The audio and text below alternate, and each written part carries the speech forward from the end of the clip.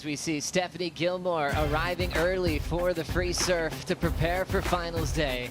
Italo, ten cuidado, be very careful over these rocks. You've got a big day, my friend.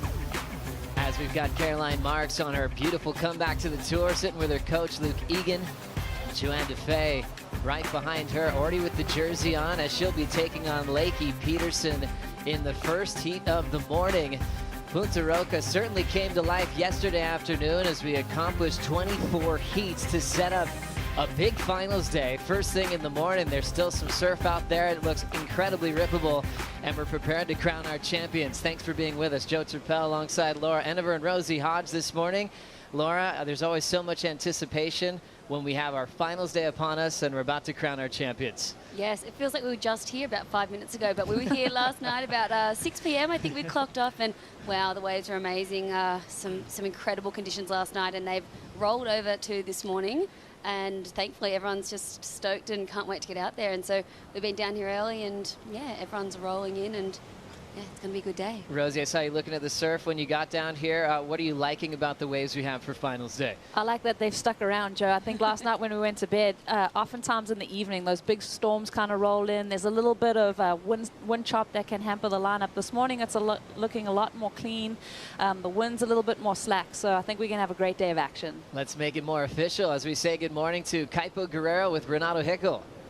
Thank you, Joe. Yeah, Renato from Tours and Competition. What's on schedule today, Renato? We own Kaipo. Incredible final day. We have action-packed semifinals, 8 incredible surfers. We're starting 7:05, women's semis, followed by the men's semis, women's finals and men's finals. 35-minute heats. We're dealing with a tapering swell and variable winds and that low tide later on. But we're confident we're going to pull it off. It's a beautiful morning. We had a big day yesterday, Renato. What time do you think the finals are going to be hitting the water? Around 9:30ish, right? We'll be putting the finals, the first final, the women's final. We have in these semis of the women's incredible field. We have Steph and Lakey, first time in a semi since Portugal. And Juan trying to do the double that Jack Robel did, win 2 in a row, and the incredible comeback of Caroline Marks. And on the men's, we have the Brazilian Wonder Trio facing Griffin Pinto. They will try to get his second win this year, so action pack. So many storylines, Joe. Enjoy finals day. Thank you so much, Kaipo and Renato. Enjoy finals day around the world as we check out the bracket for the Surf City El Salvador Pro presented by Corona. Joanna Fay has a shot at yellow if she can go on to win the event. First, she has to get past Leaky Peterson, and then we have the Caroline Marks Steph Gilmore matchup. Rosie, what are you seeing in the Caroline versus Steph? They seem to have some history. They do have history, and it's a little bit of a rivalry that we've been seeing going back to 2019, where Caroline's had Steph's number. So I think the 7-time world champ wants to keep the grommet in her place. Also thinking about Lakey, Laura, and it's got to feel like it's been a long time for her since she's won a big CT event. Will it happen today? Yeah, for sure. Lakey is fired up, you know, after she's made it clear and made it, you know, she's made noise about how she hasn't been happy with her performances, you know, and some of her results this year. So she is really wanting that win, and yeah, she's been surfing good enough to get it. Let's prepare for Joanna Fay versus Leaky Peterson in semifinal number 1. Joanna Fay now having a look here. Nice vertical turn to start. More open face wrap for the second. And now connects through. My mind thinks I'm just like better backside, so it's kind of like less pressure for me to go on the backside. Surfer in red, Leaky Peterson. She is so hungry, and she is laying it all out as the cheers go wild. Yeah, I'm just so stoked. It's just nice, like I said, to get some momentum there and have the tides feel like they turned a little bit for me.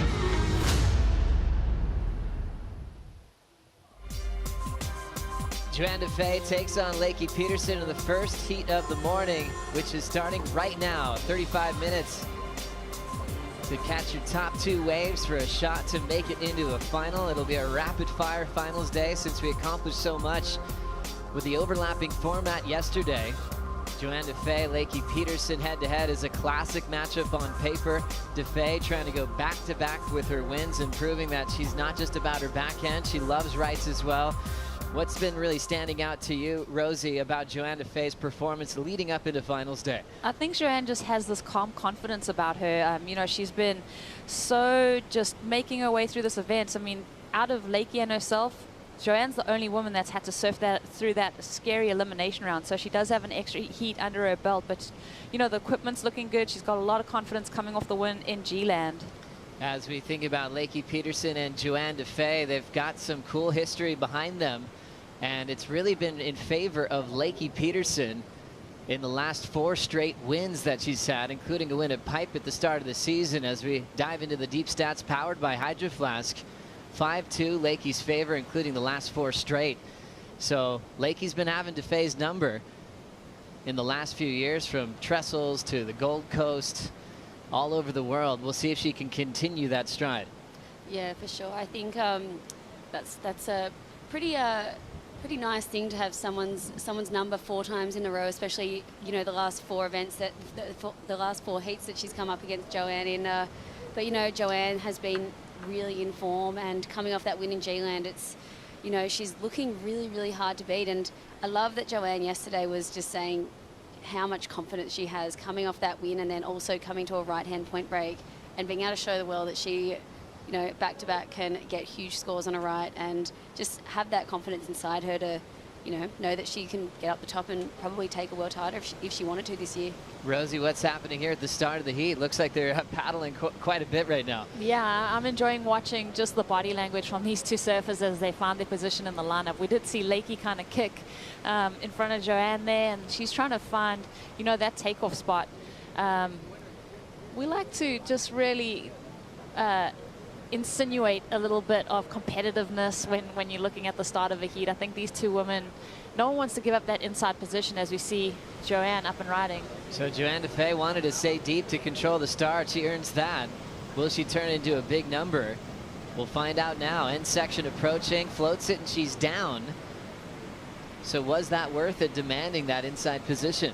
I'd have to say about 95% of the time I've surfed a heat with Joanne, she would always hold that inside, and that's her go-to. She wants to get a quick start. Unfortunately, that one not paying off there, but just looking over my shoulder at the lineup, it looks like there is a lot of water moving, and probably just with the tide changing, you know, these girls are going to have to adapt throughout the morning and to the changing conditions. But that's what Joanne is so good at. She is like the queen of adapting. So. And Laura, how do you handle that when Joanne always demands the inside? Do you just have to go, okay, go ahead, I get it, you have to take it, or can you battle with that at the start of the heat? I mean, you can battle. There's been a few good battles against Joanne. I've seen a couple of with her and Sally at Bells, and you know, just pushing each other way up the point. But I think Lakey knew here, you know what, there's no point us paddling way up the point. We're just gonna let's let the surfing do the talking, and gave it up. So, you know, working out for Lakey at the start of this heat.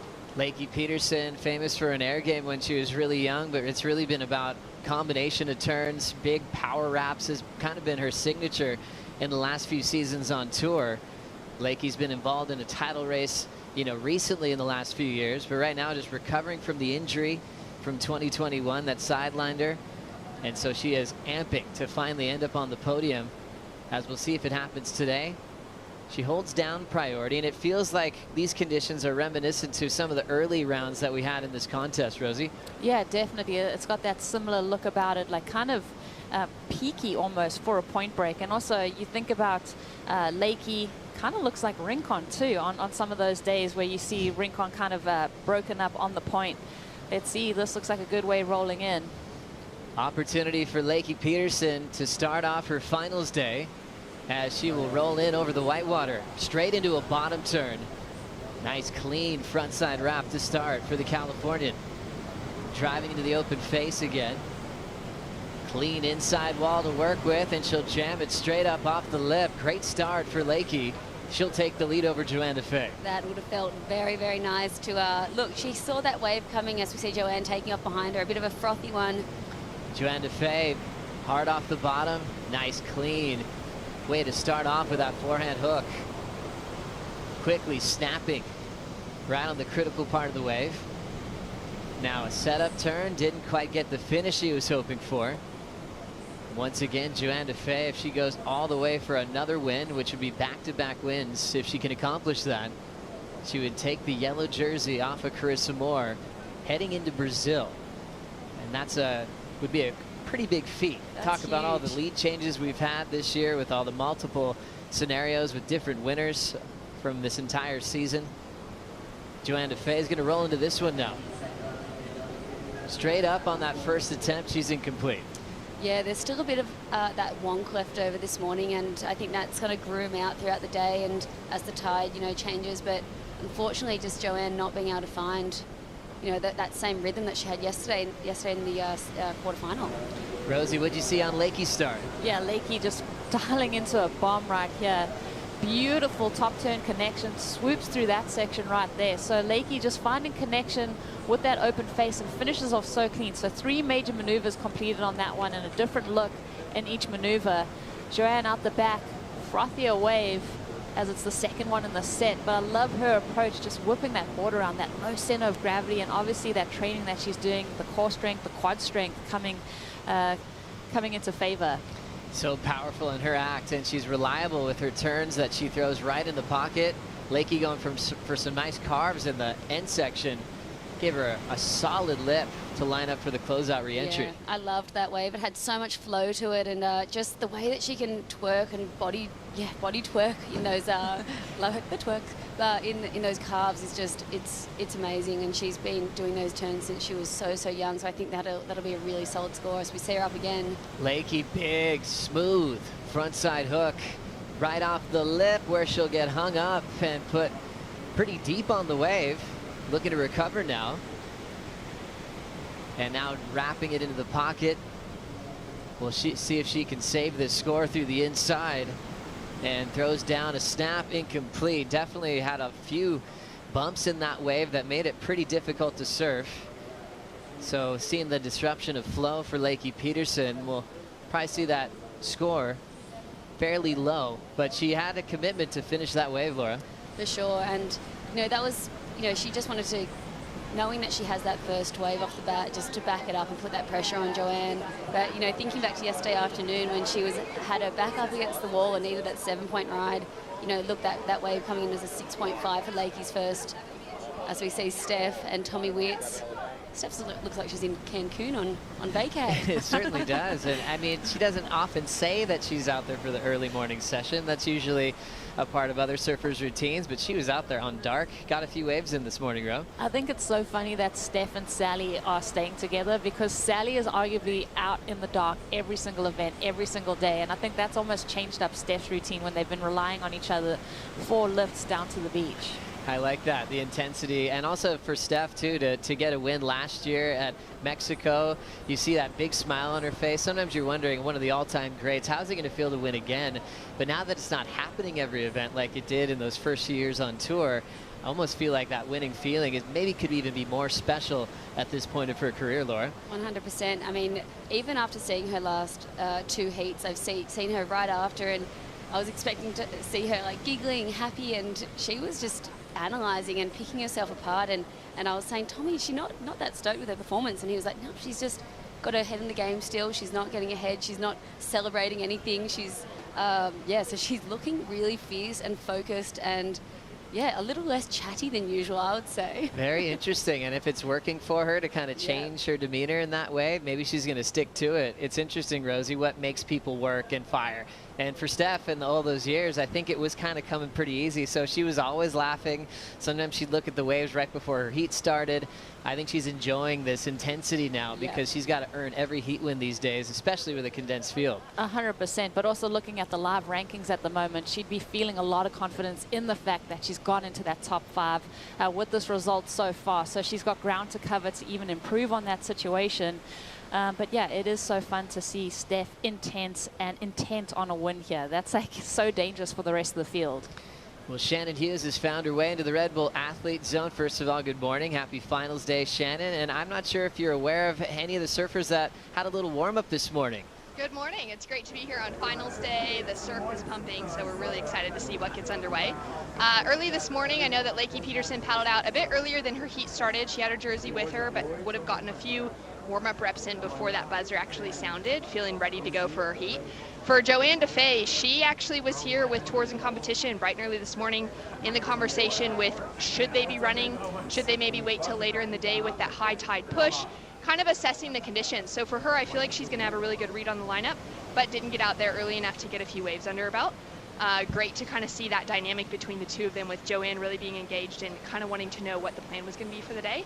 Aside from that, it's really fantastic to be here for finals day, and I think after yesterday, especially with the quarterfinals for the men and women, we got to really see this place light up. We got to see why they call this Surf City El Salvador. To see Punta Roca about as good as it gets was really exciting, and it's really just brought the energy now for finals day with some great conditions still on offer, plenty of good sets rolling through, and everyone in here is just frothing for a good day. Oh, it's so great. Happy finals day, Shannon. Thank you so much. And it's interesting to see how these surfers prep, if they need the warm-up surf before the heat starts, especially if they're first seat in the morning. That was smart for Lakey. She knows she can grab her jersey whenever she wants, so she'll just surf her way until they count down the start of her matchup. Yeah, you don't have like the issue here. It's so warm and like say at Bells, if you went out before your heat, you'd risk getting cold or something. So here it's, you know, it's so tropical, it's amazing. You actually just want to get in the water when you get down because it's so hot. So, you know, it's not, yeah, amazing for Lakey to get out there, but obviously Joanne not getting too many waves before this heat. But we saw Griffin behind Shannon as well there, and I was speaking to Tommy, he actually got down and didn't go for a free surf, opted out of it this morning. Just he said that usually at the start of an event he'll always be out there for the free surf, but then at the pointy end save the energy and yeah, stay dry. It's actually sounds like a simple question, but it's a big topic, and it's executed appropriately to save energy. To surf or not to surf, as we've got Joanna Fay setting up her forehand snap. Clean start to this wave. Sets up the wrap to follow it up on her second maneuver. Set up work as this wave's getting a little bit small and running out of room. She'll hop out of there, looking to improve on a 2.0. She's done that. Chasing a 5.84 for the lead, but here comes Peterson. Snap to start, wide open face, hard off the bottom, and hits it in an attacking fashion. Will wrap it. She's staring at Joanne down the line. She'll hit it high off the whitewater, and now stepping off. You could tell that Peterson really wanted to wind up solid for that second maneuver. You can tell it's not really that easy to read at the moment. There's a lot of energy on the surface of the water right now. Lakey did really well to hang on to that second turn. She did. I think something that I've seen as an advantage for Lakey is she's able to anticipate what the wave's doing, and she's really able to pivot at a moment's notice. When she noticed that there's a little bit of coping to hit, she's right there to meet it. When there's that little bit of bobble through the face, that board slides through it. So two beautiful maneuvers there for Lakey. And I've got to say, it's such a heart-sinking feeling when you're a competitor and you're out of rhythm and you turn around and see your competitor on an absolute bomb, and that's what happened to Joanne. But look at this body talk that we're seeing from Lakey. That was huge. She absolutely bashed that there. Little airdrop and straight into this next turn. She's definitely got the rhythm and the flow right now, and yeah, this is exactly what Joanne had yesterday when in her heat she was just dropping 7s and 8s, and yeah, Lakey finding the gems out here this morning at Punta Roca. And then in comparison to Joanne's wave, Rosie. Yeah, it's got like a good cup-top wall to it, but when you look at the height of the two waves, the sets definitely offer a lot more opportunity to really get into those bigger sections and apply yourself. Here, Joanne's kind of going through the motions and doing a couple cutback maneuvers, and you can tell she's a little bit disinterested in that wave on the kick out. Oftentimes, if you have questions or scores to the panel and you walk in their office upstairs, the first thing they'll say is, hey, well, look at the section first. You know, forget what you're naming the maneuver or whatever it's called. If the section's big, that's the big opportunity to score big points. Lakey, smart to be on a sizable wave on wave number 3, and also opening with a 6.5. She's in a great spot in the semifinal. Yeah, she really is, and I do feel like the judges are even keeping the scores, you know, there's with a lot of room to move throughout the day, because, you know, it is finals day, and yeah, she just dropped another 6-point ride there. I thought could have maybe gone higher, but I love that the judges want to see some very critical big surfing today. So her best wave was her start. Now a 6.0 for Leaky Peterson to back it up, and it all came down to Joanne really trying to force that first wave of the heat, staying deep. She ended up with a 2, and then Lakey just was free to get started. She's been out here every single day, and yesterday she came out of the water and was saying, I want to come here on a surf trip. It's like kind of opening her eyes to all the different options of waves that you have around this venue, because there's Punta Roca, which is the main wave that we're surfing on, but if she wanted to get some space, it's not too hard to find another great right-hand point break around the corner, Laura. I am coming here on vacay. Actually, maybe the next few days before now in Brazil can be vacay for us. Perfect. We've got priority. But yeah, no, I'm definitely coming back here. The waves are so fun, and there's so many different spots to surf around here at Surf City. It's you know, it's been an amazing time to come down and actually experience and see more of, you know, the area here. So I've loved it. Finals day already moving along very quickly. 19 minutes still on the clock in the first heat of the morning. It's semifinal number 1 with Lakey still out front over Joanna Fay. We'll be right back.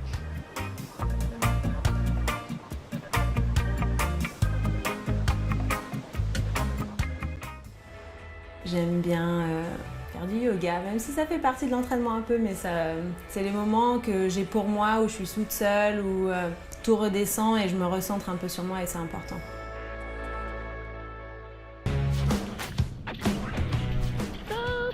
Go, Gabby! Burn him!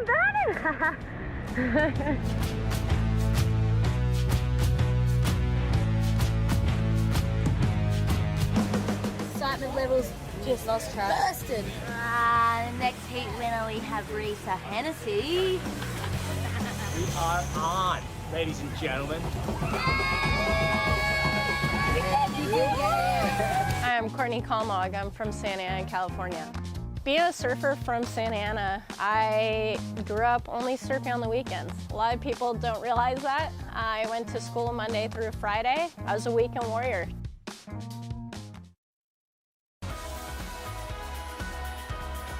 Thank you to Surfline, the official forecaster of the Surf City El Salvador Pro, presented by Corona, letting us know that the south-southwest swell really topped out yesterday, easing through the day today. So that's why we got off to a quick start this morning, Rosie. Yeah, and you know, we've got another storm that's building up, but that's not going to bring favorable conditions for Punta Roca. So we're going to make the most of today with that easing swell and hopefully these cleaner conditions in the morning. As you can see, the afternoon is the wind is going to be pretty troubling out there. So that's why we're getting things done very quickly this morning. As Kaipo asked Renato this morning, when will the finals be out there? Probably about 9:30. We're going to get there very quickly. And Laura, the rest of the waiting period doesn't look that great. So I think it was a great call yesterday to get a lot of stuff done to prepare for finals day this morning. Yeah, yesterday was a huge day, but it was such a good call. We, from the start of the week and looking at the Surfline forecast, had our eyes on these 3 days, Wednesday, Thursday and Friday. So they've come to life, and yeah, I think the conditions this morning here for finals day are pretty fun. Another great thing about this condensed field, passing the mid-season cut, getting so much done in a short period of time, and definitely getting the best waves during this waiting period. Yeah, well, yesterday we ran 24 heats, and it was so hard to leave the beach because the waves were absolutely firing. But yeah, this morning that swell has hung around. So with that draining tide, we are going to see the conditions change quite a bit. That onshore wind's going to pick up. So it's going to be fun to watch how the surfers adapt. I think that's one thing these championship surfers are so good at. Whether they're traveling, whether they're surfing, whether they got to, you know, negotiate different kinds of cuisine, they're all about being like just on their game. And, you know, the surfers have, you know, they're ready for this. They know that, you know, here at Punta Roca, you can come down in the morning, it'll be nice and glassy, and in the afternoon, most days it does, the wind pops up. So they'll free surf and do all their training in all different types of conditions, in all different types of tides, just so they can be prepared and sort of know this wave at any time or, you know, condition. Interesting talking about what Joanna Fay is like at the start of a heat, Laura. What about Leaky Peterson? What makes her difficult to surf against? Yeah, Lakey, she's a very tenacious competitor as well. She's got her little fierce eyes on, and you know, I feel like strategically, I don't remember getting in too many paddle battles with Lakey, but you know, she's always just, yeah, out surfing a lot and knowing every wave very, very well, and dialing in her equipment, and has an amazing team around her. So and just is very, very strong. So I think at the start of the heat, you know, she doesn't like to get into too many paddle battles, but well, not with me anyway. But always interesting just to see that behavior pattern in a heat, how they act if they change from what they're doing on land to try to get the win at all costs. One thing you'd say for both these surfers is how much they've improved since their rookie debut. You know, for Joanne, she took that Rookie of the Year award back in 2014. Lakey at the time had already had a couple of reps and even a win at the US Open before that. As Lakey's up now, looking to better a 6. Clean frontside power wrap in the pocket. Patiently waiting for that attack off the top again. It's a 2-turn combination. Looking to better a 6.0. But she's been steady on that CI Pro model from Channel Islands. 6.5 and a 6. Even on the hard waves that are trying to bounce her off her board, she's been pretty reliable, and it's going to let her husband relax a little bit. Thomas sitting next to Mike Parsons from the Bells Beach area. So now Lakey's got 2 great venues to work with. At home, she's often down at Trestles, where the Rip Curl WSL Finals is held, and she's over in Bells Beach. She's preparing for that big event as well. yeah, yesterday in her interview, she was asked, how do you stay mentally in the zone? And she said, get yourself a good husband. As we see this way, this was under priority actually, and she got 2 nice turns in. I'm not sure it'll get into the top 2 scores that she's got, but you know, still just nice strong surfing. Amazing little double up here. That awesome little wrap that we love to see from her, and bashing the lip here, kicking the tails out a bit. Real strong power surfer, Leaky Peterson, focusing on the wrapping turns and nice verticals off the lip. Joanna Fay needs a comeback wave now. Clean wrap right into the lip as she knifes it. Back to the lip line. She'll snap it off that section and lay into it, changing up with variety, leaning back with that back shoulder. And she's trying to break down at 8.33. Rose, I feel like she's finding these waves with a nice little bowl on it, but it's maybe lacking the size that Lakey has. Joanne is ripping right now. We'll see where the score ends up. I know this is going to be an interesting one for me to look at, because I feel like the caliber of surfing that Joanne was doing, you're just like, wow, if that wave was just 2 feet bigger, if it was a set, I mean, she'd be going, eclipsing those 6-point rides of Lakey, I feel like. But you know, if you do get a smaller wave and it has those sections and it's offering that caliber of surfing, that's why I'm so interested in the number, because I want to know how the judges are looking at these medium-sized waves. I hope they don't hold back the score too much, because I feel like the surfing that she was doing was just so impressive, the way that she was attacking those sections. Definitely feels like her best wave so far. Yeah, it's definitely going to be a best wave. I think it's going to come in at a mid-range score, and I think exactly what you're saying, Rosie, the height of the wave. Look at this big bash.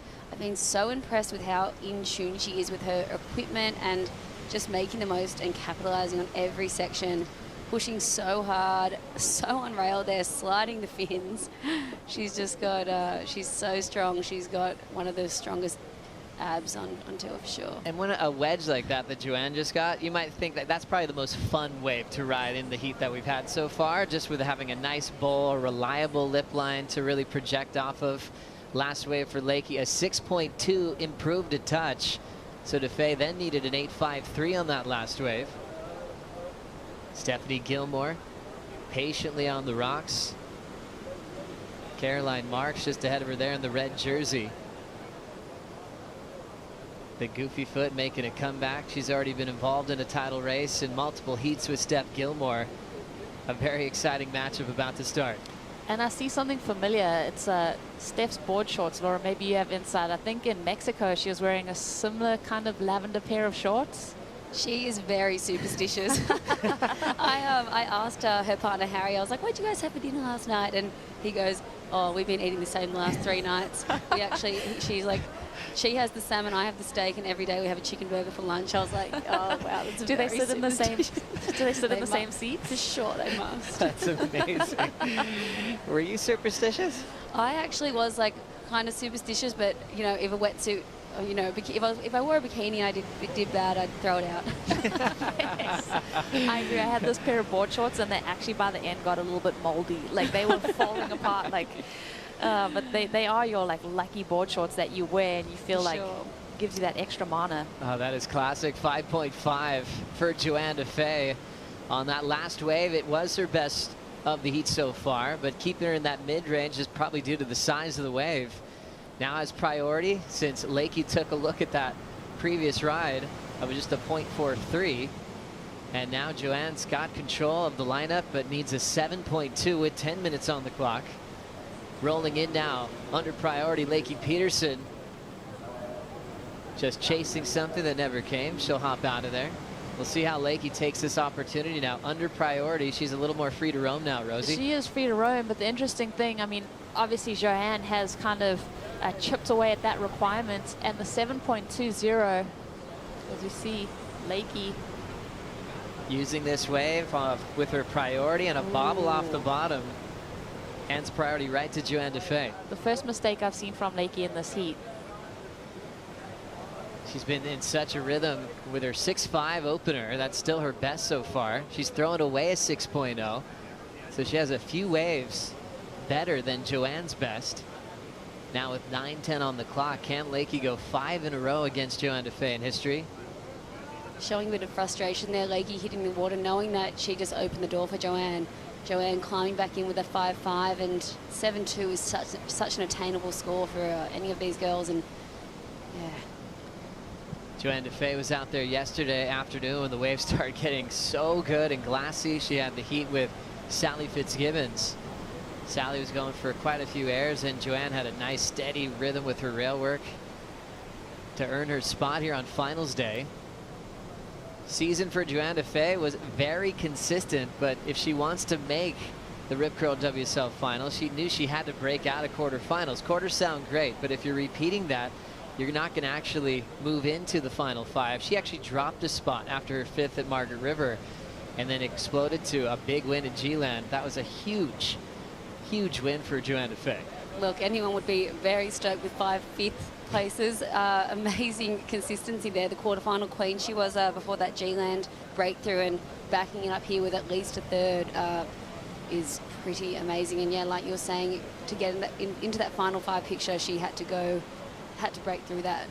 We've seen her depth as well. We talk about a lot of the left she's won on, but obviously going right as well at the Surf Ranch up in Lemoore, California was very impressive. She almost won it in the previous season in 2019, and after the wait through the pandemic, she came back and beat Carissa Moore out there.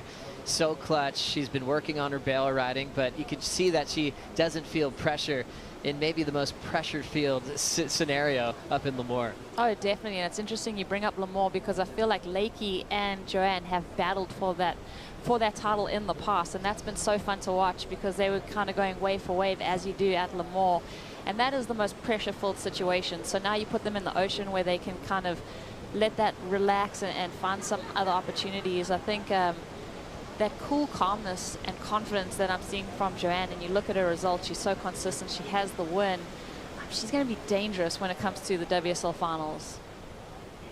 Leaky Peterson has a solid background of loving all sports when she was growing up, and kind of started surfing relatively late. You know, when you compare it to Groms today, started getting in the water at about 12 years of age. Yeah, that's late. A lot of kids already have their national titles, big sponsors, and she just fell in love with it, quit all the other sports. She still does them for fun these days. Yeah. But it was all about surfing. Premiered her movie 0 to 100 because she was so good at it so quickly, and ended up winning back-to-back national titles, famous for the airs she did in her junior series career. This year, I think, was really impressive, was a wonderful start for Lakey, and beating Joanna Fay at Pipeline at the start of the season. Yeah, I mean, Lakey's was so impressive at Pipeline. I think that's something that I have huge respect for Lakey, is the way that, you know, in Waves of Consequence, she's definitely put her head down and really worked on those locations, winning at Margaret River when it was massive, doing great things in Fiji, also just Pipeline, her showing this season, showing us that she's definitely working to make her game strong throughout. I think that was so special when she showed up at Margaret River. Laura, you were still on tour, and it was gigantic back in the day, and Lakey was just so free to say, hey, that was pretty scary out there. And then spent more time, ended up winning the event, you know, not too long after that statement, and that is just instant progress, and definitely one of the favorite things that she's accomplished in her career. Yeah, no, that's been one of the coolest things to see about Lakey. You know, she's not shy to just be like, this is how I'm feeling. I'm scared. Like, I need to work on this. I'm not scared, but it's just uncomfortable. She hadn't been in those situations before, and I guess anything that you haven't done before is going to be scary. So, you know, for her, she was like, you know what, I'm just going to keep working on this. I'm going to keep slowly but surely chipping away, pushing myself, going out when it's bigger, throwing myself out there, and the team that she had around her helped her do that as well, and to come back and win in huge margies. And then obviously even this at the start of the season at Pipe, that was amazing to see her push herself and get comfortable with being uncomfortable out there. And you know, that's where the tour is heading. And so I think all the girls are pushing each other and really like lifting each other up in these bigger, more gnarly conditions and waves of consequence. Well, now we're down to 4:30 on the clock in this first semi-final of finals day. Let's check out how Lakey got her lead. It started off with Joanna Fay forcing the issue for priority. She got a 2-point ride, and then Lakey lucked into this thing. A 6.5 on her opening ride. It's still the best number of the heat so far, Rosie. Beautiful wraps, and that finish right there, just closing the door. A couple waves down the line, and she's just locked in a couple of sixes throughout this heat. That rail game so trusty. Tell the intent in her body language as she finishes this one off. In total attack mode, and Joanne's been ripping, but maybe just the score is a bit smaller just because of the size of the waves. But this one looks so fun to surf. Tight in the pocket, a lot of different types of turns, earned her a 5.5. Yeah, Joanne's surfing is so there. Unfortunately, her wave selection just hasn't been, you know, the sections just haven't been as big as Lakey's, and we know that if she can get one of those sections, she can do some big turns, and that same surfing, but just on a better wave. So Joanne's last wave, her best so far at the 5.5. She's been sitting with priority for quite a few minutes now. And the longer she waits, it could come down to just one final wave, needing a 7.2. Once again, Caroline coming up against Steph Gilmore in the next semifinal, followed by the men's semifinals. Griffin Pinto, the only non-Brazilian left on the men's draw. He'll have Gabriel Medina in that first heat, followed by a super heat with Felipe Toledo and Italo Ferreira. I cannot believe that show that all the men put on yesterday afternoon. It was a very special, inspiring performance to watch from all of them.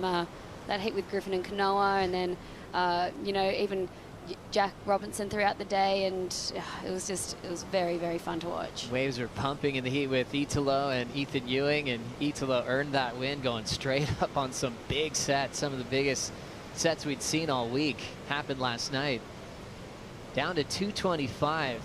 How nerve-wracking is this for Joanna Fay? Just hoping the ocean gives her a chance. There's definitely been a rise in her heart rate at the moment while she waits for that wave. We've seen her kind of reposition herself on the point, just lurking around, trying to find that wave. She has that priority. It all comes down to whether or not a set makes its way into this lineup. You got to feel for her, though. I mean, she had so much time with priority. There just hasn't been that wave of substance making its way to her. Yeah, every time she's had, you know, a smaller wave that she's still shredded, she's turned around and seen Lakey on the bigger, better waves of the heat. And look at her, the positioning right now. She's paddling up the point to try and find anything she can. And we know those waves coming up the point, they will draw off the reef more and sometimes have a lot more top to bottom sections. So they can be shorter up the top there, but they can still be very, very punchy. So Joanne's just going to hope that a set comes through with a minute and a half to go. And Joanna Fay is such a smart competitor. She doesn't want to repeat herself again and chase a smaller wave as we watch Leaky Peterson throw this first turn off the top under priority. Nice flow off the bottom. There's the redirecting cutback, and now starting to step on the gas on the wind up. She will shut that one down. And an important ride for DeFay into the final minute. And she's going to kick right out. Fortunately there, Joanne paddled up the point and that set swung wide, and so that's why Lakey was in the spot there to get that. So that's going to hurt for Joanne. I think, you know, you take that gamble and sometimes it just doesn't pay off there. Tough one for Joanna Fay. Had priority, just out of position. Everything going in favor of Leaky Peterson in this heat. Just had a nice cool rhythm as she will stand by for her last number, looking to better a 6.2 with that wave. Joanne was able to kick out and regain first priority for maybe one more chance Rosie, anything coming through? Oh, I'm having a look, Joe. It's not looking too promising. You always want to see, you know, those last second heroics for these surfers, as you see a couple lines, but I don't know if it's going to make it in time or have the quality that she needs. Scores drifting in for Leaky Peterson. Doesn't look like it's going to change the requirements. Joanne still chasing a 7.2 as she will run out of time. Lakey makes it 5 in a row with wins over Joanna Fay, and she moves on to the final of the Surf City El Salvador Pro presented by Corona. Coming up next in semifinal 2, it's Caroline Marks taking on a 7-time world champion, Steph Gilmore. We'll bring in Shannon Hughes for the call. The Surf City El Salvador Pro presented by Corona is brought to you by Surf City, official tourism partner of the Surf City El Salvador Pro. By Corona, this is living. And by Hydro Flask. Every adventure starts with 2 simple words. Let's go!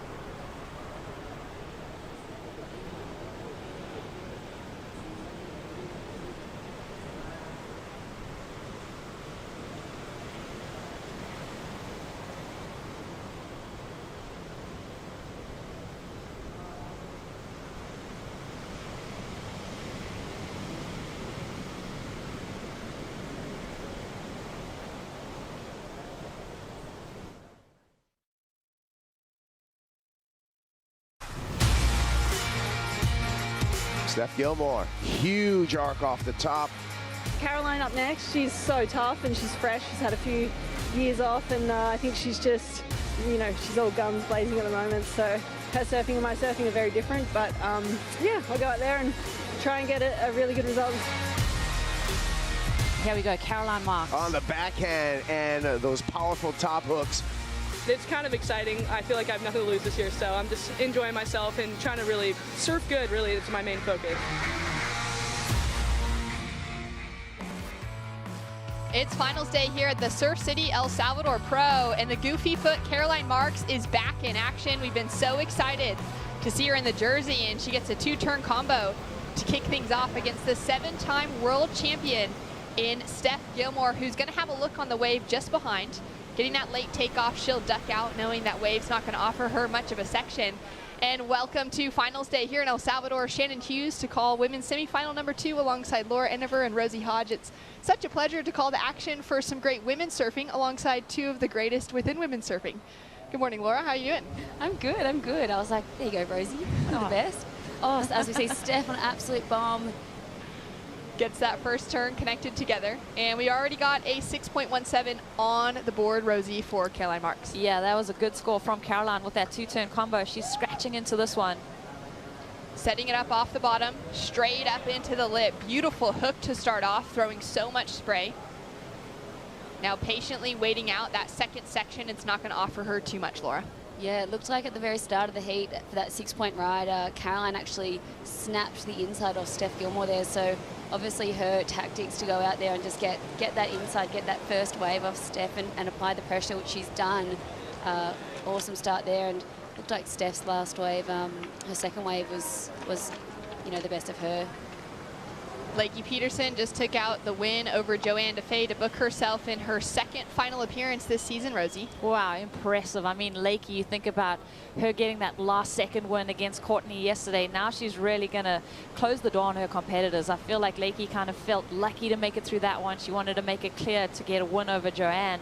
And now she's into the final. It's just so impressive. She showed up ready to go bright and early, put that jersey on before the buzzer sounded to get a little feel of the lineup, which worked out well for her. Just getting to know what was really happening. It's always a little bit different paddling out and getting wet ahead of time, I feel like, Laura. Yeah, I think, you know, just kind of how you feel in the morning of the event. I think for Lakey, she obviously loves going for those early surfs, and if you are first heat, to chuck your jersey on and get out there and just get a few waves under your belt. As we see Caroline, this was her second wave, I think.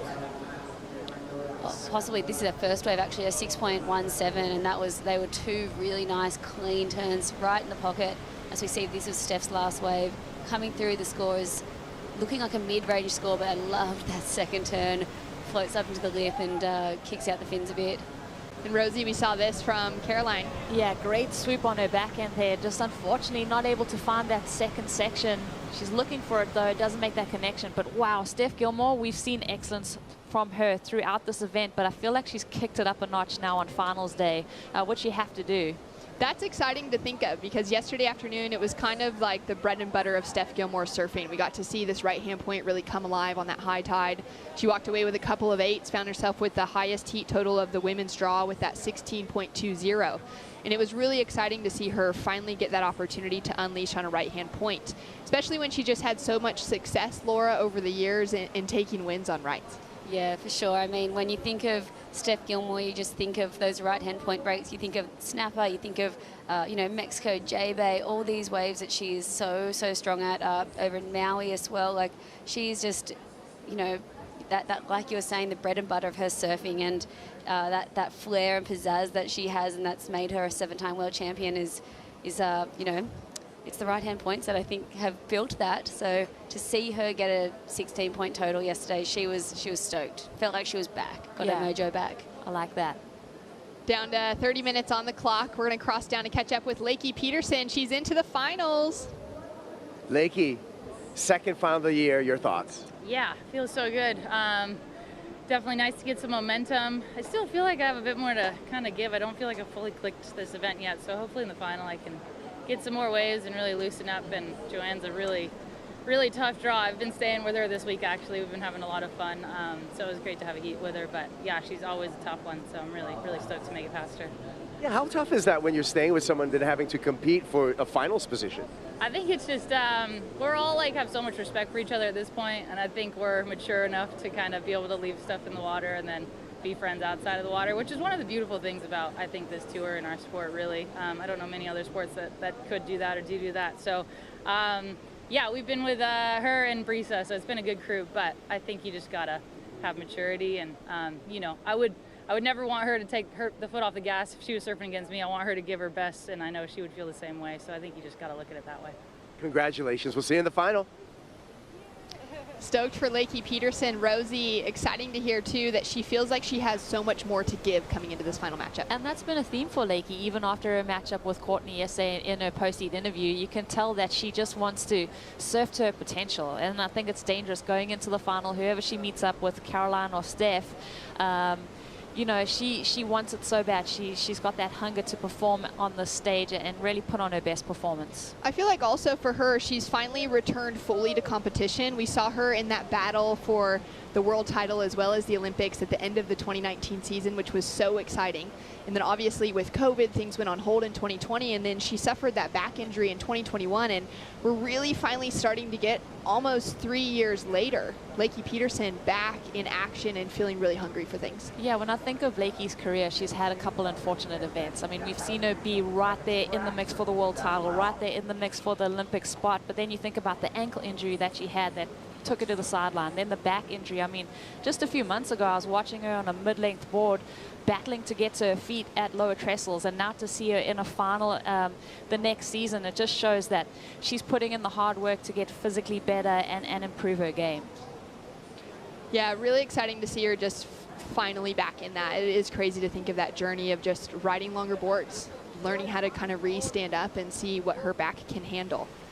Down to 26 minutes on the clock, and Caroline Marks has a great coach behind her in Luke Egan. We saw him there in the Red Bull Athlete Zone, and it's been exciting to see her also coming back into form, taking some time off this year, Laura, and getting that call up as the 2022 WSL season wildcard, which means she gets the slot into any event in the back half of the year that she wants to.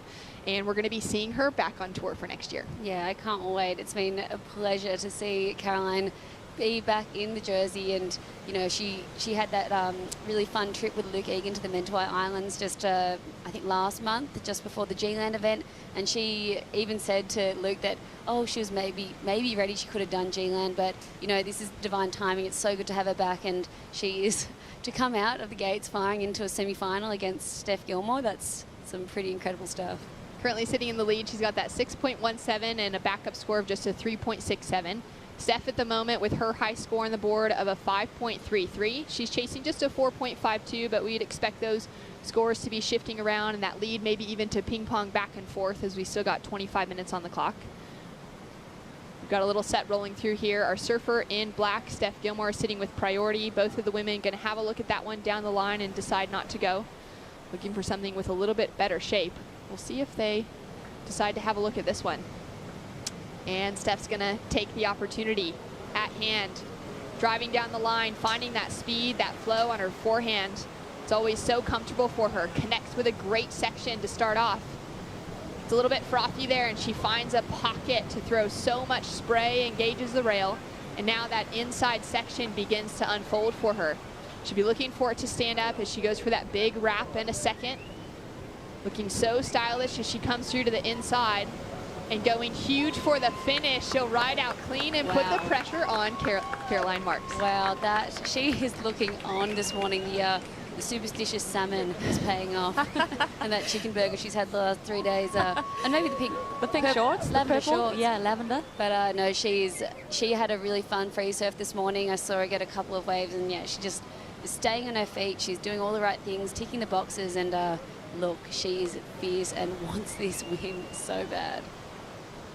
Caroline just duck diving an absolute bomb out the back. It's great to see so much size still on offer here today, Rosie. Yeah, these are the biggest sets that we've seen all morning. Unfortunately, Caroline wearing them on the head and not able to capitalize on it. But, you know, we were laughing earlier this morning, you know, Laura touching on the superstition of Steph Gilmore with eating the same meal, and also saying those board shorts look so familiar to the ones that she won the event in Mexico in. So it's cool to see, you know, how someone like Steph Gilmore has had so much success. There's still little things that she has to do in preparation for events, but yeah, unfortunately, you see Caroline, she's not able to back up that wave, and I think this one from Steph was just so impressive. Watch the foot placement here. She shifts back on that deck pad, gains speed. She's just got so much faith in her equipment. That big first maneuver, just so beautiful as she floats down the line, gets into the pocket, swings this one around. I think when you think about beating Steph, you're going to have to be on the best waves, and now Steph on one of the best waves of the morning.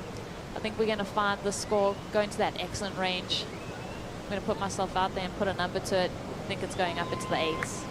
I love it. Beautiful wave surfed. Equipment looking so good under her feet, Laura. I loved this first turn. Look, the lip was coming down, but she just chose the perfect spot to hit and float and project out of that turn, throwing so much spray.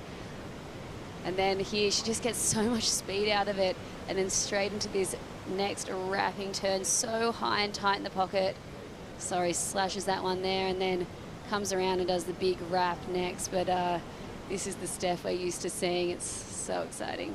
Scores coming through from the judges, one going into the excellent range, everyone else just shy of that, and it averages out at a 7.50. Regardless, it's the biggest wave of the heat. It's a great score, and it's put some pressure now onto Marksy. Yeah, and I think the judges kept that that score a bit further down because they knew the wave was really good and had a really long taper to it, but it didn't have those perfect sections out the back. So if we think back to maybe some of Lakey's waves where it had that nice steep bowl at the start, I think the judges are leaving room for if a set comes through and there's going to be those type of sections to get those first critical turns.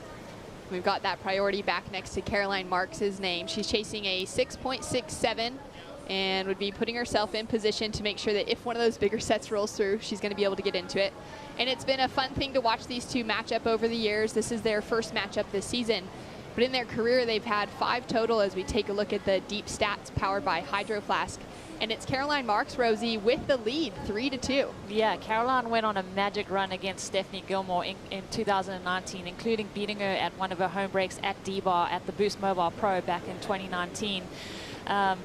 You know, Steph had to wait quite a while to get her back at the Maui Pro. That's when she kind of turned the tables on Caroline Marks and got a win over her in 2019. That was a wild one as well in Maui because it played spoiler to Caroline's hopes of winning her first world title. Yeah, and I mean, that's what you expect from Steph. I mean, she was probably in behind the curtain there with like a sneaky grin, just knowing that, you know, she wanted to get one back on the grommet after that success that she had over in that season. But also, I think she went on to win that event in Maui too. And how you know, not funny, but you know, just cool that, you know, Steph was once the 17-year-old Grom coming on and you know, taking out the world champs, and for Caroline to have 3 over 2 for Steph, it definitely plays in the back of her mind, and she's like, you know what, I'm not letting these ankle biters get me, but you know, she wanted to get Caroline back here for sure. It was exciting to watch that run for Caroline coming in just after her rookie season in 2019 to really finding her groove and to be able to kind of be the next generation coming up against a great surfer like Steph Gilmore, Rosie, that you competed alongside of for so many years. What was it like for you to be able to witness the rise of that next generation coming up against one of the greatest of all time? Yeah, it has been so beautiful to see, you know, the women's surfing just evolve. Laura, you've been there for it too. It's been awesome. I think women's surfing is just pushing the levels. Every event that we're getting to, we're seeing a different look at the personalities of the women's tour, and there's more talent coming up, which is another like scary prospect for people like Steph, people like Caroline, because it's just going to push the sport even further. So true. And then we've got those that have been on tour for, you know, a few years, 3, 4, 5, 6 years now, that have really started to gain that momentum. Joanna Fay was one of those that we saw. She walked away with the win just last week at the Roxy Pro G-Land, but she's fallen out in the semifinals. Let's catch up with her now with Kaipo Guerrero. So Joanne, you know, 3rd place finish, that's a result, but looking back at the heat, what would you have changed if you could redo that? Well, I think that second exchange, like she had a 6 point something at the beginning, but I think that second exchange, I had the priority, and I took on the first wave, I think. I thought it was kind of bowling, but with the tide getting low, it's just like went like 2 foot literally. So and then she had the second one, I think, and did like another 6, and I was like, okay, well now like I need to definitely build on my score. But then nothing else really came. Like the wind came up too, and just a low, like even if it's still high, the tide's going low. It's like really like a lack of energy out there. So it's just a bummer. I felt like now after surfing, I mean, it's always hard to take the decision before, but after surfing, I think we should have waited for all this afternoon for surfing. So leaving here, you're going to go to the Oi Rio Pro, number 2 in the rankings, though. That's a great position. Looking forward to the next event. Sure. I think I've never been second in the world yet, or maybe one time last year after the launch, but I'm not sure anyway. It's great. I love Rio also. I had a 2nd place finish one time there. I love the vibes, and you know, coming from a place where we've never been, like here, and then going to an event where we've surfed already and we know the place, it's like the only like little home feeling that we can feel. So I'm excited about Rio, and maybe we can have some good left too. I believe so. We'll see you in Rio, Joanna Fay. Always great to hear from Jo, and it's always a tough loss to swallow, but she can reset now, paddling out to a place like Rio where she's had some success before. Yeah, for sure. And that little cheeky grin, hopefully some lefts. That's exactly what Steph said when she was at G-Land. She's like, can't wait for the rights. And she just had this little cheeky grin on her face. But yeah, looks like Caroline's paddling into a nice one at the back here. She waited for a long time for this wave to roll through. She's going to make it around that section, and just have a look down the line, Rosie, knowing it's not going to offer much. Yeah, a little bit of an error there, like you said. Waited a long time for that, and with not much in the way of scoring potential. See Steph even do like a little look over her shoulder just to see how that wave eventuated. It's a bit tricky having a look at the conditions. There are some of those waves that are kind of doubling up, but they're not actually connecting well enough to offer that steep section on the inside. So it's been great to see those better sets starting to roll through, like what we saw from Steph Gilmore, linking into that 7.5. For Caroline Marks, having to duck dive under and take a few really solid ones on the head after, though. Yeah, and like Joanne noted, you know, the surfers had sort of the choice this morning to either surf now with the good winds and the lower, you know, the tide going lower, but they didn't want to really take the gamble for this afternoon just in case the winds got really devil windy, and you know, no one likes a devil wind. Down to 16 minutes, 20 seconds on the clock. We've got Steph Gilmore sitting in the lead with priority, and coming up next in the men's semifinals, Griffin Pinto dancing his way to a semi against Gabriel Medina. We'll be back with more action right after this.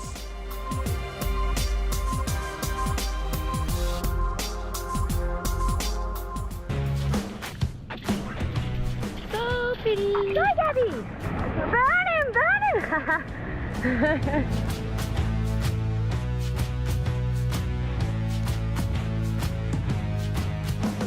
Excitement levels just lost track. Bursted. The next heat winner we have Risa Hennessy. We are on, ladies and gentlemen.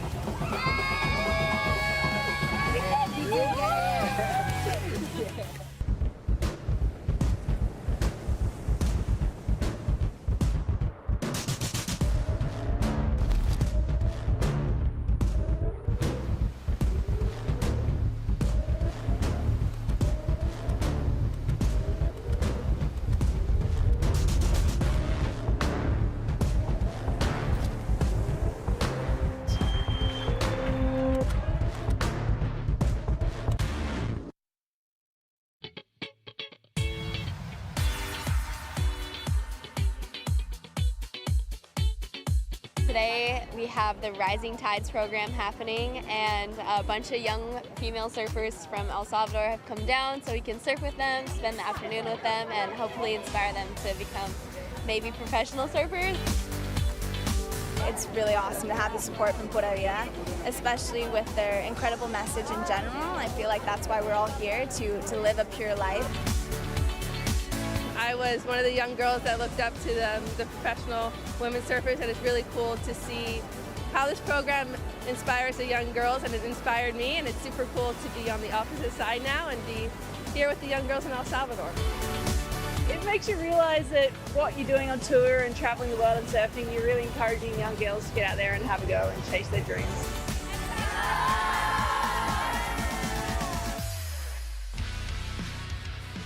It was so fun to be a part of Rising Tides presented by Pura Vida, and to see women like Steph Gilmore in the water with the next generation coming up out of El Salvador.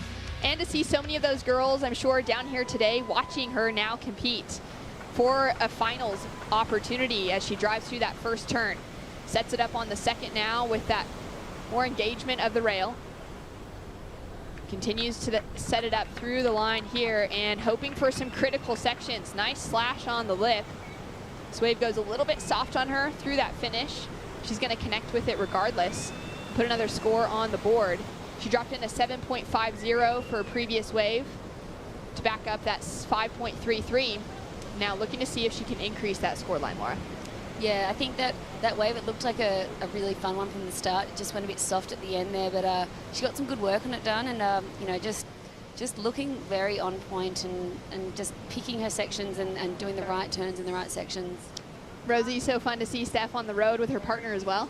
Yeah, it is. It's so cool just to see the support systems for the different surfers. I think when I think about this season, it's so hard to see these athletes be away from home, be away from their family. It's so good to see Steph that she can travel with her partner. You can tell Steph was kind of standing on her leash at the beginning part of that wave. That turn right there was magic for me.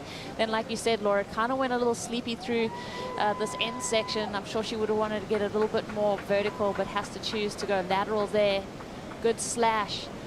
I'm very interested in the score. I feel like the 7.5 could have gone a touch higher. So do they kind of make up that ground and give that wave a little bit more of a number? I don't know. I think I'm keen to see what they do. Yeah, I mean, I think it's definitely going to go into her top two and better that 5.33. Sorry, not definitely, but in my opinion. But you know, let's see where they go, because that first turn was really, as we see Griff, he has actually been rapping out all morning. He walked into the competitors area with a boombox, like with some epic trance, like rave music. It was amazing, and now, yeah, setting the vibe for everybody. Two-pack. Pretty fun to see him matched up against Gabriel Medina. Griff's dad was telling me yesterday that Griff will actually be staying at Gabby's house when they get to Rio. Oh, that's awesome. So we'll see if he's still allowed to stay at the house if he takes the finals opportunity away from Gabby. I'm sure you'll welcome him with open arms. It's so hard to turn Griffin away. Let's see this score drop in. All right, waiting for that average, but it's looking positive for Steph to put a big requirement now on the Grum and Caroline Marks. It's a 7.00 and bumps that requirement, Rosie, up into the 8s. Yeah, wow. So, you know, when you look at the judging panel, they were in 2 months. I mean, the 6-8 and the 8, that's a bit of disparity between those numbers, but then it obviously gets averaged out, drop the high and the low. So Steph, she's definitely turning the screws on the Grum. Down to 11 minutes on the clock, and now the pressure is on for Caroline Marks. Sitting with priority, she's chasing an 8.33. And it's been a really exciting week, though, to see her back in the jersey. I think for her to have made the semifinals was just really refreshing. Coming back to competition, we haven't seen her since that elimination round loss at the Billabong Pro Pipeline at the start of the season. Chasing a big score to make it through. I ran into her this morning just before the kickoff of the day, and she was saying she's from Florida. She'll surf anything that's on offer. And even though it was looking a little bit jumbled, a little bit tricky in comparison to how clean it was yesterday afternoon, she was just frothing to get in the water no matter what. Yeah, and I mean, Caroline's still a Grom. She loves surfing so much. I remember when she won the Roxy Pro, at D-Bar that year where she beat Steph. I was like, what are you going to do tomorrow, sleepy? And you know, she's like, no, I'm getting up for an early. Like, she was just like living it and just having the, just that full Grom attitude. I love it. So I think she's been surfing her brains out again, and yeah, just back to that frothing little Grom that we love to see. She's definitely motivated me on days when I wouldn't usually paddle out at T Street. She comes in and she's like, it's so fun, it's so good. Like, just gives you a different kind of perspective, you know, just to like get out and get in the water. Pretty fun to see two of those San Clemente kids into the semifinals against some surfers with a little bit more of a career ahead of them between Caroline Marks and Griffin Colapinto, as we can see her coach Luke Egan there. Rosie, what do you think's going through Luke's mind right now? Yeah, Luca, he's kind of just sussing the conditions right now. He's hoping for a wave to come through for Caroline. You can tell his eye line. He's kind of searching the lineup at the same time. Laura, what do you think? Yeah, I think, you know, he's just probably not too stoked with the lack of opportunity Caroline's been able to have, and then obviously Caroline's taken off on a couple of waves that have given Steph priority to get, you know, some good scores. So just not picking the right waves and then not getting a lot of opportunity with 9 minutes to go here. I think, you know, what Luke would have said to Caroline is that if you want to beat Stephanie Gilmore, you 100% have to make sure you're on the best waves. Yeah. Steph can kind of get a medium-sized wave and turn in a score, where I think for Caroline to really make a clear cut, she had to be on the best waves, and unfortunately that strategy hasn't really come to fruition. And I don't even know if it needs to be the biggest waves that Caroline needs to be on, but it needs to be the bowliest. It needs to be the wave drawing out the most, so she can do those turns that we're used to seeing from her, those off the bottom, tight in the pocket, huge fantail, big backside whacks. So, I mean, she's just hoping to find anything like that in a super bowly section, because the judges really, really love to see those turns from Caroline and reward them very well. Doing the rock hop on his way down, the 3-time world champion Gabriel Medina, taking a moment. He got a fresh haircut. I think a few of the boys got fresh haircuts this event. Looking pretty sharp, huh? Italo, Jack Robinson's gone blonde, well, like Eminem blonde, Dragon Ball Z blonde. And yeah, Gabby's got a new necklace too. He's put the shell necklace from G-Land is that what ice. it is? Yeah, he said he's going to wear that in Brazil. What is like silver balls that he had yesterday? Yeah, he mixes it up. Looks like he's forgotten them today. Yeah. He doesn't have the same superstitious necklace thing going on? Yeah, probably not. Down to 7.5 minutes on the clock. We've got Strider Wazalewski out in the water. What's going on, Strider? I got a new haircut. Nice. Let's see it. No, just checking in. I was just on wave selection this morning, getting back to the heat. We have, you know, this little bit of wind coming in this morning, so just in the warm-ups, all the ladies being out here getting their warm-up surfs in. The first wave of the set looked really good, but right now it's not the wave to catch. You want to catch that second and third wave after the wave has come through and kind of smoothed out the surface. So I think those little medium ones after the set are the best waves. So maybe a little game plan change in their head out here on the fly at the moment. Does it feel like it's a bit slow and sleepy between those good opportunities, though? I feel like they're out here. You have to search them out. I think there's so many different waves coming across the takeoff zone all the way up and down the whole lineup here that you can get really lucky on even just a paddle back out, and you can see a wave that had broken inside of everybody, and it would have a nice smooth face, and those are the ones you want to grab because you can really attack that. Oh, I love it. Thanks so much, Strider. Always nice to have him out in the lineup, giving us a little feel of what's going on, especially when the water's as warm as it is in the air. And his hair's looking great. Yeah. Hair's looking great. On point, Striz, always. But, back to Strider's points, we like to play kind of meteorologist. When we got down here this morning, it definitely had a warmer feel. So I do think that it's predicted, but that onshore flow is going to hit us. And we're seeing a bit of ruffle in the water at the moment. So, yeah, that wave selection is so important to find that smoothed out face. Down to 6 minutes on the clock. Steph Gilmore has done well to battle back. Caroline Marks kind of started out with control here. She opened up on that first wave. It came through as a 6.17, which was a great place to build from and open up strong. But then Steph found that 5.33 and then built into a couple of sevens and showed us, I think, for her, how hungry she is to be able to get another win. It's been since last year that we've seen her on the podium for both of these women, actually, back in 2021. As we take a look at the recap now for that opener of Caroline Marks, Rosie. The 6.17 two-turn combo, then Stephanie Gilmore puts it on the gas. I love the anticipation for this first maneuver. Just meets that lip line with a lot of speed. Well rewarded. The best wave of the heat so far. 7.5 for Stephanie Gilmore. She's not done. She finds the inside connection, a couple swoops. Lays into this turn right here, biding her time, waiting for the inside slam off the lip. She finds it, finishes clean. Looks so fun. That wave wasn't perfect, but she just made it look so fun and made the most of every section. Love this turn. This is her 7-point ride here. Some amazing surfing done. Big swoop in the pocket and coming around and just placing every turn in the right section. Big gash there. Coming through to the inside, and yeah, Steph just looking on, staying on her board. I think as well, even with maybe a little bit of lack of pocket or punch really in the rest of that second wave, just thinking of that criteria and kind of the summary of it being speed, power, and flow. Flow is so much a part of Steph's surfing. It always comes across, and I love that she's being rewarded with those scores because it's those little subtle moments where she keeps that flow within it that to me speak of great excellence and really making the difficult look really easy, as opposed to kind of forcing things into position and trying to make something happen. Yeah, I mean, Steph's always looked so effortless while she's surfing, and I think that's something that she's even spoken out about, wanting to, obviously, we talk about her style and her poise so much, but she wants to be still known as a strong, fierce surfer, and I think lately she's been wanting to push more. She actually rode a bit of a bigger board in her heat just so she could push more and show the judges that she, just things like that, making her put more strength and more effort into every turn to, get those higher scores, throw more spray, just look like she's attacking more. So that's what Steph has been working on. And one comment that sticks with me that Steph had at the beginning of this event after her matchup with Tati, she said, the backhanders, they have that advantage of staying tight and critical and getting vertical in the lip, where she feels that sometimes her surfing to the judges can seem more lateral.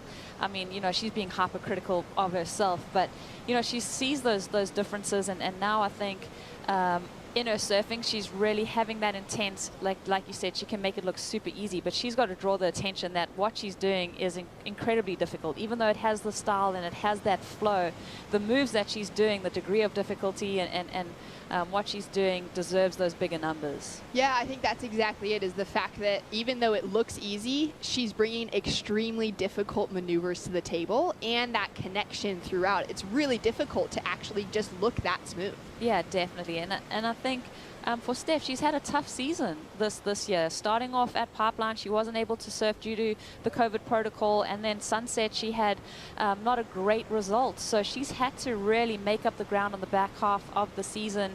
Now, as she started today with the live rankings, she's in that top 5 picture. So I think there's a lot of motivation for Steph at the moment, and it's coming through in her surfing. Yeah, she's been in a place that she hasn't been before, further down the rankings, and kind of the dark horse this year, just even making it through that cut, had to beat India Robinson in a sort of do or die matchup. Either one of them was going to not make the cut in that heat at Margaret River, and then to come and head into G-Land in 9th position, I think you know, just wanting to crawl up and do the work to, you know, make that final 5. Yeah, it's exciting, that shift in I guess, goals through the season now that we've introduced the midseason cut, and now it's all about the WSL finals. But for Steph, I feel like it's even just making a final this year. Her best result was a semifinal finish in Portugal. Aside from that, she's had a string of quarterfinals. But now the opportunity that Caroline Marks has been waiting for, she's chasing an 8.33. Opens up on her backhand for that first open wrap, connects with the lip.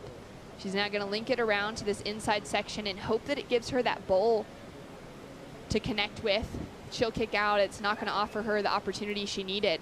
And now Steph on her forehand, driving through that second turn. I love the look of it as she sets up farther down the line. Just looking in rhythm, but bringing all of that speed, power, and flow, and goes for some progression on the end, Rosie. Yeah, I mean, that was interesting because I feel like as Steph was running through that wave, it didn't have the opportunity to better her score. I almost thought she was going to kick out and regain priority ahead of Caroline Marks, but she didn't with only a minute remaining. I don't know how that's going to factor in, but yeah, she's definitely trying to make something of that last section. You can tell the ribs up the face really hampered the scoring potential. Caroline, obviously very disinterested in that wave, but it didn't give her anything of substance. Down to 30 seconds on the clock, and it's looking very favorable for Steph Gilmore to finally make it into the finals. But Caroline, having a look on this one, on that paddle back out, like Strider was saying, maybe to just kind of have those looks at some of those smaller waves to swing into. Doesn't amount to anything, though. Scores to come through from the last exchange. Curious to see where that one will go for Steph Gilmore. She's got those high marks of a 7 so far. She's going to link into this one. Great opening wrap.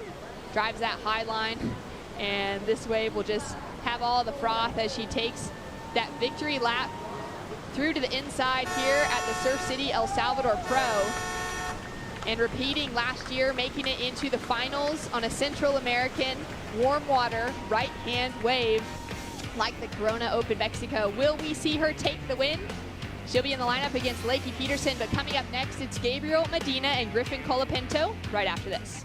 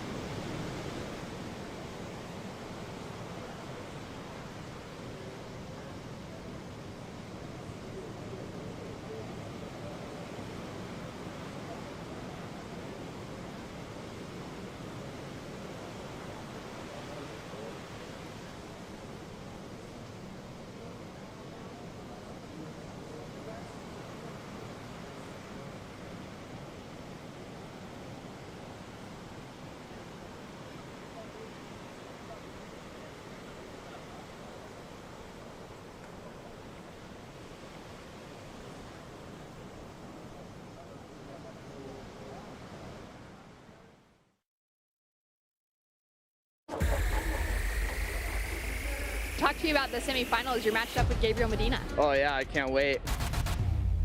I've been missing him on tour.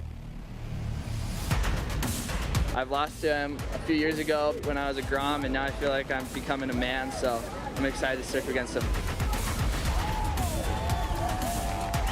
It's an important result for me, so yeah, I'll try to keep going.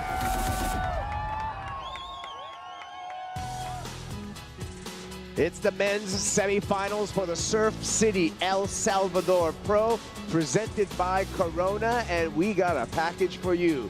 Time to unwrap it on finals day. We got a big heats. I'm Kaipo. This is my good friend Mitchell Salazar, and we're going to talk you through. And Mitchell, Gabe Medina, Griffin Pinto have been putting up excellent scores throughout this entire competition, and now they're matched up for a spot in the final. Yeah, they have, Kaipo, and it's not only an incredible semifinal. This could have easily been the final in the water, but due to seeding right now, Gabe's having to face a lot of the high seeds, earlier on. He had to defeat Jack Robinson yesterday in the quarters, and as of right now, facing the young Californian Nicola Pinto in the semis. This is such a matchup, and we saw Griffin Colapinto in the quiz quarterfinal against Kanoe Igarashi. Perhaps, Mitchell, one of the heats of the year. Well, for sure one of the heats of the year. I think so. It's up there with Joao Chianca and John Florence. Their two battles, both at Bells Beach and Pipeline, but to me, this is the heat of the year just because of the implications that it had as far as the rankings go into qualifying for the WSL Final 5, Kaipo. As of right now, Griffin Colapinto actually moved up to number 4 in the rankings. He can actually overtake Italo if he makes the final and Italo loses in the semis. Great point right there. So he's going to cross the line. Looking forward to that Rip Curl WSL Finals. This is stop 7 on the championship tour, all along the pathway to that Rip Curl WSL Finals. Little paddle by both of our competitors there, and just a little bit of jockeying. You know Gabe, Mitchell, we already know he likes to take the inside at the beginning of the heat, and he's done so. Well, and that's, if you look at the way he's won heat so far, he's winning the first exchange, Kaipo, too. So he's making sure that he's on a wave. He's actually getting the better of that initial exchange, too.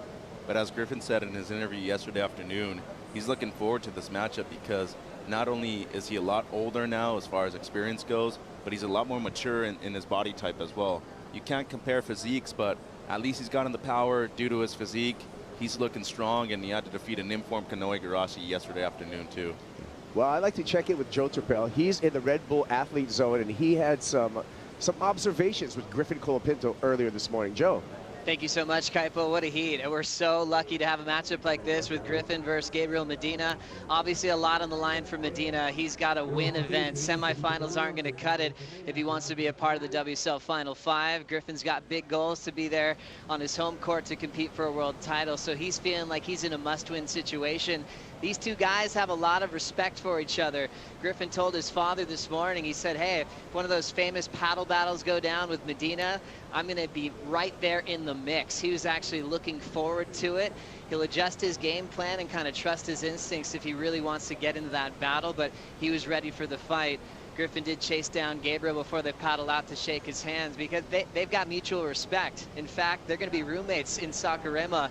This is going to be a great heat to watch. Oh, such a great heat, and thank you so much for the insight, Joe. As we look at the matchups between these two, they've matched up 3 times in the past, and all 3 times were in 2019. Gabe Medina with all 3 victories as we look at our deep stats here. Gabe Medina beat Griffin in the semis at Pipeline, in Tahiti in the round of 16, and JB in the round of 32. So right now, Gabe Medina seems to have, you know, picked the lock on Griffin Colapinto. But remember, that's 2019. Griffin had a great soundbite, Mitch, where he said, hey, I'm looking forward to it. You know, I used to be a boy. I was looking up to this guy, but now I'm a man. I'm ready for it. Yeah, and those are 3 locations where Gabe's actually won at in the past, too. So no harm in losing to this guy at those spots. But I also think that his return has been just incredible. Kaipo making the semifinals at G-Land, at least making the semis here in Punta Roca as well. But I think he's got a lot more to give, too. We've only seen 1 excellent score from him this event so far. But every single heat that he served, he's had at least something better than a 7, too. Oh, he's been ultra consistent and super solid. I've been calling him in the flow zone. Speaking of the flow zone, flowing out there is Waz on the water. Strider Wazalewski, I want your thoughts on this heat. Well, it's, you know, I get a little insight from the paddle out. So Griffin and Gabriel both paddling out and smiling, and it's exactly the way they've entered the water in every heat that I've seen them out here in the water. So they're not changing any of their game plan. As a matter of fact, they're quite enjoying their process at the moment. Jats and Andre stating yesterday that they've never seen Gabriel so comfortable with all the boys, hanging out in the Brazilian Storm, enjoying each other as family and friends, and just kind of really rising to a new level of friendship with Gabriel this year amongst the Storm, which is something that's you've got, you know, in a place right now, mentally, physically, obviously.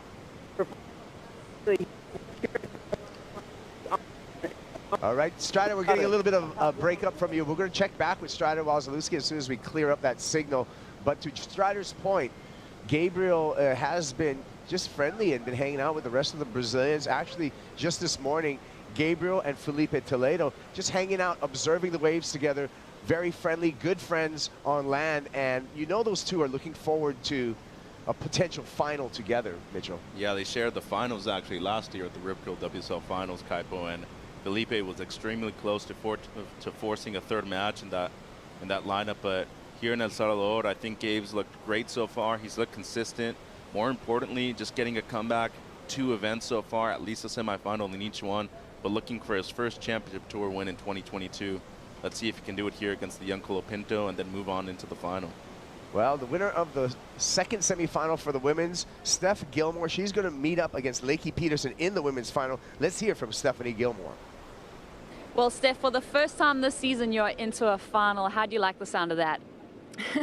Well, if it was going to happen anywhere, it might have been here in El Salvador at this right-hand point break. The conditions are actually really tough. I thought maybe they'd wait till this afternoon for when the tide rolled in, but it was kind of risky just knowing the swell might die off. But yeah, I'm really happy. You know, I think Caroline, she's one of those surfers on tour that you just, when you see her on your side of the draw, you're like, oh God, when am I going to meet her? And she's such a strong, excellent surfer. And yeah, you really have to play such a strategic heat against her to try and beat her. So that was my plan, was just to try and take the best waves of the heat off her and do some good surfing, and hopefully that worked. And yeah, I was lucky in the end there. I went really quiet and she didn't get an opportunity. So yeah, really good for the confidence, that one. Well, Steph, we're not surprised, but looking at the rankings this morning, the live rankings, you know, you're into that top 5 picture. So you've had to fight your way throughout this event. But yeah, it doesn't seem like you're aware of that. But now that you know the news, how does that kind of free you up for the final?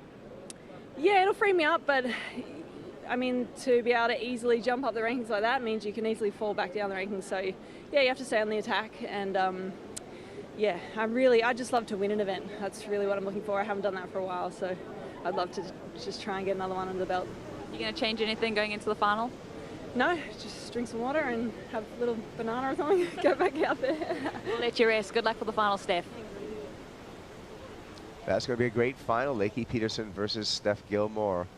That will be right after our men's semifinals. A couple of waves breaking and still no waves ridden between Gabe Medina and Griffin Pinto. What's going on out there, Mitchell? Well, they're extremely deep, Kaipo, first of all, and I think secondly, and this is the tactical part of this heat right now, is that Gabe's just not wanting to give up the inside to Griffin either. I know that they're both deep.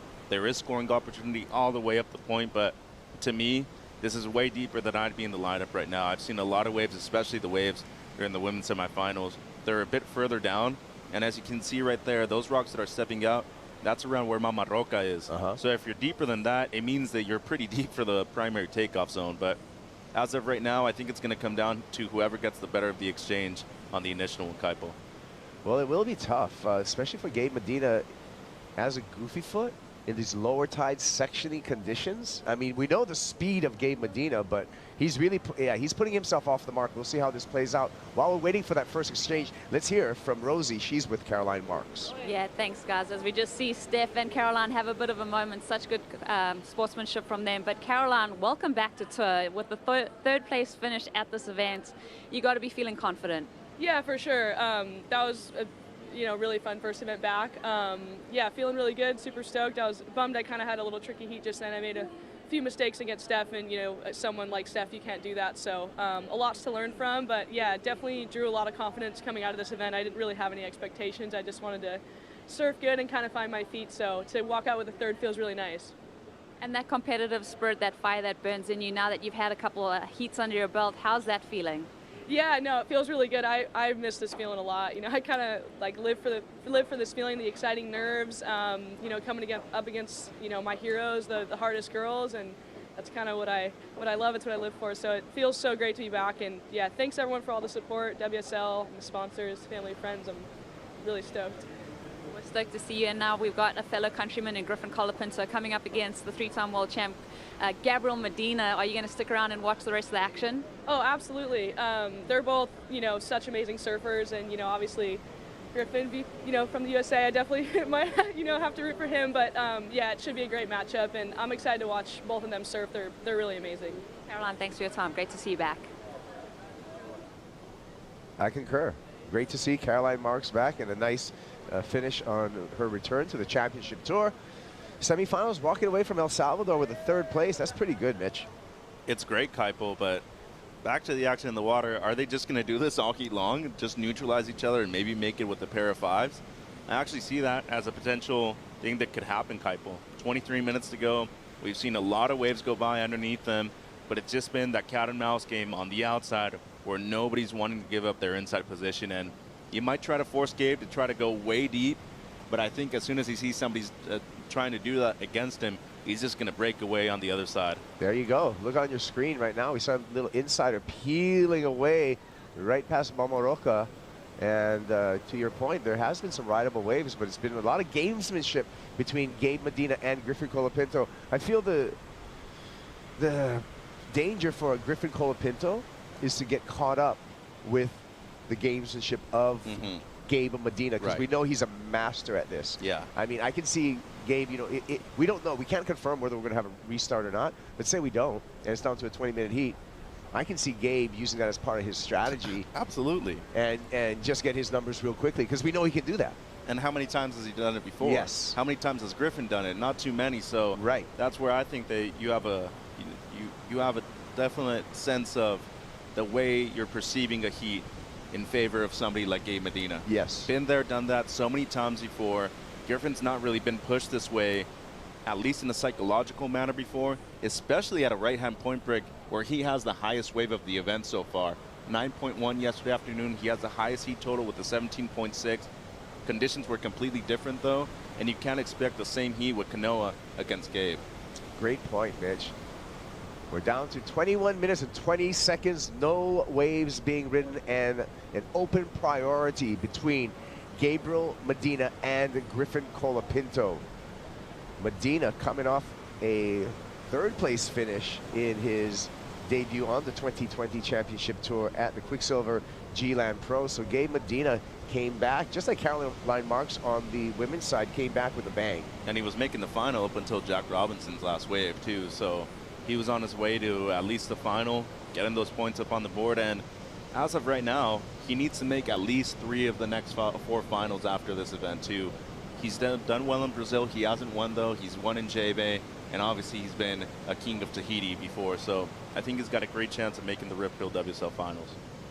Yeah, it's head down time for Gabe Medina, but the overall vibe that I'm getting and the energy that I'm getting from Gabe Medina is much lighter than I've seen in the past. A young Gabe Medina was very focused and almost, the word wouldn't be dark, but the word would be focused and separated, insulated and focused. Now, Gabe is a lot more accessible, really happy, smiling, joking around, but then he flips the switch like he's doing right now and gets right back into beast mode. Right. His exterior is different, Kaipo, this year. Well, here we go. The sound of the horn means we are going to get a new clock. So, after 15 minutes, no waves being ridden, a new clock will be started at the next horn. That is a restart in semifinal number 1. And there's Phil, my pick to win this whole thing, Kaipo. Number 1 in the world. He's going to leave this event being number 1 in the world, too. And what a heat he has in semifinal number 2 against Italo. There you go, new clock. And down to 34 minutes and 55 seconds.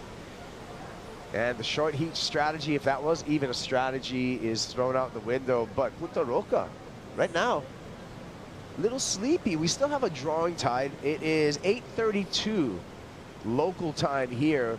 The tide's going to be drawing out from the cobblestones until a little bit after 11 a.m. mark. So we kind of had a discussion first thing in the morning about what the plan was. It seemed like they were kind of trying to maybe look at the higher tide coming up in the afternoon as a good sign of conditions. But I think personally, a dropping tide right now with the kind of wind that we're expecting this afternoon, Kaipo, was the better choice. And as you can see right now, we've had great scores in the first 2 semifinals of the women. I just think both of these men have pushed themselves so deep and out of position that they've missed many of those opportunities on the inside. But just going back to strategy, I think you have to stick to your game plan right here, both if you're Gabe and Griffin, because you don't want to give up that psychological advantage that you have against your opponent. Yeah, you got the game plan out there, and you're going to stick to it. Well, you've already waited this long, too. True. Might as well wait another 10, 15 minutes if you have to as well. But it's going to come down to whoever takes the first wave, because if Griffin just catches one wave to move down the point a little bit, you know that Gabe's going to follow him, utilize that priority to not only block him on the best waves, but to obviously get a good score on the board immediately after. I mean, you know this wave, Mitchell. You've done many events here. Is there kind of like a spot A, spot B, and spot C when we're looking at this point break? Well, it changes depending on the swell direction. You're seeing a lot of wind swell in there right now because we do have a couple of tropical events happening north of here, towards Guatemala, Mexico, and there's one actually on the southern part of as well. But as of right now, I think being up towards the point, at least towards Punta Roca, is kind of the best option still. There are scoring opportunities on the inside in that kind of middle peak. That would probably be spot B right now. And spot C is really nowhere. I just don't see an option for a third spot where you could take off and maybe get a good score, something better than a 5. But as of yesterday, I think most of the best scores that we were seeing were up the point. We did see a couple of keepers in the middle part of the Kaipo. Canoa got a couple of decent waves. They're in the middle, especially during the overlapping heats. But I think as of right now, with all the attention on only 2 people in comparison to 4 yesterday, you got to be on the best waves of the day. Yeah, Griffin Colapinto came into this event ranked number 7, and he is going to exit this event, no matter the result of the semifinal, above that final 5 line. Let's take a look at the year for Griffin Colapinto, and really that big win at the male pro in Portugal. Peniche, his first CT win for Griffin Colapinto, and he did it in spectacular fashion with a 10-point ride on his way to that final. Yeah, on spectacular air on the backhand too in the afternoon, with not only the glare in his eyes, but also those windy conditions in the afternoon. Peniche looked extremely difficult to compete in Kaipo. But as you said, he's had a stellar year, 2 quarterfinals in his last 2 events as well. So he's moving up in the rankings, number 4 as of right now, and he could possibly move up into number 3 if he finishes better than Italo here. Yeah, quite a year for Griffin Colapinto.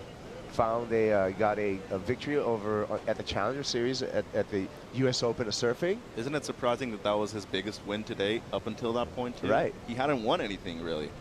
Yeah, and then, you know, things kept on happening, and things happened over there in Super Tubos for Griffin Colapinto, and he was clearly a standout in the field at this year's Rip Pro Male Pro. Yeah.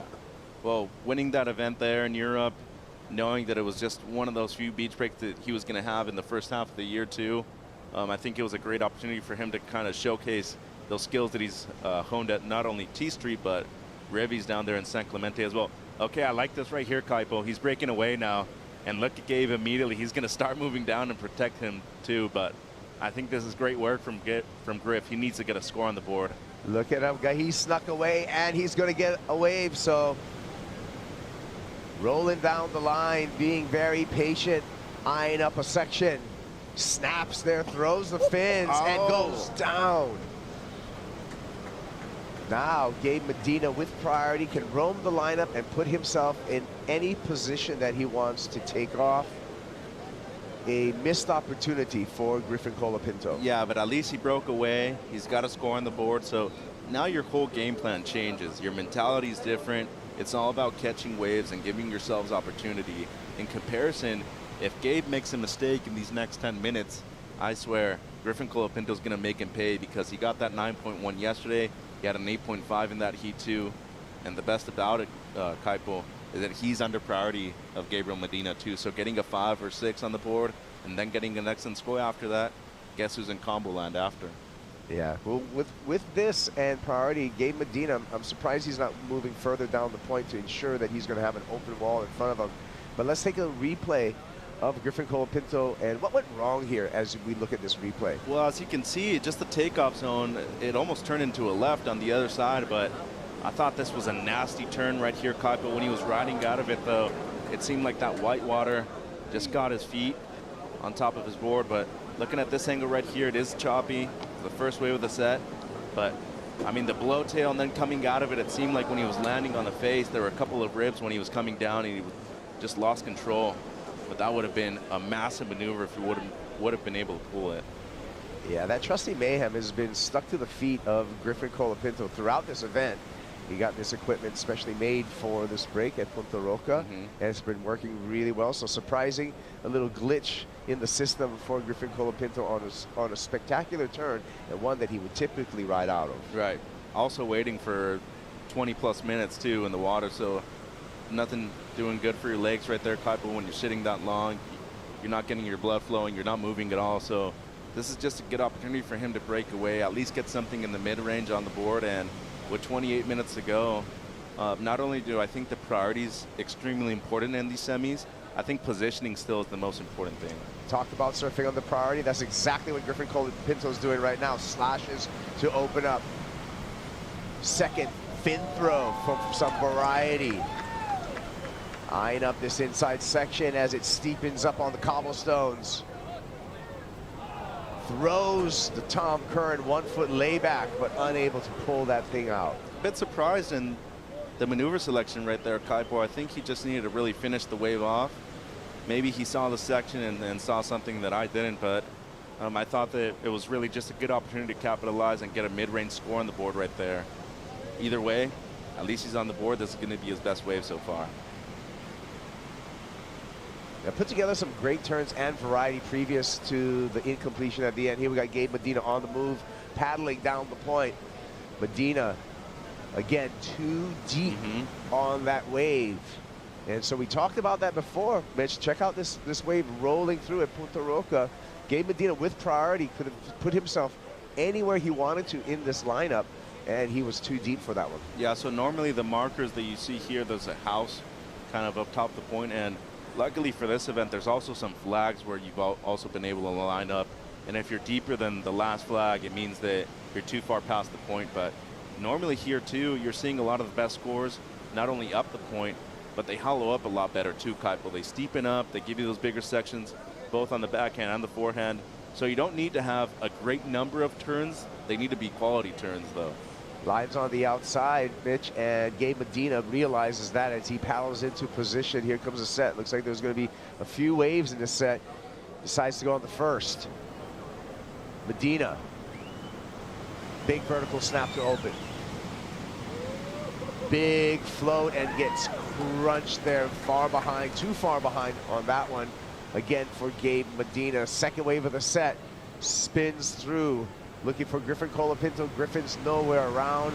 And it looks like the second wave of the set, just a bit less section-y. Here's Griffin on the paddle back out.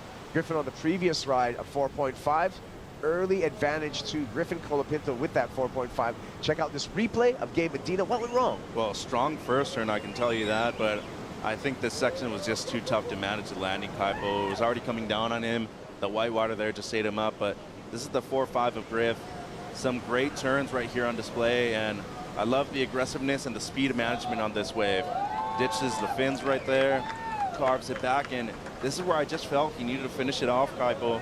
Was gaining speed and maybe saw the section was appropriate for layback, but I just think when you're going at that speed, if you're not going at the right angle for that turn, your feet are just going to come unglued from the board. Yeah, I think perhaps Griffin's intention was to have a spectacular finish and something that was really pushing up the score of a mid-range wave. 2.67 opens up for Gabe Medina for that, all credited for that big opening turn for Medina. Priority shifts back to Griffin Colapinto, and the chess game continues. Oh, he got lucky right there because it seemed like Gabe was further out the back, but he just got caught a little bit inside, and the rule establishes, Kaipo, that if it's a close paddle, it'll go to the person who had the first wave of the exchange. That was Griffin. That's right. And to clarify that, if both surfers get back into the lineup right at the same time, generally the priority judge will refer to the person that had the first wave of the exchange. The previous wave, yeah, not the latest wave. Correct. So, and we're all aware that we have a single priority judge up in the judges' tower that that's his job all day long, is to set this priority and keep track of where these surfers are in the lineup. It's the hardest job there is, Kaipo. You can't take your eyes off of the water all day long, and you're not scoring, which is a bit of a bummer because you want to throw some big scores out there when you see those opportunities. But, I would actually say it's the most important job there is on that judging panel too, because it's made things so much more clear in terms of them actually surfing instead of just bullying each other out there in the lineup for position the whole time. Yep, there's our priority squares on our judges' tower here. You can see really clear visual indication of priority out in the water. The black one, meaning Griffin Colapinto with first priority. that LED screen will switch back and forth as the priority switches inside the heat. So the surfers never have a mystery of who has priority. Right. Plus the beach announcer's always reminding him too, just in case they can't see it or there's a set coming and they just need to be reminded. But as of right now, I think that's been something that's been extremely useful so far in this event, Kaipo, especially in terms of positioning too. Pinto, wave number 3. Eases a bottom turn, nice full rail slash off the top of Pinto, double pump bottom, back up to the top, throws the fin for the second turn. Coming through this section, eases through a gaff right back into the whitewater. One more bang off the top of Griffin Pinto, and he's got more. Little double up section on the inside, and he kicks out the body language. Huge for Griffin Pinto. Now a decided advantage to the surfer from San Clemente. Great wave right there, Kaipo. It's going to be his best score, no doubt, and it's really going to set the benchmark for what these judges are going to be rewarding in these semifinals for the men. Love the combo on the outside, but a fantastic finish too. It was almost even cosmic the way he was able to link up those turns through that midsection as well. I like the adjective cosmic. Yeah. Use that. Guardians of the Galaxy, you got to watch the film. It's great. It's great. So we'll be waiting for that score from Griffin Pinto. Already has a 4.5 in the score bank. Here we go. Gabe Medina's on the move, and positioning, again, with the sectiony conditions that we have are going to be so important for Gabe Medina on the backhand. And also, wave selection. Is he going to take the first wave of the set or the second wave of the set? Well, that's if there is more than one wave in the set too, Kaipo. We've seen a lot of them just be one wave so far. He's not going to take any chances. He's going to take the first wave streaming down the line. Too deep again, Gabe Medina. Yeah, and that's where I think that strategy can also go against you, Kaipo, where you're sitting too deep, trying to get everybody out of position in the lineup, and sometimes you put yourself out of position too. So I think that's what's happening so far. He needs to move a bit further down. May get another rebate on this one, we'll see. But first, let's check out a replay of Griffin Pinto. We're still waiting for the score, Mitch. Well, the technique off the bottom is fantastic, first of all, and then the way he lines up the lip line too. Beautiful ditch of the fins right there with a lot of control coming out of it. And the amount of speed that he's able to carry throughout each one of these turns too. To me, this is excellent surfing, Kaipo.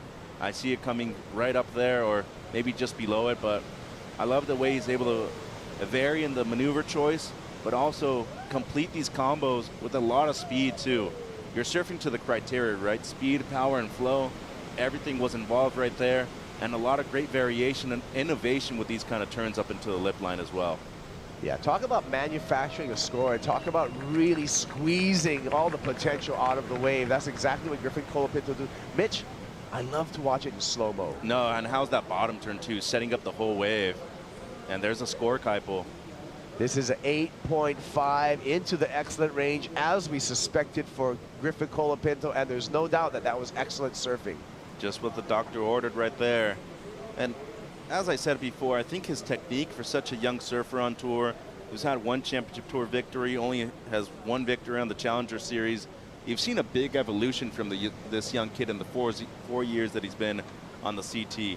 I think not only getting better at surfing point breaks, but there's been a big experience factor for him as far as garnering experience against level-headed competition like Gabe Medina too. Great point. I mean, Griffin Pinto, only 23 years old, but surfs with so much more maturity. You know, his coach, Jake the Snake Patterson, nicknamed him the sponge just because he was able to absorb so much information at a very young age and adjust his surfing and adjust his heat IQ at every given opportunity, and he's showing it again. Exactly what I told you too, Kaipo. Getting 2 scores on the board. Now you've comboed Gabe. You forced him to get at least a 6 in order to get out of that mini combo that he's in right now. And you know, it's not an easy task to have right now, especially with the wave selection that he's had so far. Here goes Griff again. Pinto looking down the line, wants some opportunity. He's not going to get it on wave number 4. He's going to hang on to that 13.2 wave total in his score line, but that does put Gabe Medina in a soft combination, like you said, Mitch. Yeah, 13 points is really nothing for him, and if you're Griff right now, this strategy that he's taken, trying to catch these waves on the inside, maybe do something progressive and just better that 4.5, it's going to add a lot more pressure to the 3-time world champ. I always like to pick the mind of Joe Turpel. Joe, you there? I'm right here, Kaipo.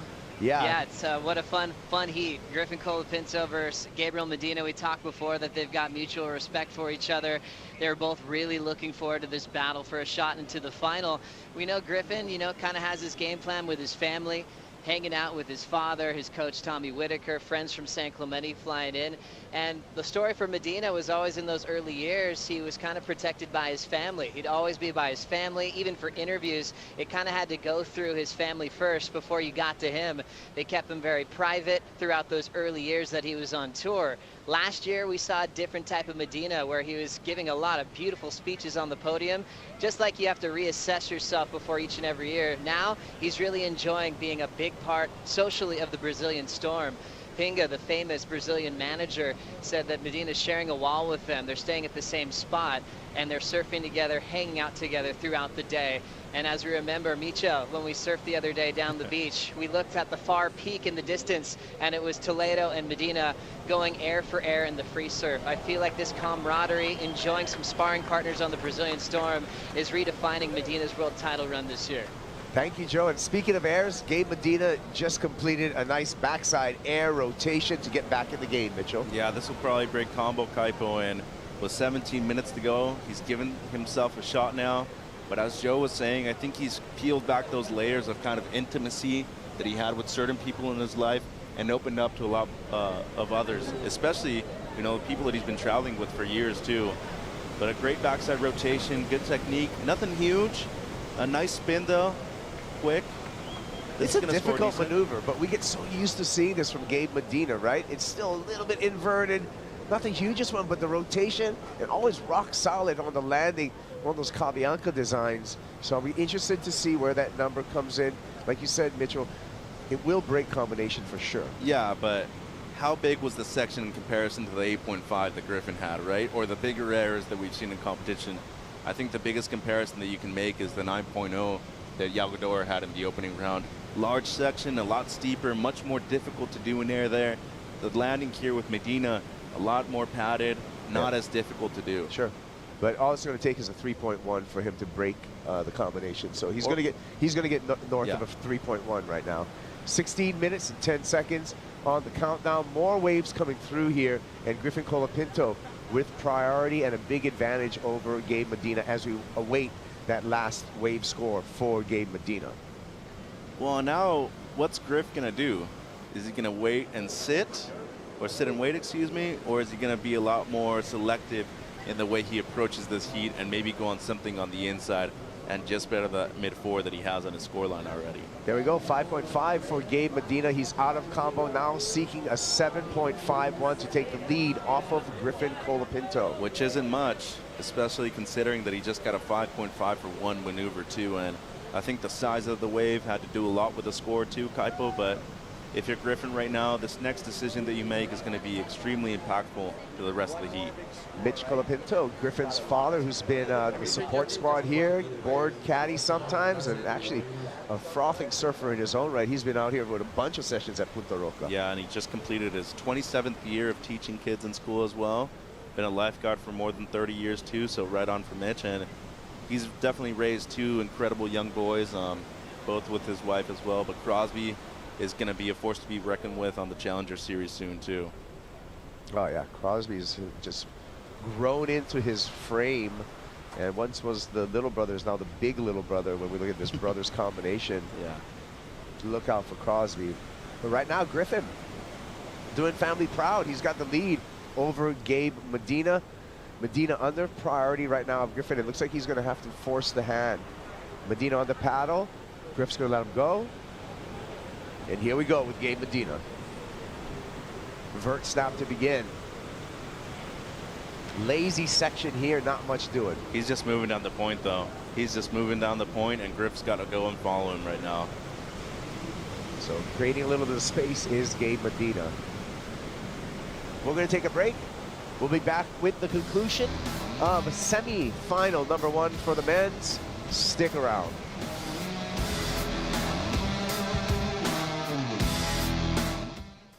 Still feeling like I'm a whole person without needing to win is a really important human experience. The cocker shaka. Especially because you've had an unusual amount of winning Imagine if your life was a movie, what would you do? After all this time, I almost want people to experience this story that I've had.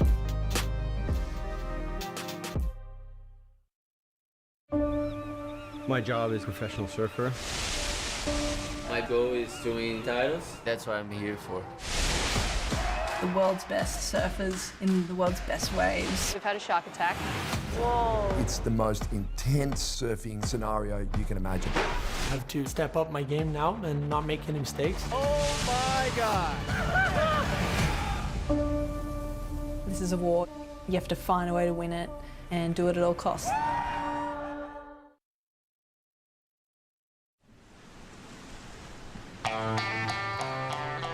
I played a bunch of other sports, but then once I turned 8, everything clicked and I got like one good wave and it pretty much changed everything. And now a first ever Triple Crown champion from the state of California. The U.S. Open of Surfing champion. Perfect 10 off first of the season. The male pro Portugal champ. Griffin Pinto. I'd say I'd give 90% of myself to picking up a surfboard. All the lessons I've learned through surfing and trying to improve the sport. Last score now coming in for Pinto. Not enough. And our surfer in that top 5 position out. It's a sad story. In life, you're gonna lose a lot, and in surfing contests, you lose a lot, and it's just how you handle it and how you bounce back from it. And that's probably like one of my biggest blessings is having that as a fast track to just figure myself out as a person.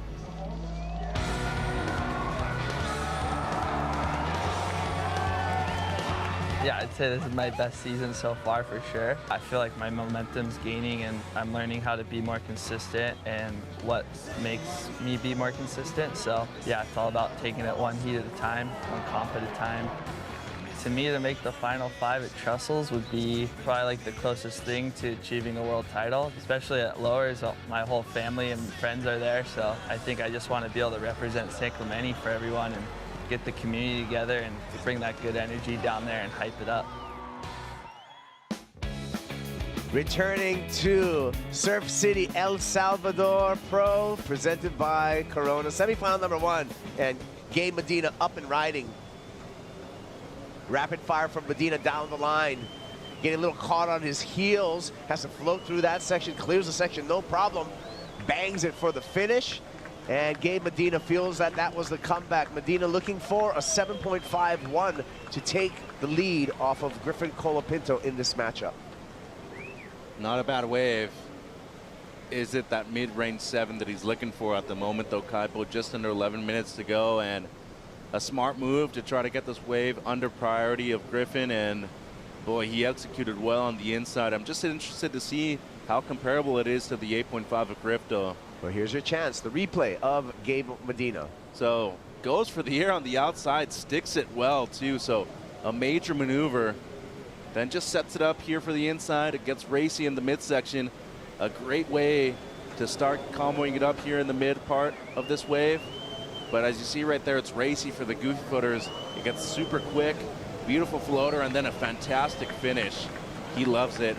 Boy, if it were up to me, I'd probably say yes, giving him the score right here, Kaipo. Especially because that's a high-risk section to do that air reverse, okay? So he did that way on the outside at the beginning of the wave rather than at the conclusion. So you got to give him credit for the risk that he took at the beginning of this wave. And then he was able to stitch it up here, Mitch. I mean, some downtime on the heels, but then once he gets into rhythm, that's what happens. No, and how's his technique coming off the bottom and straight up into the lip right there?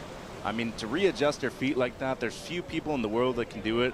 There's a reason why this guy has 3 world championships, but this part of the wave is the most interesting to me. Look at how he readjusts his feet and goes for the floater right here. Just beautiful technique, and especially you can see it right there in slow-mo. When he lands, he goes straight up into the next turn with his feet already planted in position too. That's few goofy floaters in the world that can do something like that, Kaipo. A functional floater that he put through that section. Not only did, that's a 2-for-1. He cleared the section, but he had a maneuver that he was able to use to clear that section. Really impressive surfing by Gabe Medina. No indication as of yet of the scores. I'd have to say yes, though. I think this is going to be enough to change the situation right now, and I think Griff's going to need a decent score to move back into first. I agree with you. Boy, and what a heat, no? We had the restart. All of a sudden, it seems like things were very slow at the beginning, and Griff just broke away, and now it seems like the situation's going to change. Here are the numbers in for Medina, 7-6-7, and he takes the lead from Griffin Colapinto. Griffin, however, only needs a 4.67 at this point, so a back-and-forth battle. And we just got 8 minutes and 20 seconds remaining. Started really slow this heat. We had a restart. We had a ton of different, positioning out there before we even got underway. And now it's going to come down to this final 8 minutes, Mitch. Yeah, and it's been the battle of the low score so far for the backups, Kaipo. Griff was trying to better that 4.5. He had a couple of opportunities. The waves didn't pan out the way he wanted to. And remember, Gabe got the 5.5 on just the one aerial maneuver on the outside too, so he could easily better that if he gets something similar in the scoring range of the 7.67. I think what Griffin needs to do right now is be a little bit more selective with these next 7 minutes, because in the end, to beat the 3-time world champion, you have to have at least something close to an excellent heat, Kaipo, most of the time. This is correct. If you actually look at the point totals for world champions in the last 10 years, Kaipo, besides Kelly Slater, Gabe Medina has actually been the surfer that's had the highest point total for a world champion. Not even John Florence, not even De Souza. To your point, out of all the years on tour, Gabe Medina, his average heat score is 13.84. So you need to get in that same range to beat Gabe Medina. A couple of 7s, which is not easy to do if you look at the talent pool that we have on the championship tour nowadays. I think if you go all the way from first all the way to 22nd, you could easily be saying those people deserve to be in the top 10 of the year. And especially now with the WSL Final 5, I think the top 10 is so difficult right now. It's the best level of surfing we've seen in history. I agree. I mean, things continue to evolve on both the men's and women's end, and the performances have been escalated throughout every single year on the championship tour. There's a couple plays right now for Gabe, for Griffin Colapinto for me, Mitch. He can let the clock kind of wind down with priority, doesn't need a big score, get that number, and not give Gabe Medina an opportunity to answer back. Well, that's dependent on what the ocean says too, right? And I think both strategies, the one that you're saying and the one that I think, where you kind of wait all the way, make sure that you're on the best wave in these next 6 minutes, because I think that if you're looking at what Gabe's doing on the inside, he's looking to better at 5.5 at all costs. Dad's happy. Dad's right. Shaka's at the camera. Mitch Colapinto. He's very confident that Griffin knows the game plan and that Griffin can easily achieve that 4.67. Well, he's also happy all the time too, Kai. Yeah, he's generally a happy guy. I agree. He has a great life there in San Clemente, and why wouldn't you? You get to surf most days out of the year.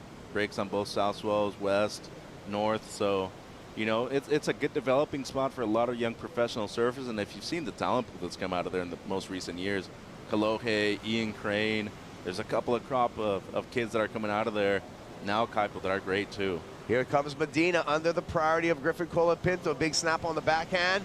Make it 2 right back under the lip for Gabe Medina. Easing through a third turn and easing through this section. Has to skip over that rip. Does so. Looking down the line, waves steepening up, but lots of white water in front of Gabe Medina, taking away any scoring opportunity. He flows through that section though and really forces a close. Question is, did he improve upon that 5.5? Griffin Colapinto, however, right behind him. S turns down the face. Lip glide to scoot through that section. Bangs the lip for the closer, snaps his fingers, thinks he's got the 4.67. I think he got the 4.67. I guess the big question is, did Gabe Medina improve upon his 5.5? Yeah, I mean, it's close. Remember on the 4.5 that he had one major maneuver on that wave. He did fall at the end, but the second turn was as explosive as it could have possibly been on that section. I don't know. This heat's going to, I mean, this exchange is ultra important. We're going to take another look at it, Mitch. Yeah, so on the outside, Gabe gets a beautiful combo right here. Great first turn, and the second one under the lip snap. Boy, his technique, just beautiful, Kaipo. The way he was able to set up the second half of the wave too. Unfortunately for him, it never set up the way he wanted it to. A lot of floaters right here, but those aren't high-risk maneuvers. The sections weren't presenting the way he wanted to. And props to him. He tried to make the most out of something that wasn't there. Colapinto. And then the response here, I mean, a decent setup right there. Love the floater selection for that maneuver, but you know, I'm not completely sold on it, Kaipo. It was a great finish, but I still don't know. I like his 4.5 better, if I'm honest. Well, there you go. It's really going to come down to this exchange, and we've got numbers for neither scores. Colapinto did put himself back in a position at the 3-minute mark right now with priority. So if he hears the number and he knows he didn't get it, at least he has the advantage of being first in the lineup. Right, and good, smart move right there, kicking out early too, knowing that Gabe was on the inside, recovering priority, and you know, with 3 minutes to go, it could come down to this last exchange that we just saw. I have a feeling that it likely is. Well, it would be great to see at least Griff have another opportunity on the outside, though, if he doesn't get the score here, obviously. Well, early indication is the requirement's going to remain the same for Griffin Colapinto. 5.3 enters for Gabe Medina, so the requirement for Griffin Colapinto remains the same, a 4.67. We have yet to get the score for Griffin Colapinto, that 4.67. Mitch, you felt that was right on the borderline with that performance. I like the 5.3 better, and it's a decent enough score where you can see the proximity in both of them, and you have to make a decision right now with 2 minutes to go. Who do you think should advance based off of 2 scores? Should it be the surfer in red or should it be the surfer in black? I think that the surfer in black has the best way with the heat so far, which is the 8.5. 4.67, Mitch, that's the number that Griffin needs to acquire right here. Yeah, so he has the one setup, and then it was kind of a down-the-line floater. The last turn was beautiful, don't get me wrong, but yeah, I just thought the first combo wasn't as strong as the sections were offering. I see your point there. I completely see your point, because that 4.5, Griffin had 2 huge outside maneuvers. And the second one was major, right? And that's really what the criteria is talking about. But You're surfing. One thing is, this is taking a long time for this number to come in, so that means it's going to be really close. Griffin's not going to take a chance. Here he goes again, stomping on the tail pad, looking for something down the line. Nice carve. Has to lip glide that section. Just a cutty there. Needs something exciting on the end here. Whips a snap. So now he's giving himself a chance on 2 waves to acquire that 4.67. Oh, Lord. Oh, boy. Ay, ay, ay. So both performances, I feel, are going to be right on the fence for Griffin Colapinto to acquire that number, but he gave himself a second chance. He did, and at least he left it on the line too, Kaipo. It wasn't an easy wave to surf. Didn't really stand up on the inside as he wanted to, and look at this. The replay right here, just setting up his feet. A beautiful carve right there to start things off, and, you know, he did well with these first 2 turns. Beautiful lip line floater. But right here is where the wave just kind of let him down. Had to garner some speed and had a great finish too. I like this wave better than the previous one. Well, that was smart surfing by Griffin Colapinto to catch a wave and give himself a second chance at that.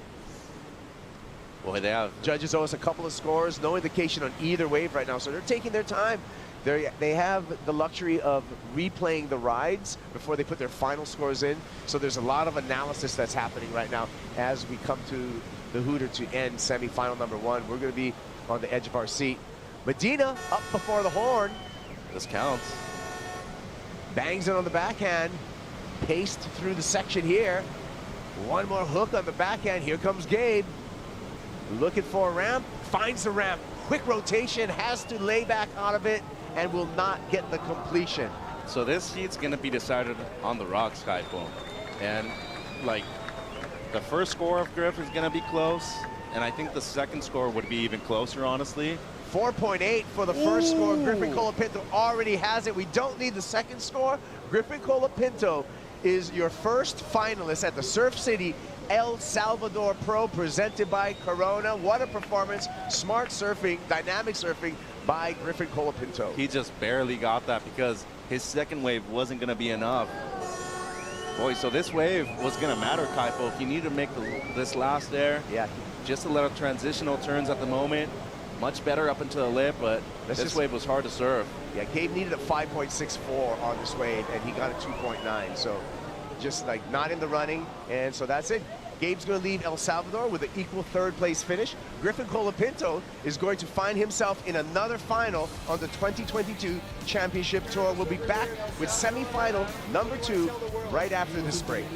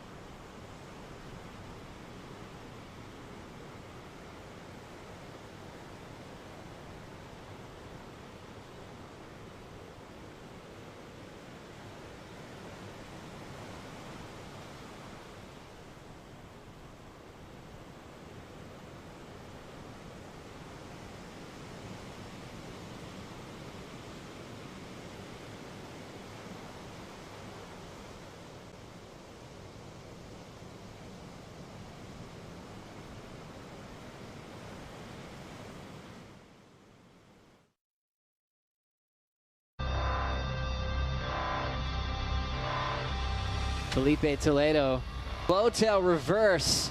Big car, gouges a layback for the finish. It feels great to be on another finals day. It's been my best year so far. Super stoked, super humbled to be in the position that I am right now. Big slash for Italo Ferreira. Around the bottom again, throws the fins on that second slash. I'm in the finals day, and yeah, there's 2 more in a row, so yeah, let's keep the flow and yeah, just serve. Back at the Surf City El Salvador Pro, presented by Corona, and a replay of opening ride of Italo Ferreira. Yeah, and it already seems like he's off to a great start, Kaipo. Some beautiful transitional turns at the beginning of this wave. Oh, wow, a great turn right there. And straight up into the lip with that foam climb to finish. He's so strong off of the bottom, too, just to maintain himself on the board right there at the end. Very difficult to do. See the flags blowing as we anticipated. The wind starting to clock a little bit more onshore this afternoon. Semifinal number 2 featuring Felipe Toledo, who's undoubtedly one of the favorites coming into this event, versus Italo Ferreira. What a matchup. Yeah, Felipe's my pick to win this whole thing, but based off of what I saw yesterday afternoon, the heat between Italo and Ethan Ewing, not only did he get a buzzer beater to make it through, it was also an excellent score, Kaipo. So he's got what it takes to win here at a wave that resembles his home spot of Bahia Formosa, too. That's a great point. Italo Ferreira on that soft right hand rock point break, and that would make him very comfortable here. Here we go with Felipe Toledo. Nice rail carve to start off with. Toledo snaps a shorter radius for turn number 2, looking down the line, seeking a ramp. Ollie's out there just to do an air reverse. Just so much pop off of such a little section. And what I think he has in comparison to everybody else is he's so quick in transition, too. There's few people that have really garnered the same amount of speed that he does. I think, first of all, his wins at J-Bay have been some of the best rides that I've ever seen in my life. I still think the 2-wave alley-oop is the best wave I've ever seen in professional surfing, at least in terms of ripping.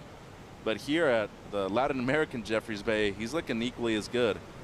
Beautiful wrap to start things off, and this was kind of a medium-sized wave, and you see a little bit of that wind swell playing into effect too. Slides the fins on the second one, then kind of forces the air on the third section.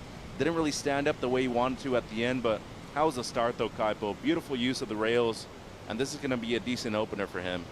Yeah, glides through on that sharp eye design, and working really well for him. I talked to his, oh, look at that slide right there at the end. And coming down the line, and this is where it gets really impressive. Yeah, but the see, pop that he gets off of that section. There wasn't really like a big section that was steep though, so that's why they kept the score relatively low. Came in as a 4.33. They want to see them actually do those on the big sections outside. Yeah, board looking tight though for Felipe Toledo. I talked to his shaper from Sharp Eye Surfboards, Marcio Zuvi, earlier this morning, and Felipe's out there on a prototype round pin. He's been switching it up between a swallowtail with a channel, and now he's on this prototype round pin. And you know, they've been just like in the laboratory there at Sharp Eye. They've been putting out some incredible surfboards. Yeah, they have, and I think since he transitioned over to Sharp Eye, he's been driving through his turns a lot more. Before, it kind of seemed like before he was, you know, on other equipment, he was kind of placing his turns a lot more, Kaipo. Well, we got our first finalist here in El Salvador for the men, and that's Griffin Colapinto. He's with Rosie Hodge. We have our first finalist, Griffin Colapinto. Such an exciting matchup. A comment from yesterday after hearing that you're coming up against Gabe. You said the first time you met up with him, you felt like a boy. Now you feel like more of a man after that win. Are you feeling 3 inches taller? Yeah, I mean, kind of. I left it really close, so it's kind of just, it's a weird one because I would have liked to have done better, like got 2 big scores, but so I guess it just leaves more hunger for the final. Always looking for improvement, but you have a taste of winning. You had it in Portugal. We got Italo in the water. We got Felipe. Who would you like to go up against in the final? Either or. I mean, Felipe's kind of been the guy to beat this year, so I wouldn't mind going toe-to-toe with him out there. But either guy's going to be really gnarly. Kind of an air show right now. And I have to ask you, your caddy, Jacob Atwood, had to come up in his underwear. Did he lose a bet? Yeah, I lost a card game last night. Loser had to wear the Cola Bros underwear, so he's a model, so it's all good. If someone that wasn't that good looking did it, it'd be a little rougher. But yeah, it's going to be a fun final. He honestly didn't seem to mind. Good luck in that final, Griff. Thanks for your time. Thank you. There we go with Griff. Felipe Toledo opened up with a 4.33. And there you go, the board control and the mastery of Felipe Toledo carving through after that flick out. Air reverse. And just throwing daggers at these chop sections out there. Yeah, I like to nickname him La Navaja, the blade out here. Ferreira. Long carve on the backhand to open. Looks for the ramp, has to throw that one away. Watch out. Those sections, Kaipo, if they're coming down on you, when you go up into them, they're already receiving your power with a lot more speed, and you don't want to feel the power of the Pacific Ocean out here at Punta Roca like that. But you know, he's still got plenty of time, just under 28 minutes. I enjoyed Felipe's wave a lot, though. We've talked about it before, is just the speed in the transition that Felipe Toledo is able to achieve is just so incredible. And some of the fastest stuff that we're seeing in all of professional surfing, you know, I'm sure the Sharp Eye has helped, but it's the quick twitch muscles that Felipe Toledo has developed, and this happened, you know, since he was a young man. He's just put on more strength, so he's got even more spray coming off the rails. Yeah, no, absolutely, and I think the equipment had to matter in that too. I actually think he's got a lot more physically stronger too, Kaipo, but he's grown into his body as a father as well. I think when he kind of transitioned into being a young man into fatherhood, it not only changed his social life, but I think his professional life as a surfer too, because most of the time you're just thinking about yourself, maybe a little egotistical. Now you're doing this for something more than just yourself personally, you know? You're doing it for something extrinsic or altruistic would be a good adjective to use too. Yeah, Felipe Toledo, 2 beautiful children, Mahina and Koa, and raising his family there in San Clemente. 5-point ride for Felipe Toledo on ride number 2, so early advantage to Toledo against Italo Ferreira. But when we look at the digits, Mitchell, that 5.83 by Ferreira is the single highest wave score. So once Italo is able to gather another wave, we're likely to see the situation switch. Yeah, and there's 2 people that I think influence Felipe's style quite a bit, Kaipo. The Brazilian Neco Padarats. I see a lot of resemblance right there with the amount of power, the speed, kind of the violent turns that he has in the pocket too. And obviously the speed, I think, came from Mick Fanning. Displays a lot of the same transitional maneuvers, down the line, especially at point breaks. But then the only thing that he has in comparison to the other 2 is one of the best air games in the world. Oh, sure does. Innovative when it comes to aerial surfing. On the search, Toledo under priority. Let's see if he's going to go for this one. He's going to duck dive, and then that gives us a chance to check in with Joe Turpel. Kaipo, what a great heat already underway, all Brazilian matchup, Felipe versus Italo. And it's been interesting. I think everyone's been noticing the frustration with Italo coming in, even after heat wins. He hasn't really felt good about the scores that he's been getting, even not just this event, but this season.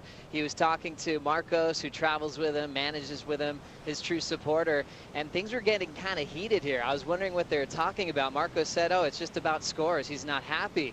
I then said, what about last night when he got a couple of 8s against Ethan Ewing? He said, still unhappy. And he's kind of running a little bit hot, close to redlining. Marcos said he likes it, though. He actually encourages it. He said Italo could have a tendency to kind of mellow out. For his right composure to win, he wants him running a little bit hot before his matchups. Hey, Joe, you were there in 2015 at the final between both Felipe and Italo in Portugal. What have you seen as far as the development going between both of them, but also the camaraderie that they've had since then 7 years ago? Wow, what a final that was, Mitch. And those guys surfed up in conditions that were incredibly challenging. Italo near perfect 10 on a full rotation punt. And then obviously Felipe was freestyling multiple airs on the same wave. Italo's grown quite a bit. He hadn't won an event that he was a rookie at that time. So he had a lot of things to build on as far as overall performance and learning how to win. For Felipe Toledo, he's just as dangerous as he's always been, just now with more experience. And that experience is paying off this season as he's still world #1. Thanks, Joe, and for all of the insight. For more insight, I'm going to throw it out to the water for with Strider Wazalewski. What do you got for me, Strider? Yeah, Kipes, just following up with Joe there, basically taking a look at these two surfers and the contrast in the water. So in the water, we got, Italo with that kind of bouncy, hoppy, popping around kind of style that we're used to with beach breaks. But even in these conditions, you would kind of see it working as well with just all the lump in the water. But what's really going to separate these two surfers, to me, watching them in the water right now, is Felipe Toledo's ability to make a choppy lineup look smooth. I mean, he really does seem to iron it out in between all the turns. And, for a lightweight guy to make, it look really solid and smooth and choppy surf, that's super impressive. Thank you, Strider. Italo Ferreira up and riding way up the point, and no open face for Ferreira. Surfing under priority, so Ferreira went up the point, trying to fish for a score. He's not going to get it again. Italo Ferreira needs a 3.5. And now underneath priority of Felipe, too, I would expect him to be a lot more active Kaipo. That's usually his strategy. We've seen a lot of these scores in this heat in particular be kept very low. That's not only because of the wave quality. I also feel when you compare them to the 8 and the 7s that we had in the previous heat, they're expecting a lot out of these surfers in these kind of conditions this morning. With those expectations, I want to revisit that conversation that Joe brought about Italo Ferreira being frustrated with some of his scores this year. Felipe Toledo has had the same frustration as well. I think both of these surfers have been maybe a bit disappointed in the numbers that they've achieved given their performance in their mind, talking to both of these surfers. Yeah, and that changes every single year too. Obviously you're having conversations with the judges, and every single morning they're sending out texts on what they expect, what they would like to see out of the conditions and the surfers. But I think more importantly, you just have so much high expectations of yourself too, Kaipo.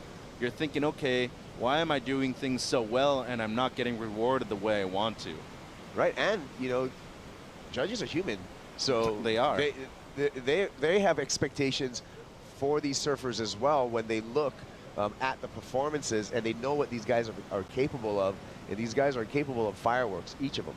Well, and just a reminder to our audience too, this is a subjective sport in terms of not only qualifying for both the qualifying series, the challengers, and then the championship tour. That scale changes in every single level that you go up, Kaipo. That's the first thing. Second of all, you got to look at the rankings that these guys have had in not only this year, but their previous years too.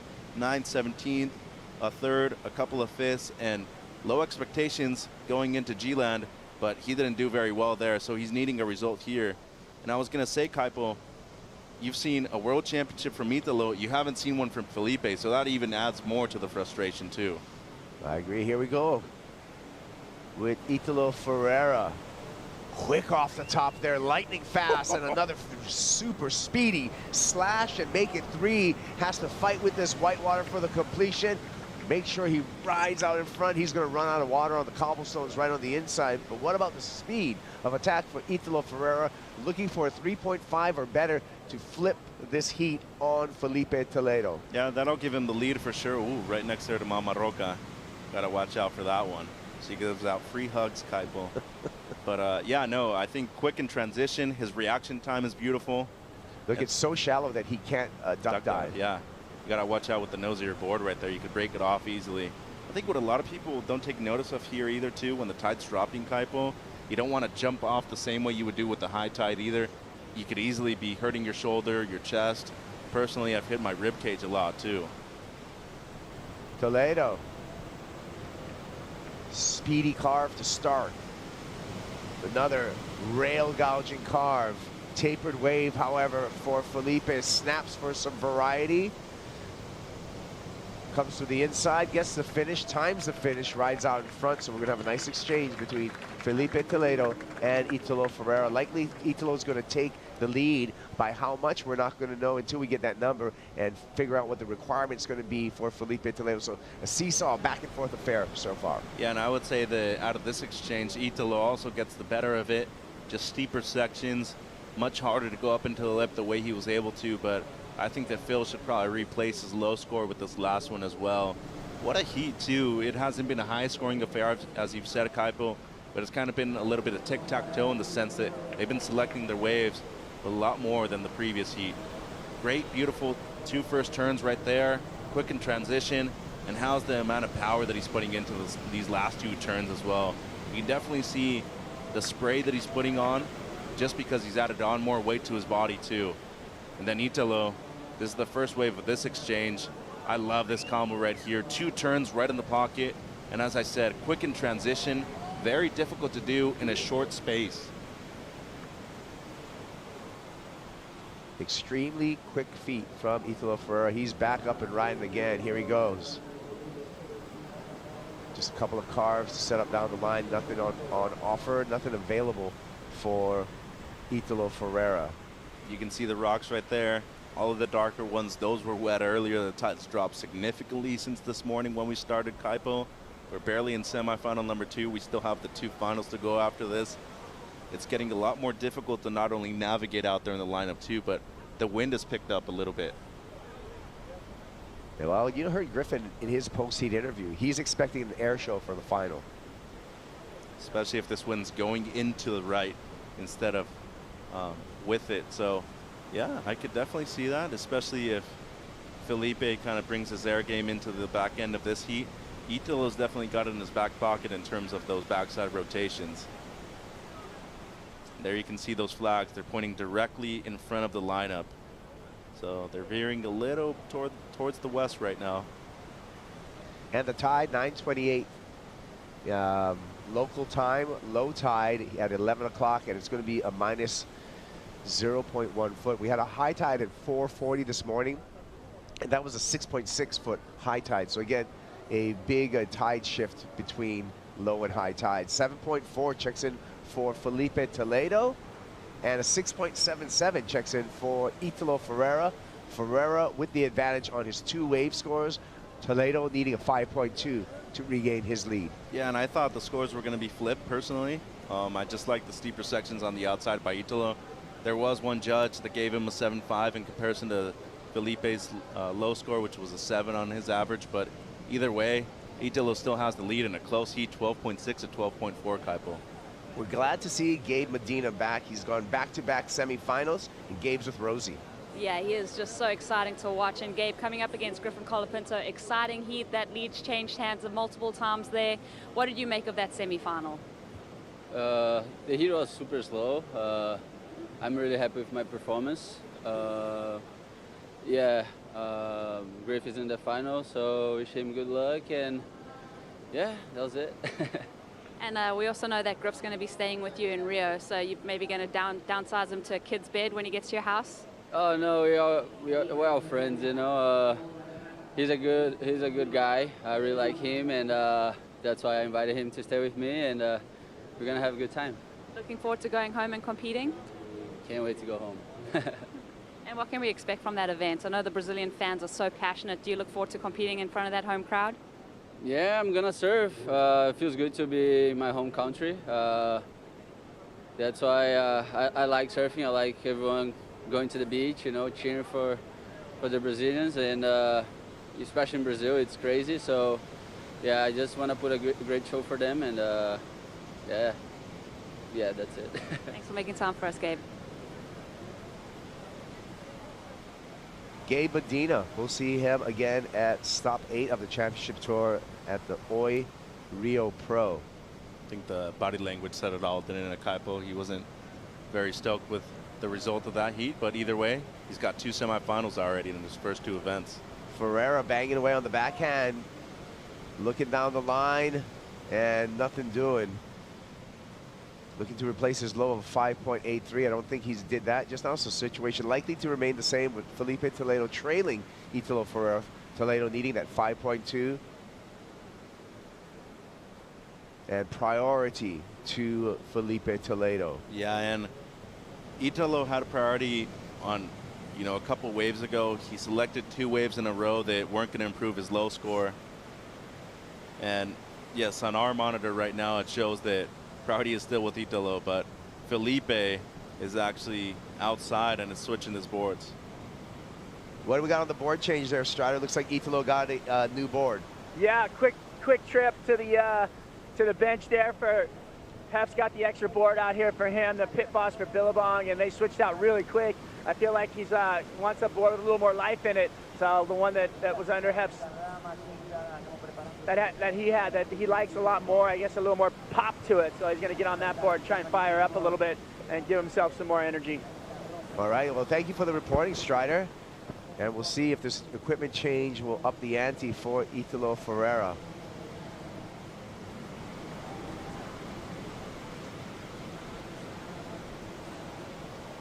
Yeah, normally we've seen Italo lose a lot of these close heats because he's been misusing his first priority, and in this situation, he still had a chance to maybe work underneath those scores and develop something that's been better than the 5.83 in the scoreline. But this is where I think Felipe can make him pay and get something closer to the 7.4 that he already has as his best Kaipo. Personally, I think that 5, you know, it was a great surf wave, but if you see the comparison in the 7.4, the quality of the wave that he selected in comparison to that one, that's why the score was so low. The surfing wasn't bad, but they're just really rewarding those bigger sections on the much cleaner waves on the outside. Especially when you get to finals day, they're being a lot more crucial in terms of scores, Kaipo. Yeah, they're expecting a lot. Well, Toledo searching for that 5.2, holding priority. We'll take a break. When we get back, we'll be here with the conclusion of semifinal number 2 in El Salvador.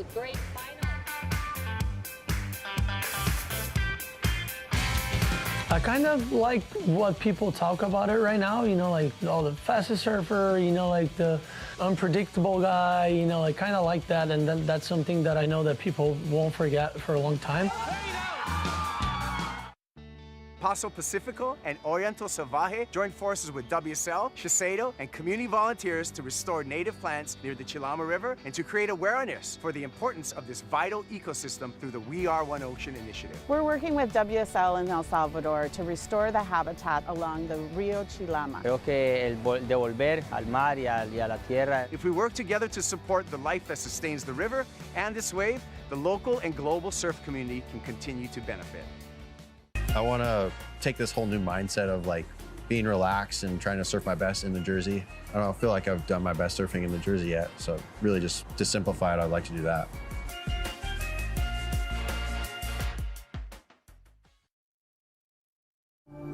Surfing, I think it's one of the hardest sports to be a world champ.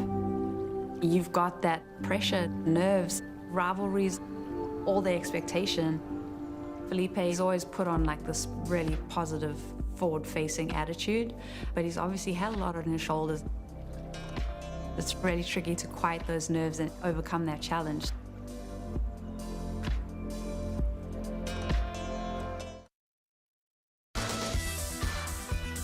You can take a look into the life of Felipe Toledo in episode 5 of Make or Break. It's streaming right now on Apple TV Plus. A 7-part series in which we see all of the behind the scenes from the 2021 Championship Tour. And we got great news in that we're developing season number 2 of Make or Break as we speak. Rosie's commentary during that interview kind of got me so inspired to want to go watch that now, Kaipo.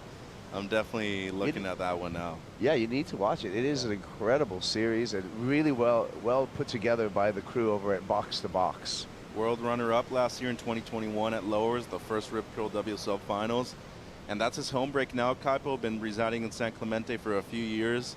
And he was actually my choice to win the World Championship last year at that event. I thought he came extremely close to forcing a third match in the Rip Curl WSL Finals. But at the moment, leading the rankings right now and looking good to make the WSL Final 5. Sure is. And he's going to be wearing that yellow leaders jersey when we resume competition, stop number 8 at the Oi Rio Pro. Ferreira, our heat leader, just taking off there, kicking out, a set coming through, and Felipe Toledo starting to scratch into position. Toledo with priority. We'll see if he's going to pull the trigger on this one. Bumpy face, he looks down the line, not interested in the wave 1 of the set. A couple more waves behind. Let's see if he chooses to go on any of the remaining waves. Seems like this one's just going to pass by. Maybe not break where they're sitting at the moment, Kaipo. But, you know, speaking to the fact about the remaining events on tour after this one, we got we got Rio, we got Jeffreys Bay, and then Tahiti. He's won 2 out of those 3 events, and he's won twice at both Rio and Jeffreys Bay. So I not only think that this back end of the year is beneficial to him, I also think that he has a lot to prove in terms of determining and seeing that he's a contender to win at Tahiti as well. Felipe Toledo. Yes. Yes. Yeah. That's gonna be the jumping off point. But if he's comfortable in the rankings and he's up there that final 5, it's all gonna come down to lower trestles. As you can see on the bottom of your screen, running the events that we run and the future events we have coming up. Italo Ferreira has to give way to Felipe Toledo, who executes on his priority. Little gaff off the beginning, looks for the wrap, alley-oop, it's a huge one and stomps it. No problem for Toledo. More amplitude, air reverse for finish, and those are the combos that make Felipe Toledo so dangerous. Alley-oop to frontside, air reverse, very little space in between those 2 airs, Mitchell. He is going to flip this heat right now, for sure, getting north of that 5.2 requirement. No doubt, this is going to be the best wave of the heat so far. Just an extreme wave, really. The beautiful surfing, awesome execution, under pressure, Kaipo, using priority to an excellence. And boy, I think this is one of my favorite waves of the event so far. So Italo tried to sell him a dummy right here, but the wave actually ended up being a great one. Beautiful first turn, carves it up right there, driving through his rails, and how's this alley-oop? Beautiful technique, especially in the landing, and a quick transition to go into the next air. Boy, what a combo. You talk about one of the greatest surfers of all time, especially at point breaks. He's been the king of Africa a couple of times. He's going to be the king of the Latin American Jeffrey Bay here at the end of the day, I feel. I love to be able to really study this in slow motion. The leverage, the alley-oop against the wind, Mitchell, and then this is the important part. The shock absorbers to get back down there, get back on his toes, to engage that rail. No loss of momentum, enough speed to get into this next maneuver and flip it out, that pop. But look at his eyesight, though. See how he's always looking at the landing as he's going up into the air. That's not only the key to great airs, but it's also the key to sticking them too, Kaipo. Boy, this is going to be a monster score for him. Ferreira has to streak down the line, long wall in front of him, clears that section with a float, goes for the fin throw reverse, needs more on the inside, a little bit of a jumbled up wave, and he does not see a ramp down the line. Meanwhile, we have some numbers percolating for Felipe Toledo, and it just boiled over the pot because it's a 9.7, way up in the excellent range. Toledo takes a commanding lead over Italo Ferreira and puts Ferreira in a 2-wave combination position. With 6 minutes to go to the highest wave of the event so far, Kaipo. Three judges giving them a score of a 9.8, and well-deserved right there. I mean, you talk about the best wave of the event, no doubt right here. Beautiful combination of the airs, excellent execution in terms of the height, and the hang time that he had with both of them too. That was so impressive. And you know, as we got into this heat, Mitchell, you picked Felipe Toledo as your favorite in this competition, and he is fulfilling that forecast. I know. And if Stephanie Gilmore wins the final, then I at least have one of the two winning so far. But boy, this has been an excellent heat. Italo started off with that 5.83, and it was really the comeback from Felipe afterwards, because he started off with the 4.33 and bettered each one of his scores with the next weight that he was catching. A 5, a 7.4, and now with the 9.7. Strider, a 9.7 for Felipe Toledo. What do you think? I think the inspiration that that wave is giving the ladies as they paddled out is through the roof. Leaky Peterson basically right in the lineup and watching that wave go down, and she just looked over and she had this like sense of energy that was just exploding out of her. It was one of the most beautiful transfers of energy that I've seen. So obviously watching Toledo do that for me was amazing, to see that live and watch his ability to stick to his board with the wind and everything else that comes through with the finish, and then looking over at Lakey and the look on her face and the sense of like energy and inspiration that she was drawing off of that was incredible. So I cannot wait to see the ladies in the final. Thank you so much, Strider. Yeah, we are looking forward to our women's final. They'll be starting in about 4 minutes after the conclusion of men's semifinal number 2. Leaky Peterson versus Stephanie Gilmore for the title here in El Salvador. And look at their rankings before coming into this event, Kaipo. Number 6 against number 7. They've actually both moved up already, and they're in the WSL Final 5 at the moment. But going back to this heat, 17.1 is the total that Italo needs in order to beat Felipe. The only way he's able to do it now with under 4 minutes to go would have to be a quick, massive air in order to get something at least in the 8s, and then get a backup immediately after. He needs to be on a good wave right here in this set. Yeah, I'm thinking right now the clock is the enemy of Italo Ferreira, and that is going to squash any of his chances really to dig himself out of the hole that Felipe Toledo put him in. That 9.7, again, when you can manufacture scores off of mediocre waves, that is a world champion skill set. Here we go, Italo trying to get back in the game. Has to skitter through that first turn. Looking down the line, look for something big. Backhand air rotation, floats that second section. Needs more open face, gets it, stabs it through there, lip line glide. Gets caught up on his heels. Well, it needs a 7.1 to break combo. Then when we would need a perfect 10 to get the lead against Felipe. Boy, I don't see it, Kaipo. Just under 3 minutes to go. A standout performance, though, either way from Italo. Had an excellent heat against Ethan Ewing yesterday. A buzzer beater to make it through into the semifinals.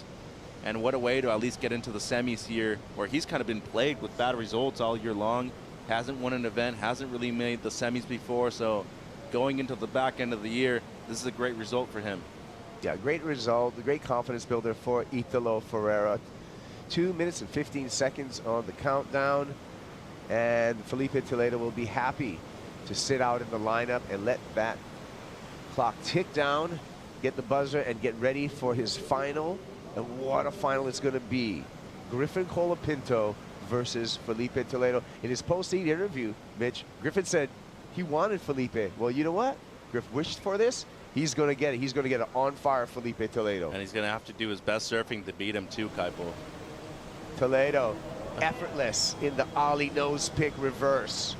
No problem. Just the control of the feet and the board. Why not one more? Quick rotation out of that revert. No problem again. One more. Let's go for 3 on the same wave.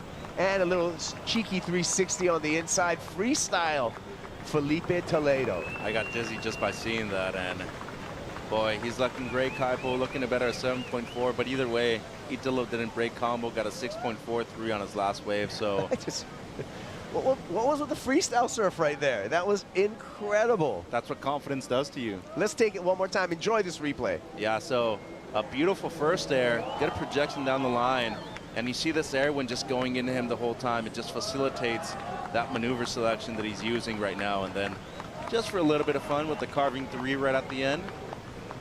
Looking great though, Kaipo. Oh yeah, the one guy out of the big three Brazilians that hasn't won a world championship so far. He's looking like the #1 at the moment. He's looking like he's going to be the #1 seed going into the Rip Curl WSL Finals.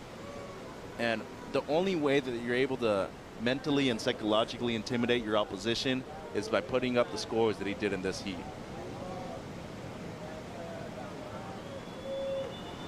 Toledo, so confident, and rightfully so.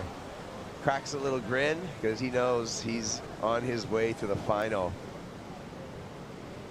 Let's wait for the buzzer and we'll make it official. Italo Ferreira, however, has been, really hasn't been in a final since Newcastle of last year where he won that event. So great result for Italo Ferreira, but Felipe Toledo will be in your final for the men's. When we return, women's final will be in the water. Leaky Peterson versus Stephanie Gilmore.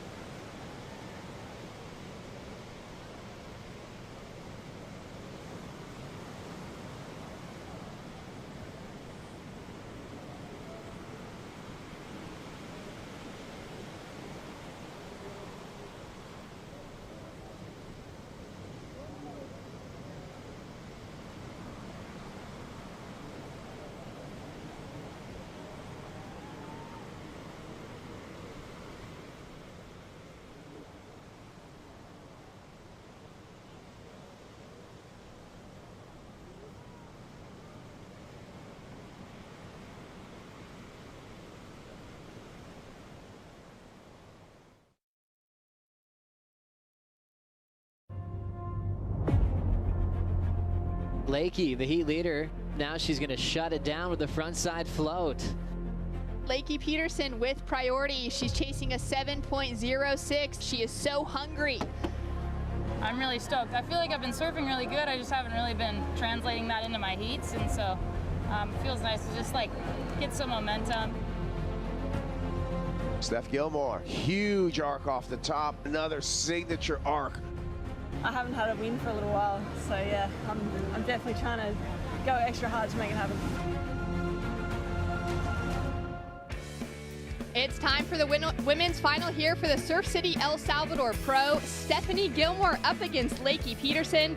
And joining myself, Shannon Hughes in the booth, are two of my favorite girls, Laura Endever and Rosie Hodge, to call to action. Laura, it's such a pleasure to be sitting next to you. So excited for this final. I can't believe we've made it. Yeah, women's finals. Let's go. That happened quick, right? I mean, we've had 3 days of back-to-back action. We've really sucked the marrow out of each day that we've seen. I'm so excited to watch this final between these two women. There's, final 5 implications for both of them. It's so true. I mean, out of this result already making it into the finals, they've jumped into the top 5 conversation. Now, whichever of them actually takes the win here is going to land up number 3 in the world. Wow, that's going to feel nice for both these girls. I think they've both, had moments of brilliance throughout the year. This is Lakey's second final appearance of the year, so she'll be wanting to get that win as we see her taking off now. We can hear the cheers from the beach as Leaky Peterson opens up on her first wave, snap off the top. Can see those windy conditions really starting to come into play, Rosie. Yeah, we've seen that wind kick up a notch. That tide still has about an hour to drain out. But Lakey, when she took off on that wave, it had a nice steep takeoff to it, but then it didn't really give her that bowly section to work with. I was a little bit disappointed with that wave for Lakey. Yeah, you could really see, Laura, the tenacity within her, that aggression just on takeoff. Yeah, she's been, since her semi-final this morning, she's just been super focused in the athlete area, listening to music with her husband Tom and Snips, and just really dissecting and analysing this lineup, watching the men's semis unfold. the waves are a bit chopped up right now, but there's still some absolute gems out there and some waves to be able to get some excellent scores, as we've seen from the men. And both of these women in the finals, Leaky Peterson from the U.S. and Steph Gilmore of Australia, they both grew up with right-hand point breaks as their home waves, Rosie, which just so suits the fact that they've made the finals here at Punta Roca. I know, and it's interesting because when you look at that, when you think about their strengths and competitively speaking, when you're looking at who you're going up against, it's about drawing that point of difference, knowing that both of these girls in a lineup like this, they both have that strength. So it's interesting to see who's going to draw the upper edge. Yeah, it's going to be a really exciting 40 minutes on the clock. We've added that additional 5 minutes for the final. Coming up in our men's final, it'll be Griffin, Pinto, and Felipe Toledo. Very excited to see that one get underway. But first, we will see if Leaky Peterson can get one back on Steph Gilmore. They've had plenty of matchups within their careers together. It'll be exciting to see who comes out on top, especially with the final, and who gets their first victory for this year. As we see Lakey having a look there, deciding not to go. But both of these women, Laura, looking for their first win of the season. For sure. I mean, yeah, they're both very, very hungry. And like you said, with the final 5 implications, both of these girls with a win can jump up to 3rd place, which is, you know, it's a huge jump, especially for Steph. She's been down in 7th. And, you know, it'd be incredible to make that big jump. Even chatting to her this morning and just letting her in on the live rankings that she's actually making the semifinals. She's already in that top 5 picture. She was surprised by that. She wasn't really aware of the rankings. So yeah, I'm wondering how that little bit of information will kind of free up her surfing, because she knows how that final 5 picture works and where you see yourself seated and how that can play out in your favor in the Rip Curl WSL finals. Down to 34 minutes on the clock. Small scores for both Lakey and Steph. Steph sitting with priority now in the lineup. In that last heat, we saw Felipe take out the win. Let's catch up with him now. Felipe, dominant performance out there. Highest score so far in competition, a 9.7, and you made your way into the final. So stoked, you know, couldn't be more grateful to be in the position that I am. So blessed. God has been doing amazing things in my life and my family, my kids, and everyone. So humbled to be in the position that I am, and stoked to be in another final. Unfortunately against, you know, Italo in the semis, but another good result for him as well. Definitely climbing the rankings and probably going to see each other in the top 5. Hope so. I think you sure are. Okay, one more question. This time answer in Portuguese for me. Okay. Your thoughts on the final with Griffin Pinto? Cara, tô amarradão, mais uma final aí com o Griffin, feliz da vida de ter passado essa bateria contra o Ítalo, que pô, vem quebrando o campeonato todo, e eu consegui achar aquelas ondas ali, vencer a bateria, e muito feliz, muito grato a Deus por tudo, e vamos pra cima. Cool. We'll let you get ready for the final. Thank you. It's going to be a very fun one to pay attention to, but out in the lineup right now, Leaky Peterson and Steph Gilmore battling it out for a win. And as we were talking about before with the rankings, we will see Carissa Moore sitting in that #1 position with Joanna Fay just behind in #2. We'll see Brisa Hennessy as well stay in that top 5 conversation, leaving the Surf City El Salvador Pro. But for both of these women, they have that opportunity to jump up in the rankings a little bit, and especially coming into that finals conversation with the Rip Curl WSL finals later this year. It's exciting to see things starting to really unfold as we're into our 2nd event past that mid-season cut. We got a few more really good ones coming up. Rio, J-Bay, and Chopu before getting to those Rip Curl WSL finals. Yeah, I can't wait for the rest of this season to unfold. So many epic locations that the men and women get to head to, as we see a little paddle here, but unfortunately Lakey just not getting into that one. Looks a bit challenging right now, Rosie, to find the positioning in the lineup. It definitely does. As we just saw that shot, you know, that as this tide runs out, there can be those little rivers that run through the lineup. It's chopping things up quite considerably. So I'm really hoping that with this amount of time that we have for the finals, we get little pockets of good conditions. Yeah, and with that low tide as well, there is a lot of water moving around. So these girls are going to have to pay attention to their positioning in the lineup. You know, there's a current. They can get pulled too far up the point, and yeah, kind of like you were saying, those ribs in the waves. Some waves that might not even look that good could end up having that inside running section, and you know, they're just going to have to really identify those scoring waves. Yeah, even just watching these two women on our screen, I mean, it's a bit of a treadmill out there. You're seeing them sit still for a minute and they're getting sucked up that point as we watch them. So you're really going to have your beach lineups that you're looking back over your shoulder, making sure that you lined up with the exact coconut tree or structure on the beach, you know? Line up with the palm tree. There's so many of them. 8,000 of them here. A little difficult to take that one as a pick in the lineup, but it's been so fun today as well, just to see the women get off to that early start in the semifinals, to take some victory laps on their way through. And now Leaky Peterson up and riding, fighting her way through this wave, looking for that first pocket to open up, and she connects through. She'll stick with this one on her feet, have a look to see if it's going to have another double up, and it won't. So she'll get another score on the board, just that 1.23 that she opened up with. This will improve on her situation, Rosie. Yeah, and you can tell, like you said, the intent in her body language, even on her previous wave. She looks fired up for this final. Know that she spent a couple days here free surfing with Kalohe and Dino and Mike Parsons, her coach, dropping some of the clips on Instagram. She's been looking like the woman to beat throughout this event window. Yeah, this wave a bit flat, but I think Lakey just wanted to stay nice and busy under priority, and like we were saying, you know, some of these waves can offer up some big bowly chunky sections. So Lakey, like, I think just a medium score there, but you know, just applying some pressure. I feel like as well with that first men's semifinal, having that restart, that there wasn't, you know, anything too contestable that they wanted to take a look at. I feel like for both, well, at least for Lakey at the moment, just trying to get that early start's a really important thing. Yeah, that's a good point. I mean, you know, and just applying that pressure. And I think it's not easy to fluster someone like Steph, but I think for Lakey, when you look at, you know, her semi-final against Joanna Fay, getting that early start and going back-to-back with the scores was really important for her. Down to 30 minutes on the clock. Scores dropped through for Leaky Peterson, a 3.0, and we've got our very own Strider Raspberry Wazalewski in the water. Strider, how's it looking out there? Well, we've got some choppy conditions, but there are some smooth faces. So we saw Toledo finding those in that last heat.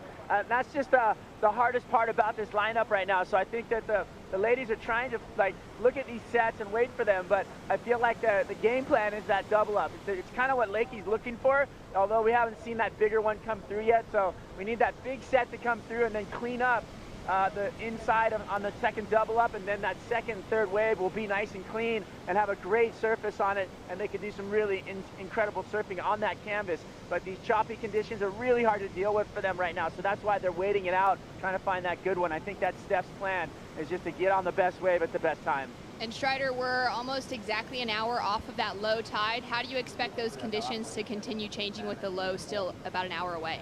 Well, we're going to have waves up until the low tide. It's kind of sucking out the power of the wave. So it makes it a lot harder for the power to push through that. And then as the tide goes slack, we'll see a little bit of a resurgent. And then as the tide comes back in, we'll see more waves. But the wind playing havoc. Thanks so much, Strider. Down to 28 minutes on the clock. Laura, hearing that sort of information from the water, knowing that there may just be that lack of push, as we see Steph have a look at this one. She'll decide not to go.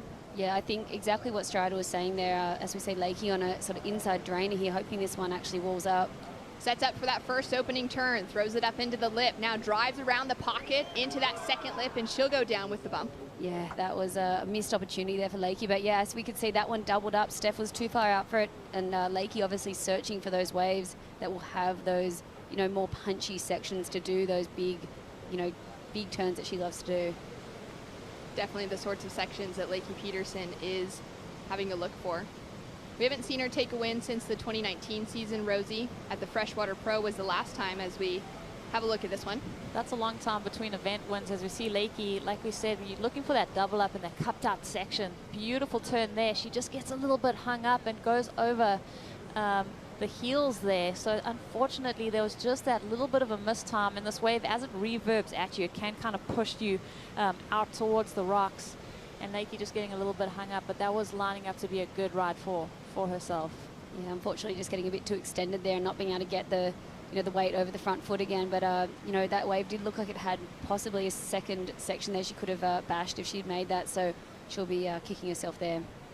We did see her make it into the finals at the Mayo Pro Portugal this year. She went down in second place to Tatiana Weston-Webb, but on her road to the finals, she knocked out Steph Gilmore. Wow, that's such a good feat, and you know, you take confidence out of those little wins as you head into other heats. That was actually such a cool heat to watch. I just had arrived in Portugal and for the finals day actually, and got to see that all unfold. And Steph had so much rhythm at the start of that semi-final, and it looked like it was all going to go her way. It's these fun running left-handers, and then all of a sudden, in the last 5 minutes, Lakey just fought back and just went to absolute town and got the win over Steph there. So she took that confidence, obviously got second to Tati in the end in that final, but yeah, it's amazing to see her in her second final this year. Really exciting to see her find that. Where for Steph Gilmore, Rosie, we haven't seen her make it to the finals yet. Yeah, she lost out in that semi in Portugal, but aside from that, that was her best result. It has been a tough road for Steph Gilmore this season. You're thinking all the way back to Pipeline. She unfortunately couldn't compete in that event with the COVID protocol. Sunset Beach, another disappointing result. I think she went down to one of the rookies there. Portugal, she kind of turned things around, and then through Australian legs, she didn't have I mean, that's kind of her pet events, right? Going into Bells Beach, multiple time winner. Going into Margaret River, she's had so much success there before. And that was a bit of a dry spell for her. So to see her climb through the rankings, get into that top 5 picture, it's really good to see the comeback roll. Yeah, and just talking to her yesterday, she was, after her 16-point total heat, which she was like, finally I'm back up in the excellent scores, just where, you know, she's used to being. I think she probably had lost a bit of confidence. You know, she just felt like some of her heats this year, she hadn't had the rhythm, or the waves had, the opportunity hadn't really been there for her. And, you know, to get some good scores yesterday, you saw that fire in her eyes, and her eyes just lighting up. The surfing and getting the scores she's used to. And coming out of the water with that excellent heat total above that 16-point mark, that was her 118th excellent heat. She also found 3 different excellent waves above that 8-point range here at the Surf City El Salvador Pro Rosie, bringing her up to 221. Now, as a competitor, how much stoke and more excitement does that give to someone like Steph, knowing she's still right there getting those excellent scores consistently? Well, I think when you look at the bigger picture for someone like Steph, because she's won so much, it's not just about like throwing sixes on the board. She is looking at drawing confidence out of getting bigger number from the judges. So that does play into that mental capacity for her to kind of gain that confidence and feel like the momentum's tipping in her favor, like you mentioned, Laura. It is, those numbers mean so much more to someone like Steph. And the reason she's still here is because she loves winning. She's one of the most competitive people I've ever met. And sometimes, you know, I'll say to her, you know, you could just go free surf and get barreled off your head. And she's like, no, she's looking for number 8 for sure. 88 in the back of the jersey. She would love to make it to 8 world titles. And I don't think we're going to not see her anytime soon. Also, I think the challenge has been set now because Carissa's won that 5th. So that gets her, you know, inches her closer to what Steph's been able to achieve. So, like you said, that competitive fire, she's probably looking over her shoulder thinking, hey, Carissa could go on a magic roll. She could roll into 3 more world titles and match, and you know, eclipse that record. So Steph wants to keep the greatest of all-time title in her namesake. She definitely does, and it's been amazing to see that from Carissa Moore this season, keeping that consistency. Even for her, without maybe putting together the absolute best performances, she's still walking away from event number 7 with the yellow jersey.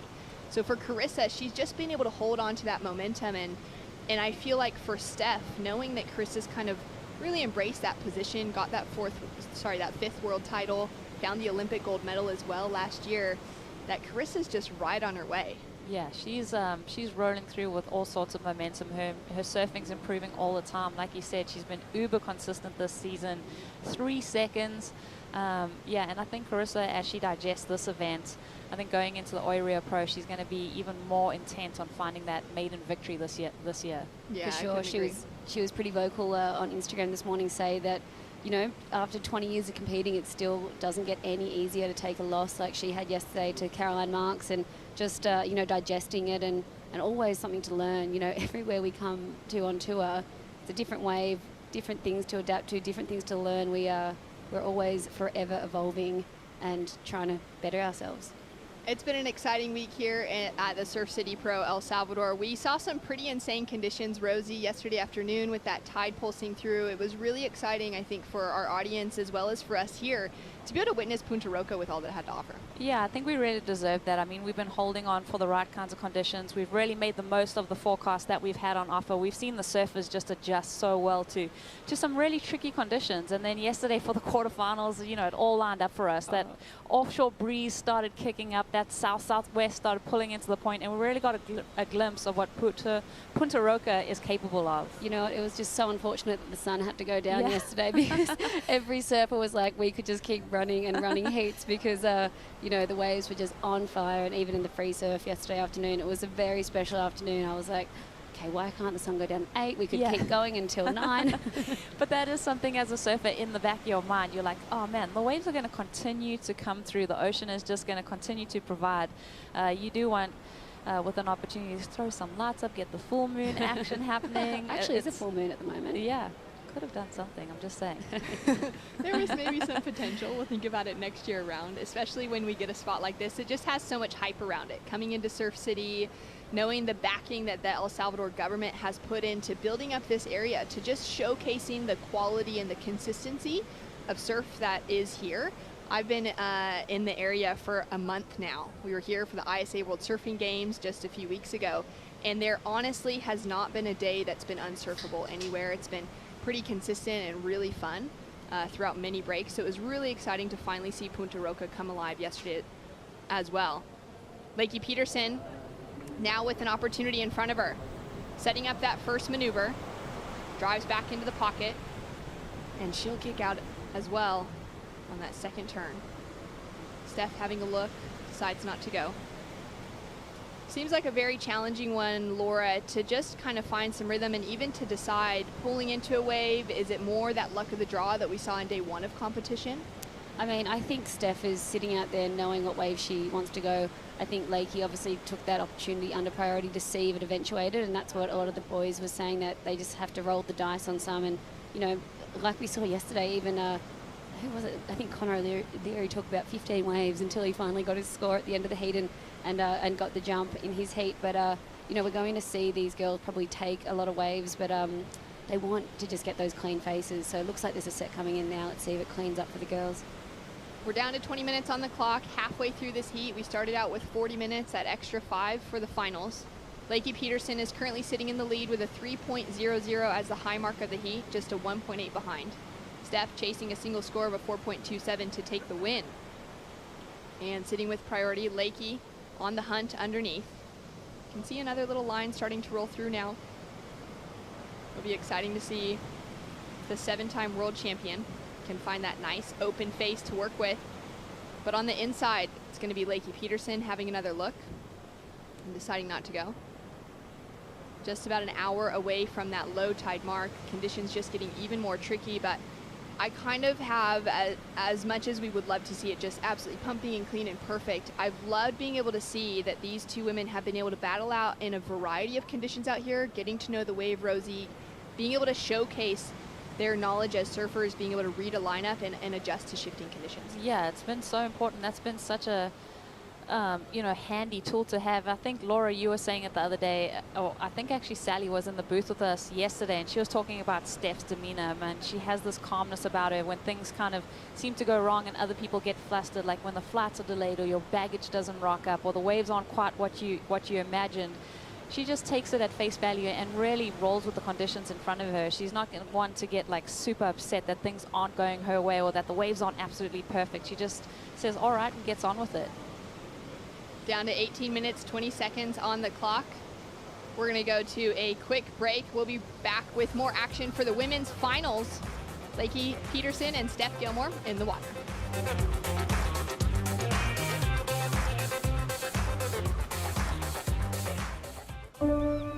My job is professional surfer. My goal is to win titles. That's what I'm here for. The world's best surfers in the world's best waves. We've had a shock attack. Whoa. It's the most intense surfing scenario you can imagine. I have to step up my game now and not make any mistakes. Oh my God! This is a war. You have to find a way to win it and do it at all costs. Paso Pacifico and Oriental Salvaje joined forces with WSL, Shiseido, and community volunteers to restore native plants near the Chilama River and to create awareness for the importance of this vital ecosystem through the We Are One Ocean initiative. We're working with WSL in El Salvador to restore the habitat along the Rio Chilama. Creo que el devolver al mar y a la tierra. If we work together to support the life that sustains the river and this wave, the local and global surf community can continue to benefit. Still feeling like I'm a whole person without needing to win is a really important human experience. The coffee shop. We've had an unusual amount of winning. Imagine if your life was a movie, what would you do? After all this time, I almost want people to experience this story that I've had. To properly meditate, it should probably be like, oh.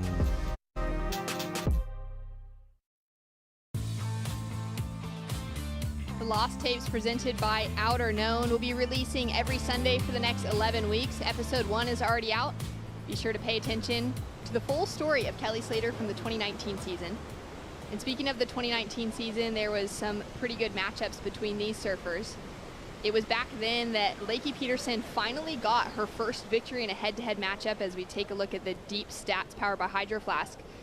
2 of those victories that Peterson has had over the 7 to Gilmore have come in their last 2 matchups. 2019 at Margaret River Pro, it was a really important one for Leaky Peterson, Rosie, where she had lost to Steph 7 times in a row over their career together, starting, in the early years of Lakey qualifying.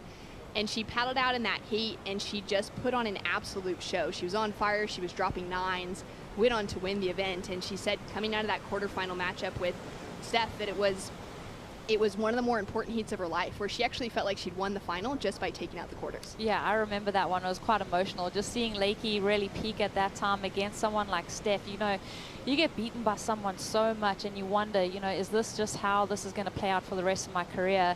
If I want to be the best in the world, I've got to beat the best in the world. And Steph is that person for a lot of the women on tour. So for Lakey, that was that watershed moment. She went on to win, like you said, dropping 9s.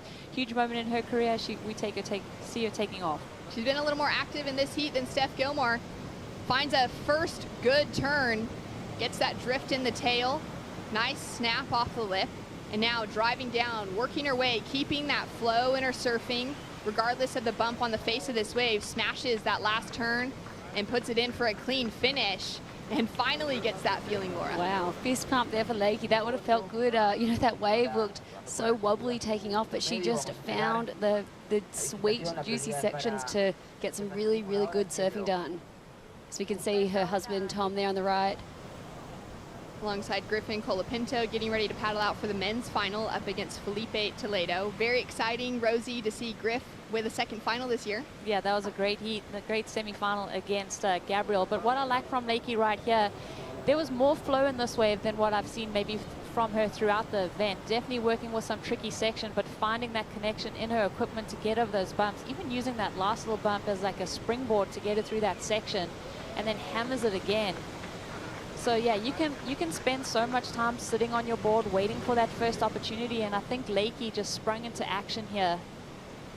You can get kind of leady legs and think about what you're going to do on your next wave. I think Lakey just executed her plan to perfection on this wave. Wow, look at that, a 6.67 for this wave here for Lakey, under Steph's priority. You know what, that she was rolling the dice, and this is exactly what she needed to do under priority, to find one of these waves that was going to hit this inside section and just give these fun sections. This looked like a really fun wave to surf, to just, almost like not many expectations, because it's not like this perfect looking canvas, but so many sections that just kept giving her, moments to do something radical on.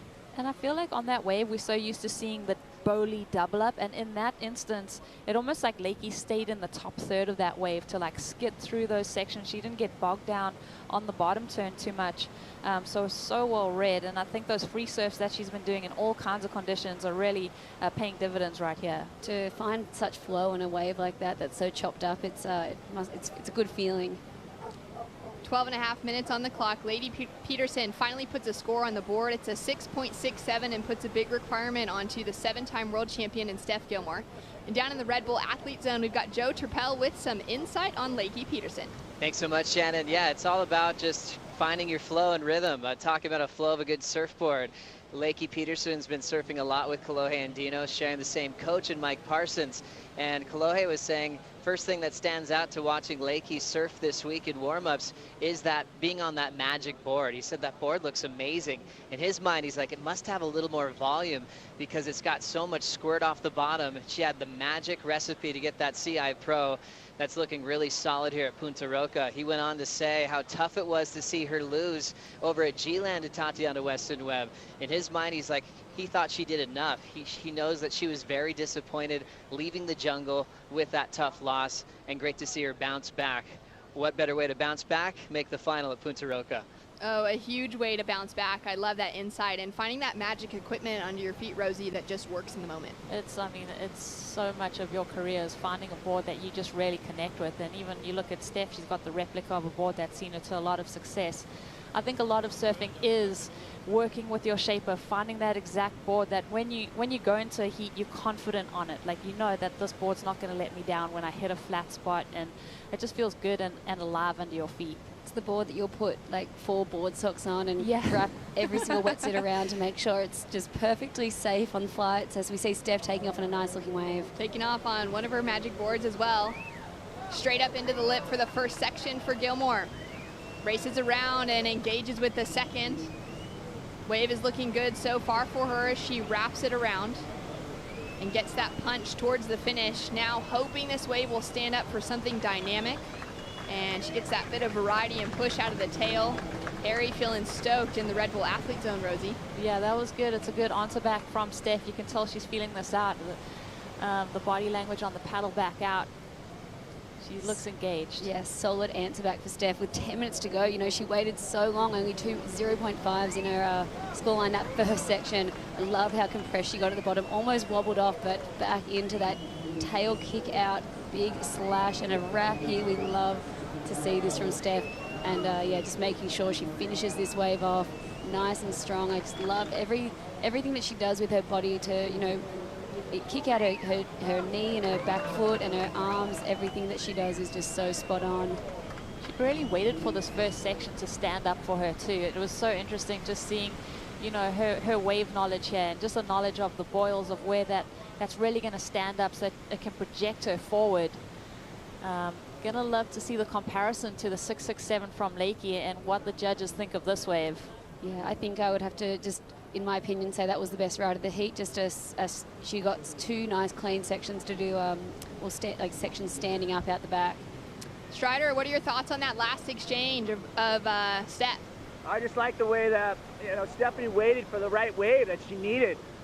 She was probably getting a little anxious because of Lakey's, you know, getting that 6-point ride under her priority. But, you know, Stephanie's always told me it only takes 2, and she's going to turn the 10-minute heat in her favor now, because she's going to put Lakey kind of against the ropes now, because Lakey will have priority in thinking about waiting for that wave and waiting for that wave and waiting for that right wave now is going to be like her strategy, I think, and Stephanie's going to be free underneath priority to find that little double up. So this is going to be a really fun end of this heat to watch it play out, because I feel like Stephanie's going to have a lot of freedom now to get another score, just like Lakey did in the beginning.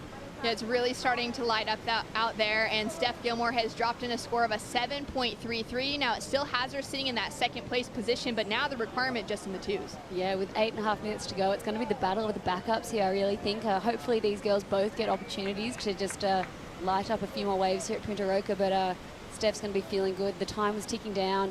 You know, this is a 40-minute heat. It took her 30 minutes to find a score of any substance, so she's back in it now, and yeah, let's go. 8 minutes to go. She got that reset. Plenty of time to get another solid wave. As we see Felipe Toledo taking a quiet moment before doing the rock hop to get out in the lineup, Rosie. Yeah, he always kind of takes that little moment on the shoreline just to center himself and just take a minute. I mean, it can be so busy up in the competitors area, so I think just for him it's important just to take that deep breath, have a moment to shut his eyes and really lean into what he's feeling and kind of let go. And we've had the caddies in the lineup throughout this whole week. That's why we're seeing 2 other people walking down with boards without the jerseys on, paddling out.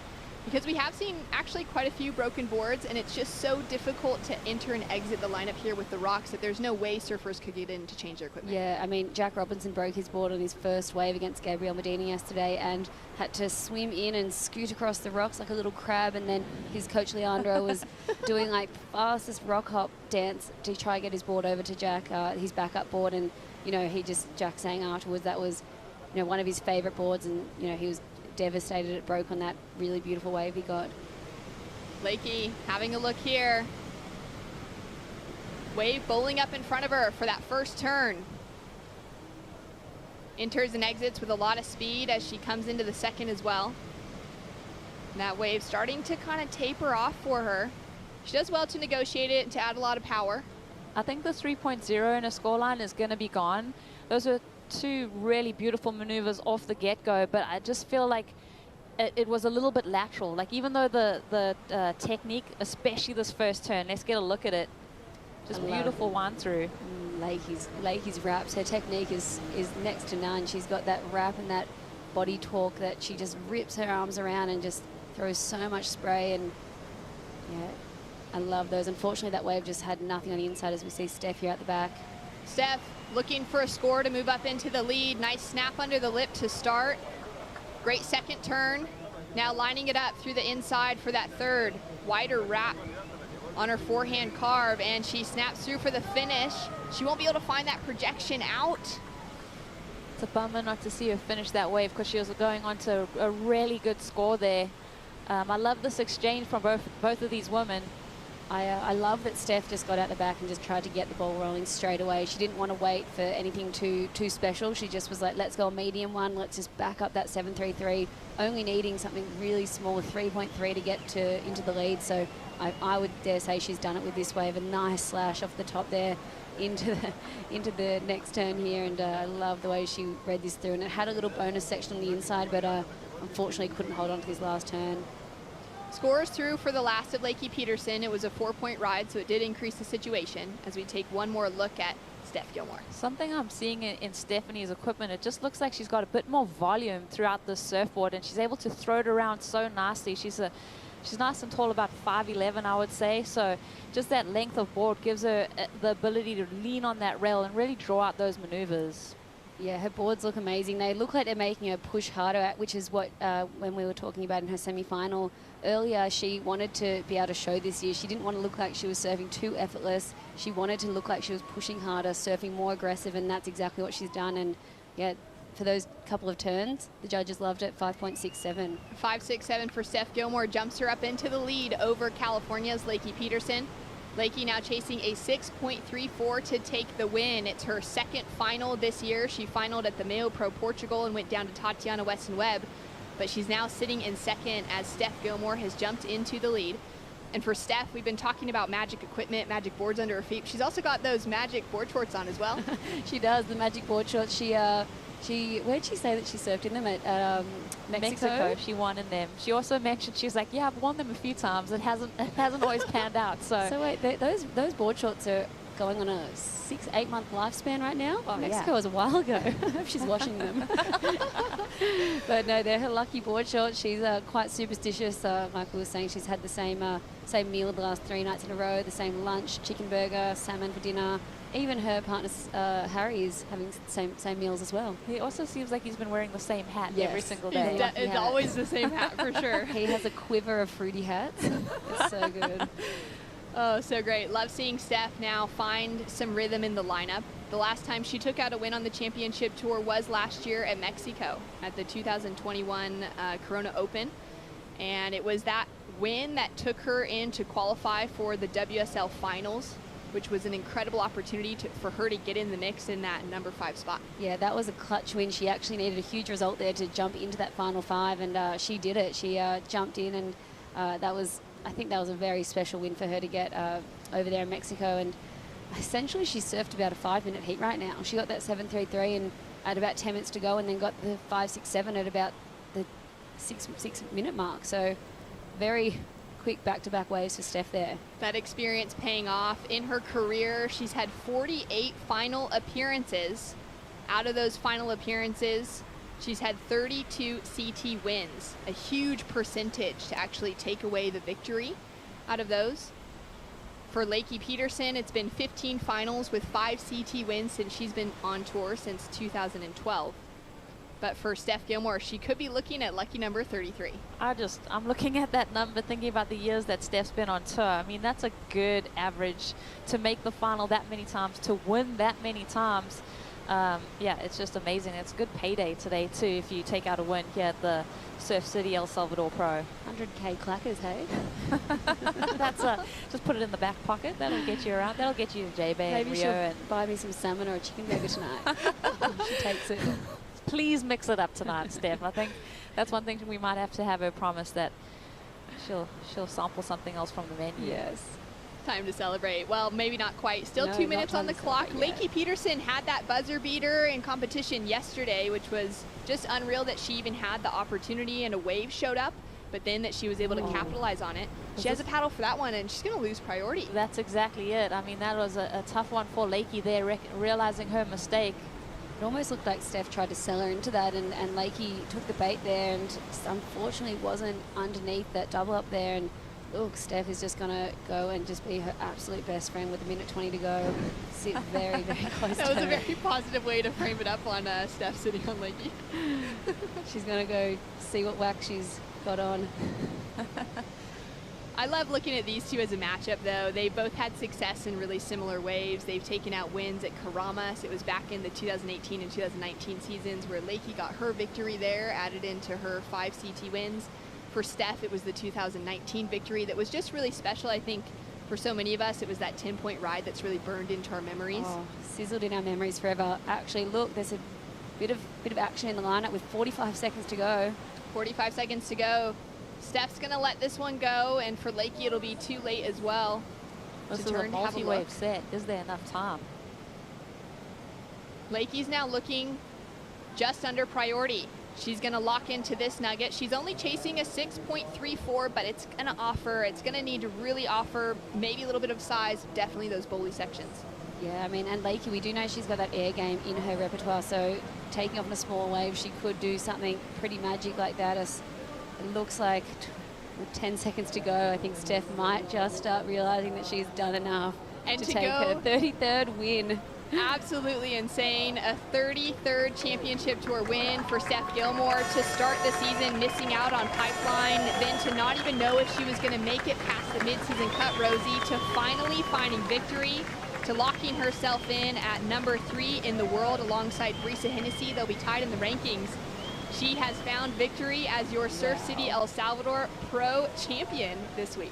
Yeah, I mean, champion is the word that comes to mind when you think of Steph Gilmore. Like you said, she's had just such a up and down season. So to have this win, this one's got to feel really sweet. I look forward to catching up with her on the sand and just hearing her thoughts about this 33rd victory.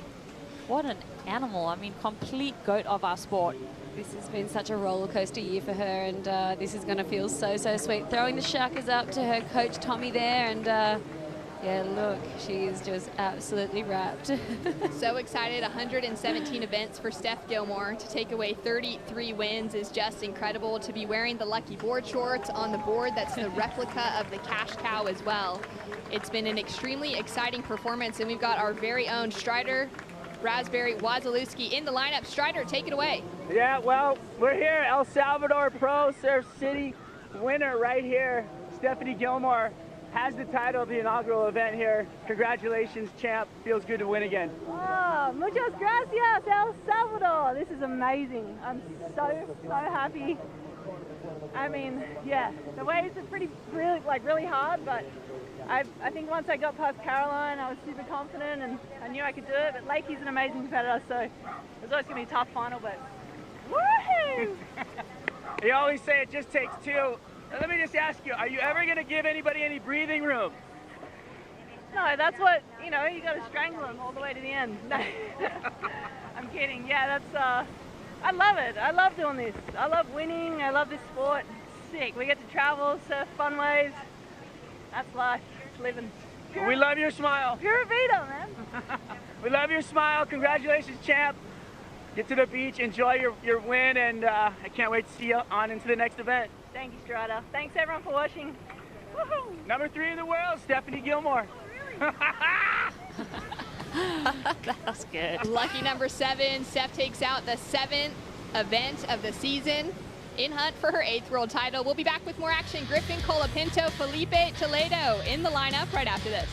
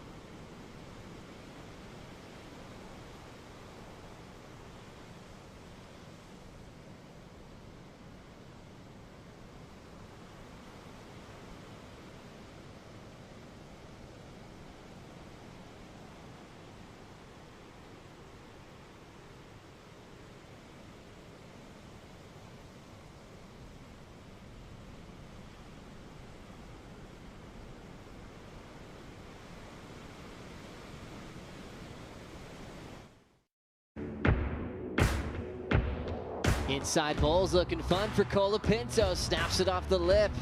Yeah, it's one heat at a time. Who would you like to go up against in the final?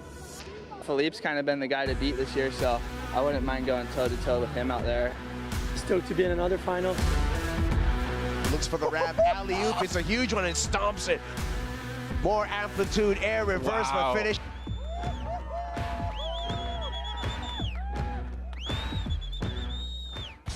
You're watching Finals Day here at the Surf City El Salvador Pro, presented by Corona. Stephanie Gilmore just broke her own record and picked up a 33rd Championship Tour victory. And now it's time for the men's final. Griffin Pinto takes on Felipe Toledo in a rematch of not just the Portugal final, but also their heat they just had at G-Land.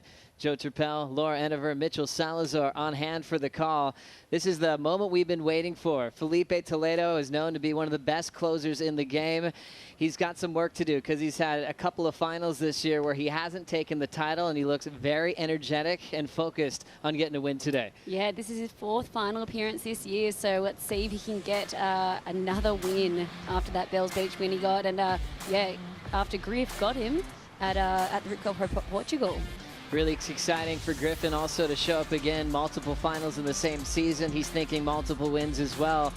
There's a lot of noise in the Red Bull Athlete Zone, a lot of commotion, people kind of pacing back and forth with finals energy. I saw Griffin visualizing, meditating in that amazing position with all the noise around him, and just focused on winning this final against Felipe. Mitchell, to have that kind of focus is special. He's been definitely working on that headspace throughout the year. Absolutely, and especially traveling with his dad right here in the summertime too. It's awesome to have that not only family support, but I also think the dynamic of them being able to surf together too makes it more of a surf trip rather than a competition trip. Griffin Pinto got through a huge heat against Gabriel Medina, and Toledo's just as gigantic, getting past Italo.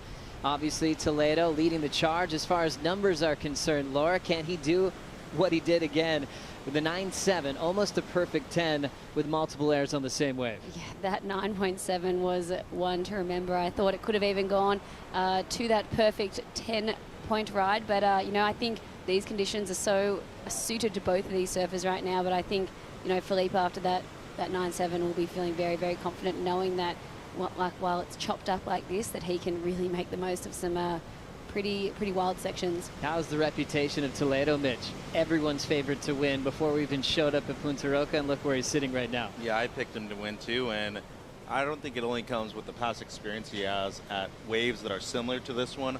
I also think that the expectations for his own self are the highest they've ever been too. He's been leading the rankings for quite some time, already won at Bells Beach, an event where he's finaled before, and now looking for a second championship tour victory this year. Looking at the matchups with these two, it's been really fun. Obviously for Griffin getting a win in Portugal, the first of his career, as we check out the deep stats powered by Hydro Flask. Toledo got instant redemption at G-Land in the quarterfinals. So now 1-1, and they go into their third match, another final, this time here at Punta Roca. Toledo, patient in his positioning, but once he gets on a roll, he's hard to stop. Griffin Pinto has made some interesting decisions in a lot of his heats. He kind of sticks to this present moment. He wanted to really blow up against Gabriel Medina. He actually fell in the early stages of that heat, and it was really brilliant to see him recover on a very close decision. Yeah, I think it's been so cool seeing Griffin's evolution over the last couple of years, and just the way, like we were talking about, his headspace and the way that he can pull his, I guess, mental space back when he's, makes these errors. And that was a very, very tight heat. He was standing on the rocks when he got the news that he just made the heat. So a wild heat between him and Gabby all day. I've been on the edge of my seat, guys. Oh, it's been really special, including the heats that we had yesterday afternoon when it glassed off and it was pumping. Griffin was part of maybe one of the best heats all season with Kano Igarashi. He still got some great sleep in the lead up to finals day, even though his adrenaline was skyrocketing. And he knew he'd have his hands full with the Brazilian Storm, the only surfer that was non-Brazilian heading into finals day today. Yeah, and that's a good point that you bring up too, because besides Kelly Slater, the last world champion for the USA has actually been CJ Hopkins in 2001. So not only does he have a lot to prove for himself, the state of California, but also for the United States of America too. They've never really had one person that stood out, obviously not counting the Hawaiian surfers, Carissa and John. I think it's time for one of them to actually step up and say, hey, I got home court at Lowers, I'm making the Rip Curl WSL Finals, and you better watch out there when I'm going home. It's really true, and you think about the California drought, absence from CT wins since Bobby Martinez back in 2009. Griffin finally broke that drought back in Portugal. As we look back to the finals day, the size of the waves dropped dramatically, Laura, and this kind of looked like Felipe territory. Griffin ended up getting the jump on him. It really did. This was such an exciting day, but Griff just going to town. These lefts looking Lowers-esque, and as Kalo Handino said, he really ripped the Band-Aid off for the California's winning drought. But yeah, these boys going back-to-back on some incredible high-performance lefts. As you can see how strong Felipe still was, it really just came down to wave selection. Griffin just had slightly bigger waves and totally committed on his backhand, Mitch. Yeah, and it was one score, really, Joe, that made the difference. This one right here, as you were saying, the size of the waves was what was able to give Griffin the lead over Felipe, and he just never lost it at the end. But how about his composure in surfing these lefts that not only resembled Lowers, I actually think it looked a little bit more like T Street out there that day. And there might even be some more T Street comparisons on some onshore days that we have right now. I think T Street might be one of the most difficult waves to surf well, and both Griffin and Felipe spent a lot of time out there on similar days.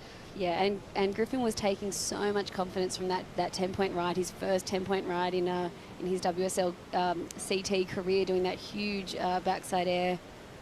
So yeah, that was a special event for him for sure. Steph, she's made her way up the rocks, the Punta Roca rock dance, and ready to celebrate that victory. She is so used to this, spending a lot of time with the media, answering all the questions, and she looks forward to it. What a great way to celebrate a win, and you get to share your joy, all your work that you put in to becoming the champion. I mean, how do you bet against her when it comes to point break surfing? Well-deserved win for Steph as we get back into the men's final. Griffin Pinto just trying to create something for himself down the line, and he'll end up kicking out. He actually checked out a wave before that at a .73. So we already got the priority rotation going. Toledo as well, .37 to kick things off. Earlier, Mitch, you brought up a final where Felipe beat Italo in Portugal, where I don't know if viewers realized how hard it was to surf that finals day. He can clean up any types of conditions and create big moments for himself. It's just a matter of time in this final. Yeah, and with the extended time that they've been awarded to, 40 minutes is a long time. That's an eternity, really. And I don't think the use of priority is that significant in the first half. I think in the second half, though, a little bit more strategy-based surfing is what we're going to see from both gentlemen. But I also like the approach that Griffin has in this heat. just the same way that he approached the heat against Gabe. You need to break away, get a score on the board, and add some pressure to the world #1 at the moment. That finally out of Itola was the breakthrough season for Felipe, where he had a few wins in the same year as Steph's enjoying the traditional chair up to the podium. And not an easy job to do here at Punta Roca. Well done. Oh, I remember me and Dimity Stoll carried her up the rocks at Lowers when she won there a few years back. And yeah, I don't know how we didn't break our ankles. We just thought we had superhuman strength, and yeah, did the Lowers rock dance with Steph, who's like double our height on our shoulders. Really incredible looking back at all those memories and wins with Griffin with a 1.43. Strider, Griff's got an opportunity to get a second win this season. What's he really focusing on right now? He's focusing on anything he can see. He's looking way down by the caddies at the moment. He's just hunting around. The scary thing about both of these surfers is that they can catch any wave and make something out of it. So all he needs is that one little ramp, that one little section that's going to give him the opportunity to go above the lip. This wind is the new offshore. It's so perfect for the ramps, and that wind getting underneath the board will just give them the opportunity to go to the air and do anything they can possibly think of. So he's down here at the end looking around, hunting around whatever he can. Felipe sticking to his guns on the point, waiting for that one double up. So interesting juxtaposition of two different plans completely. Thank you, Strider, and it's really interesting when you look at a final where you're thinking airs are going to make the difference, and both of them are very solid with their repertoire above the lip. There's actually a throw tail into the flats that I think is very comparable with Griffin and Felipe that maybe nobody else has on tour, Mitch. Yeah, no, and you're absolutely right. We actually saw that in Portugal by both of the gentlemen, and as you said, they're very comparable. The big difference to me, though, it seems like Griffin, with his stature, it seems like he adds a little bit more power to those ones, Joe. As we see the snap to start for Pinto into a vertical climbing finish.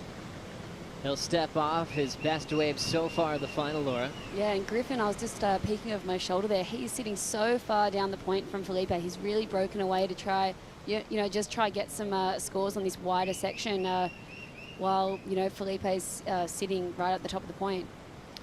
As we see Strider in the distance as well, he got a message from the beach announcer that if Griffin's going to move down this far on the point, Strider as well has to adjust his position.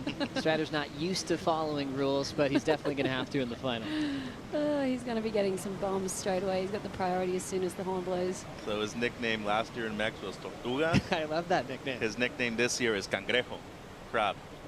Crab. What was his translation? Turtle was last year. With a big pack on his back, Strider enjoying the final energy. What a great rematch from what we've had a few times this season. Score still waiting to drift in for Griffin Pinto, and looks like Felipe is going to make the adjustment as well and head down the point. Yeah, I can hear some whistlings on the beach. There must be some action about to happen. 3.33 for Lastic Griff. Toledo needs a 4.39 on this wave to go right into first. He's got that stall. He wants to ramp up. Clear for takeoff. Full rotation. Seamless on the landing. Right into a wrapping cutback.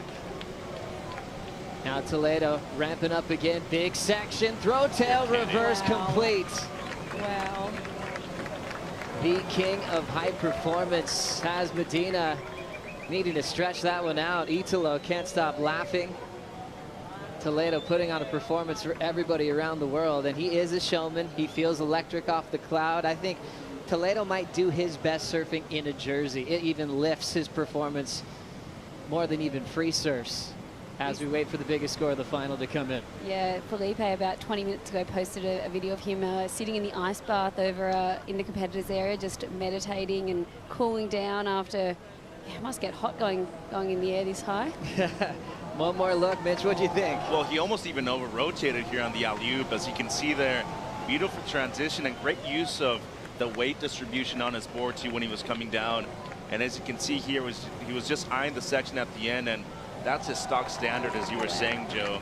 That blow tail reverse that he can kind of push towards the beach. But look at the alley-oop, though. He goes into transition right here, and look at the way he uses his shoulders to rotate, and he almost even over-rotates. That's why he has to bring the shoulder back around when he does that right there. Wow, and huge scores coming in for Felipe Toledo, 9.57 for this second effort of the final. Love the wrap in the combination, and then to rotate the other way just shows off his skill set. He didn't repeat the alley-oop motion, shows how talented he is in the above the lip to go the other way. The variation and your muscle memory from the air right before, it's so difficult for you to kind of do that in the moment.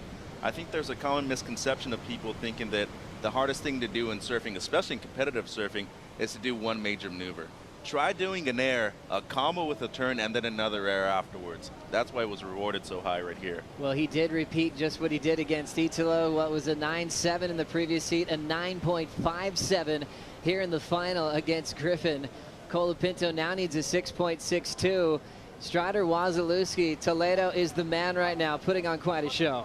The man right now, the man. He's been the man. He's got that jersey on his back for a reason. I just love his gameplay. He stuck to his guns. He knows where he needs to be in the lineup, and he sought out that perfect wave that had that nice, clean face on it, and that wedge.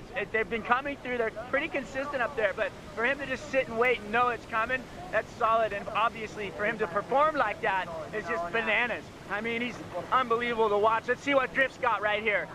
Big carve for Griffin Pinto. Nice clean wrap once again. Coiling up off the bottom, there's the snap to slide. More room on the inside for a frontside power carve. Jamming it off the oncoming section.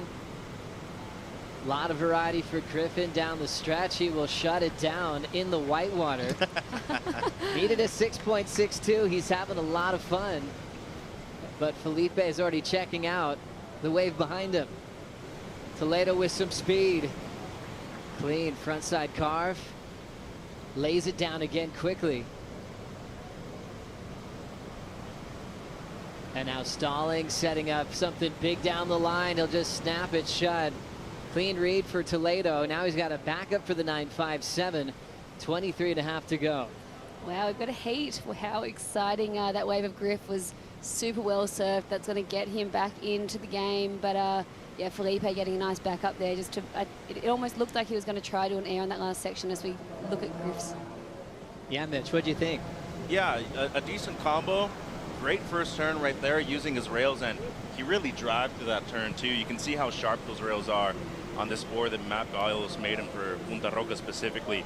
Another great one right there, and that's what this wing kind of does, Laura. It picks up that, I want to say, slight texture, and it kind of lifts up that section for you to actually attack it from a more horizontal phase. And then Phil on the outside, this is going to be a decent backup for him. Maybe not the section he was looking for right here at the end, but I like the way he approached this wave, knowing that he just needed to get something on the board to back up that 9.57. He's got a great balance, doesn't he, of flowing and just surfing to the wave and then over surfing the potential of what you'd expect. Felipe can turn a small section into a giant score or huge air, but he has flow as well, which makes him almost unbeatable in conditions like this. Already with a 9.57, you could feel his confidence from here, and I think there might have been a couple of years where he might have felt, you know, like he was in the shadow of De Souza, of Gabriel Medina, of Italo Ferreira getting world titles before him. But now this year, just with his confidence, it's like he's kind of feeling like the captain now of the Brazilian Storm. He for sure is. He's the captain. He is the king of all the fun. Everyone that's around him in the Brazilian Storm, and everyone that's just been hanging out with him, even in G-Land, he's just always the best vibes. And you know what? I feel like even when he came onto the tour when he was young, he had a totally different stature. He was just a skinny little Felipe, and he was still doing those same combos that he did on that 9.5. But now he's just doing it with double the energy and power and strength and height, and it's incredible to see. Well, it's an interesting point too, because we know he's on a prototype model that doesn't have a name yet for Sharp Ice surfboards. If you come up with a good name, it might stick. But he won on this prototype back at Bell's. The big difference between his boards before is he actually did put on some weight, some good weight, some strength. So he has more volume than his boards in the past. And it's looking like he's got all the flow he needs. Meanwhile, numbers in for Pinto, a 9-point ride. That's enough for the lead. Toledo still has a wave coming through, and his father Mitch is celebrating another excellent score. Wow, we have a heat on our hands now, don't we? And there's different ways to get to a score too. For those that are thinking, okay, was it comparable to the 9.57? The way he was able to use the wave differently, it's still an excellent score. And you saw that not only was he able to approach those big sections differently and maybe a little bit more strategically than Felipe did. Felipe kind of stuck to his air game on that wave, but the sections allowed for that. The sections on Griffin's wave didn't really allow for the same kind of attacks that Felipe had. Great comparison. Toledo 957 going to the air in different rotations. Alley-oop, carve, frontside air reverse, and Pinto found a lined-up wave to do multiple power moves, mix things up with variety, and got his 9 in a different way. Last of Toledo now about to factor in as we have 21 minutes still to go in this final. Pretty exciting heat. Two guys firing at all cylinders. Pinto wanting the run to get into the WSL Finals for the first time, and Felipe turning in another great season last year as he finished runner-up in the world. So all things are going to plan. And we still haven't gotten to J-Bay yet, where Felipe has dominated in the past. Obviously in Brazil, Felipe really accepts that energy coming towards him. I think for a lot of Brazilians on tour, they're the most popular in that region. Right. Sometimes it can actually be overwhelming. For example, Medina still yet to win in his home country. Yeah, and they've been the most popular surfers here this event too. A lot of the fan base in Latin America actually kind of dives into the Brazilian culture, and they love them just as much as they love their local surfers. These boys have some fast haircuts and sunglasses on. They certainly do. All surf so incredibly quick. They've been hanging together since day one here in El Salvador, as we're standing by for the last score to come through for Felipe Toledo, as Griffin is still holding the lead. A couple of big 9s already, as Toledo is still just getting started. Yeah, what a rotation right here. Look at the way he's able to eye this section, and look at the landing too. As smooth as Tennessee whiskey right there when he's coming down, and just a beautiful transitional maneuver into the carve as well. I love the way he places his feet on the board too, and look at how far back his back foot is. It's all the way back on the tail pad, Laura. I just can't believe that coming out of that air, that his feet were in such a good position to be able to just do that wrap immediately, but he's done that before. Griffin Pinto, nice clean snap. He's got a lot of speed, air section, throws down the slob reverse, taps the whitewater. He's got more for us. It's almost like an inside corner at T Street back home in San Clemente. Jams it again off the lip. Can he fit in one more explosive move? Pops the fins out, rotates one more time. What a final. He doesn't want to lose, Joe. He does not want to lose this one. He has so much great energy, even on smaller waves to the inside. He probably knew that Toledo still has a score to come through, so he wanted to excite the judges quickly. Laura, what'd you see here? Yeah, this was a small wave, but Griffin going to town on it. I love this slob there. Just whipping it around. He's surfing with so much speed, and just looks like he's having a fun time. But this wave going pretty small, so I'm not sure where the judges would go, but love that he just is surfing and having a really good time. I mean, I don't know if you could surf a 1 foot wave any better than that, Mitch. For real. No, and the variation too, the presentation of this high quality air, and look at that grab right there. As inverted as you could possibly get with the slob grab, and one of the more difficult grabs that we see in the sport of surfing too. And how quick is he in transition right there, going straight up into the lip line and then able to manufacture a score. As you said, out of a 1 foot wave, Joe, not easy to do. So impressed, even fitting in a slob rotation, which makes that grab even more technical. As you can tell by his body language, he just wants to keep surfing, but it's Toledo's turn, up and out, as he was extra deep on that, using priority just to check out that wave. Felipe's score took a few minutes to lock in. It was a 5.17 to back up the 9.57, so he did get his lead back. So on Griffin's last runner with that slob reverse, he's chasing at least a 5.75. Judges have another big decision to make, Laura. Yeah, they do. I mean, personally, I don't think they can go too high just because of the wave height there and how small the wave got at the end. But yeah, Griff I love that in his interview when he knew he was hopefully coming up against Felipe, he just wanted to go tit for tat, which is what these boys are doing. It's very exciting as we see some good-looking bumps rolling through the lineup. This is what we've been waiting for. Felipe was just up and out, so he still has priority of where he's positioned here at Punta Roca. He'll let the first decision go by. So he's not just chasing anything down. There's certain waves he's identified with scoring potential. Meanwhile, Griffin will just roam way down the point. And he's up and out. Felipe likes the look of this wave. Just for a moment, and he hops out again. So it's kind of at that part of the day condition-wise where you just kind of have to take off and just check these waves out quickly. Griffin will get up again. And he hops out. That little inside runner where he did a lot of damage on turns in a 5.27. So Griffin stays in second. He needed a 5.75, Mitch. It was close, and I think if, as Laura said, the wave would have been just a bit bigger and the sections would have been a bit heavier, I think he easily gets the score right there. But a 5.75 is not an easy score to come through with these kind of conditions we have right now, Joe. What a battle with these two, Felipe Toledo and Griffin Colapinto, meeting for the third time this season in 2022. So far, Felipe leads out front. Will Griffin catch up? We'll find out right after this.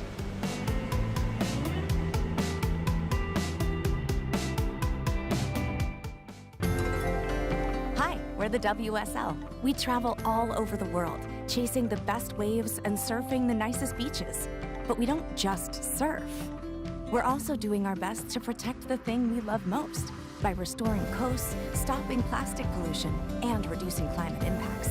We know we're not the only ones trying to save the ocean, so we want to hear what you're up to. Use hashtag #WeAreOneOcean and tag WSL to share your sustainability story.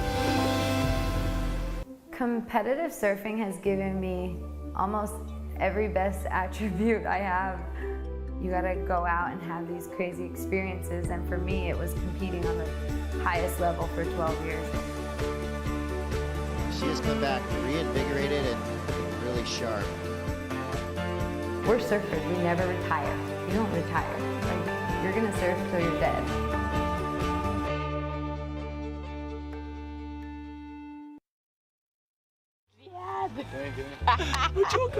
O Lucas são mais simpáticos. Okay.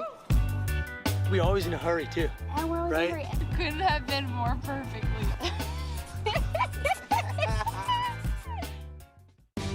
Felipe Toledo is going to be the host of Corona Lay Days throughout the year. You can enjoy all that. You'll find out more information on worldsurfleague.com.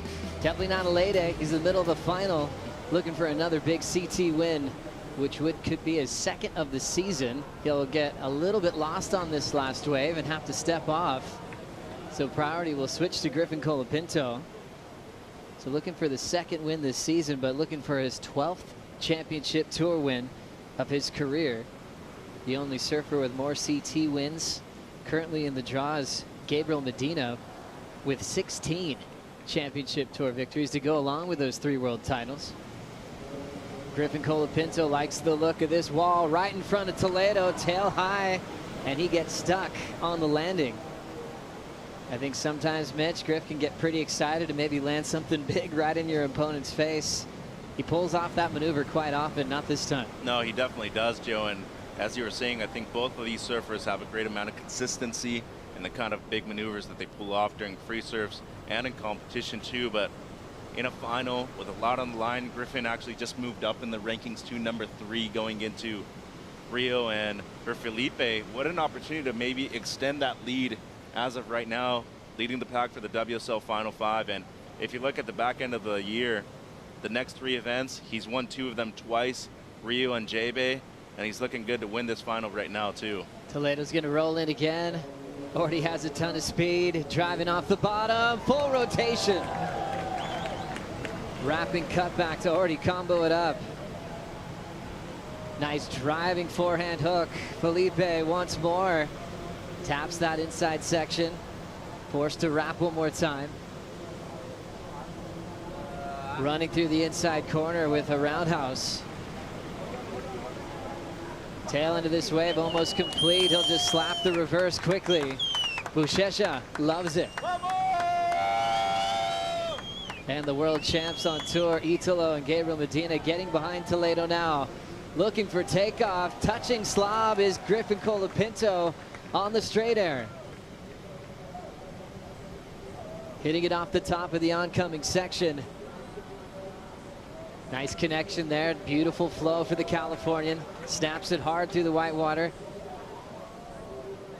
He will get all the way down the point for a solid re-entry. Mitch Colapinto loves it. And Griffin responding to Felipe's energy. This is exactly what you want to see in the final. Wow, I've lost. I'm puffed just watching those two waves. That was such a long wave from Griffin, and wow, Felipe's first air there going super high. I love this. Just put on the brakes here, identifying that section and going huge, so fast, and the way you can spin that board around. Unfortunately, this wave didn't really give him much at the end, getting a nice big wrap there and working his way to the inside, and unfortunately just not really getting a big section here, but he finished it off well. Another nice little blowtail reverse. He certainly did. He's so quick, and he just responds to the sections in front of him. Just to throw a reverse like that isn't easy after a long ride. That full rotation, though, something he can call on demand, Mitch. Yeah, and he went supersonic on that one right there. The amount of speed that he had during this rotation. Look at how quick he goes around. I mean, that's a full 540 right there. Over rotates even just a bit too, but as I said before, the way he's able to land and then go straight into another maneuver, there's few people that can do that on the CT. Then to Griffin doing a cool slob punt. Didn't go for a rotation there to mix things up, Laura. Yeah, this was such a wild wave. He got the nice air at the start, and it just felt like he was doing so much down the line work, but making the most of it. That section looked super fun, smashed the tail out there, and just was working his way down to this critical little section on the inside to finish off. Impressive from this angle, Mitch. Yeah, no, I love the variation that he's presenting too. If there's one thing that I will say about this wave, though, there was a lot of down the line work, as Laura said, but looking at this air right here, how original is this too? We haven't really seen a single slob like this that's just a straight air in competition. I would have to say in a few years. Jordy did one the other day. There was more of a straight grab, but nice variation, and good example there by not only Felipe going with the rotation. Griffin recognized that he needed to do something completely different to kind of take away the attention from the judges too. What a great final, Strider. I might say it for you. Are you kidding me? Are you kidding me? I mean, come on, you guys. This is some great entertainment, but I think the toughest job in the world right now is to be a judge. But can you imagine sitting up there trying to figure out dropping these scores for these guys? It's unbelievable. Oh, we got a little situation here. Okay, pack the mic, Strider. We'll talk to you soon. Judges putting in the numbers for Pinto and for Felipe Toledo on the last exchange. Felipe punched out the full rope to start, and that score is a 6.43. Wow. Oh my gosh. Last score for Griffin Pinto, a 7.0. So Griffin wins the last exchange with the big lofty frontside slob to start. Toledo just under, but Felipe still has the lead because he's got a 9.57 to break a 16-point total tie for first. Are you kidding me? He needed the 6.43 and he got that. Wow, doesn't get much closer than this. So they're completely tied at 16 points. To break the tie, you go to your high single score. They both have 9s, and it's Toledo's 9.57 to stay out in front at the moment. And tie breaks don't happen in finals. They don't. It happened once at Bell's. Adriano de Souza, McFanning a few years back, and at that time it had never happened before. Let's see if they've got more surfing left in them with 7 minutes to go, Mitch. Well, and an important moment right here in the development of the heat too. They can't stop paddling until they hear the beach announcer tell them who's been rewarded priority here, because it's a close one as of right now. 7 minutes to go. I wouldn't even be looking back at the scoreboard looking to see if my color's up there, because I actually think that the winner of this final is going to come out of the person that gets rewarded priority right here. And you can see Griffin taking the out the back line to try not have to paddle against that current there, and I think Felipe probably will get it, as he does look to be a bit closer to the takeoff zone. And he had the first wave out of the exchange too, so if it's close, He's they usually waving give his it to the arms. first person. Yeah, waving his arms, asking, and he's got it. He got the priority. Barely though. I mean, that was close. We'll see if that determines the outcome of this final. Incredibly close. When you have a tie, you can talk to a couple of judges. They might have Felipe winning. The other half might have Griffin winning. So it's a split decision from the panel on who's winning this final right now. And you can't really blame them. The different types of surfing, the different types of airs. One thing we know that they're both absolutely ripping right now. They're both absolutely ripping. And looking at those last two scores of the boys, I would say, I mean, personally, I thought Felipe's first air was where majority of his points came from. But Griffin's wave was just so different, so long down the line, and I think just getting to do so much work at the back half was what got his score above Felipe's. You break down Felipe's there. I don't know if anyone could spin quicker than that man can, and he's so explosive how he can just pick his board up. That stance gets wider, and he can stomp it, and he doesn't need any recovery time before he goes into the following turn.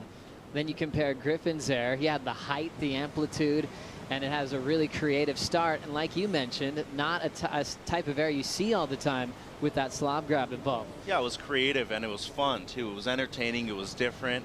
But as we mentioned before, I think the different ways of getting to a score was something that was really similar in their nines and with their low scores that are at their backups at the moment. Because if you look at it from a perspective of judging, you're usually looking for those bigger sections on the outside. As you mentioned, Laura, Phil had the one big air on the outside, but the rest of the wave was kind of lackluster. For Griff, he had those transitional turns in the moment in between. Big air on the outside and a decent finish too. So which one did you like better? They like reds a little bit better, but at the moment on two waves, it's yellow that's taking the lead. Yeah, and looking at the difference between the two nines, Felipe's 9, short wave, three turns, 2 big, amazing airs, and Griffin, he got like 50 turns in. Mm-hmm. He's been finding these rights that just keep on giving, and even the 5 he threw away was so impressive how fired up he is for this final. He did come out of his meditative state, high-five his dad, got a big hug from him. He started seeing a couple of friends on the way down, so he kind of released his meditative focus and started getting himself fired up to compete with another shot at Toledo. Remember, 1-1 this season. Quarterfinal victory for Toledo over Griffin at the last event going left. And then Griffin beat Felipe in Portugal, an event that Felipe's won in the past. It's interesting, too, when you think about what a win means for a guy in yellow right now. Last year, Toledo wasn't the #1 seed. He had to come from behind at #3 seed in the WSL Final 5 and first get through Italo and then get to Medina. We talked about last season what would be the advantage, to roll into the title match or to be favored as a #1 seed and just wait to see who your sparring partner is going to be. Laura, do you see an advantage there?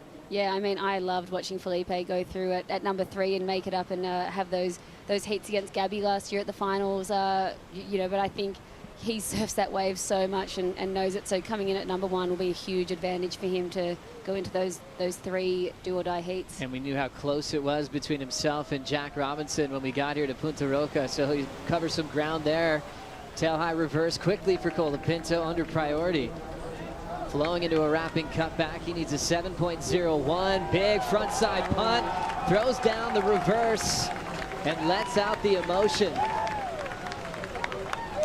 Scotty Hammond's high-fiving Mitch Colapinto. 2 guys from Southern California excited for Griffin staying in this final, Mitch. I don't think there's going to be a real loser in this final, to be honest. I think both gentlemen have given their all in.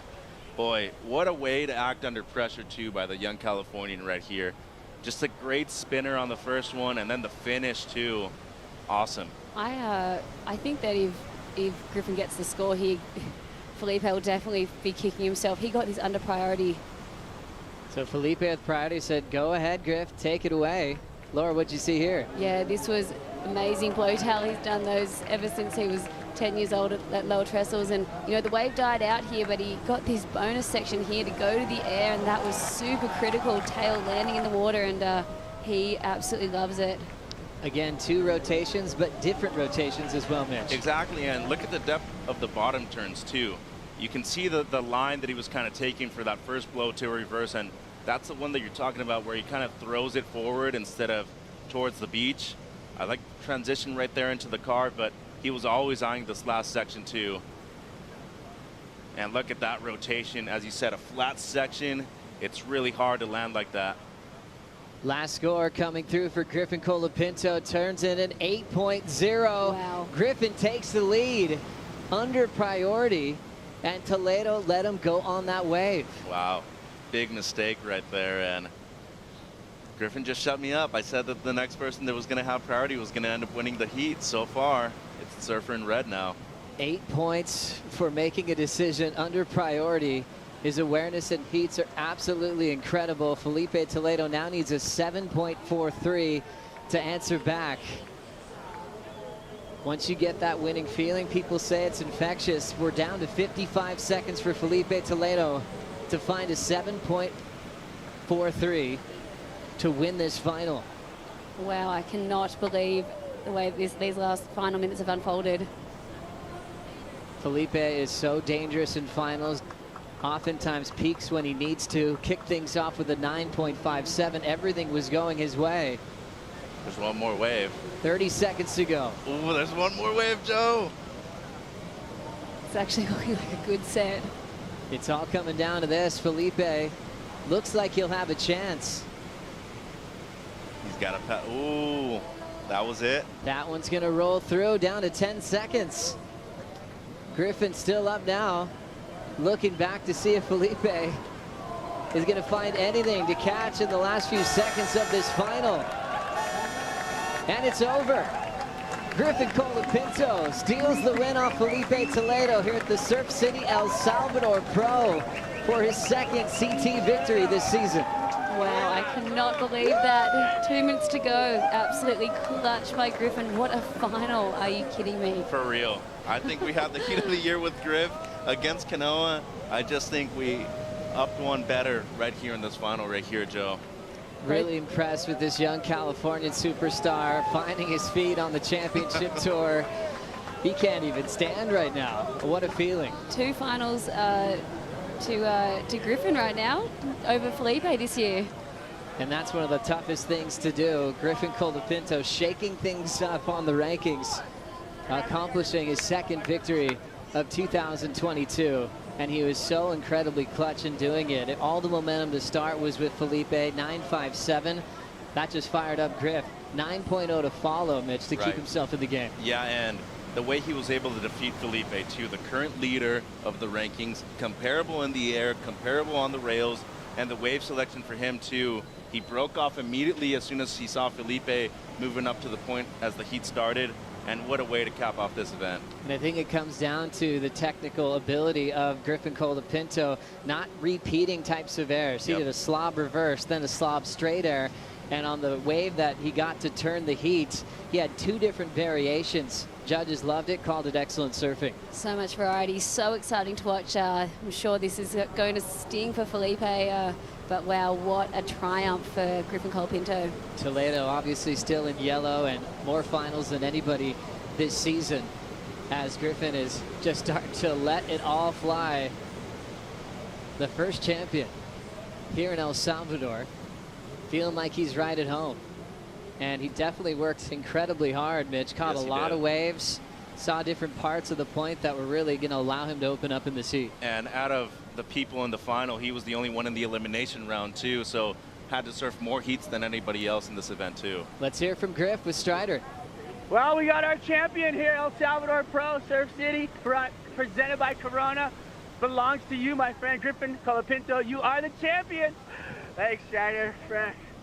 Crazy. I was just so baffled that we were tied and I was losing by 0.01 or a tiebreak or whatever. I just was thinking it can't end this way. I gotta figure it out. And then, I mean, comeback performances are literally, those are what I dream of. So if I'm in that position, it's just, I love it. So I mean, Felipe and I had some good battles. He beat me at G-Land, so I'm psyched to get him back here. But frick, he's been surfing so good on that 9. I was 9.5. He got, yep. Okay, typical Felipe, just doing his deal. So, man, just this final feels better than the Portugal one, so just soaking it in. You said you felt good after that huge rotation on the inside. Did you know you got the score? Oh, here comes the set. We're gonna get caught inside. We're gonna let Griff go in. Nice work on the duck diving. Thank you so much, Strider. And thank you so much, Griffin Pinto. Just rewriting the end of that heat, breaking the tie with a big 8-point ride on the last exchange to become the champion of the Surf City El Salvador Pro. Coming up next, the Corona Post Show to talk about all the major highlights of an incredible day for pro surfing.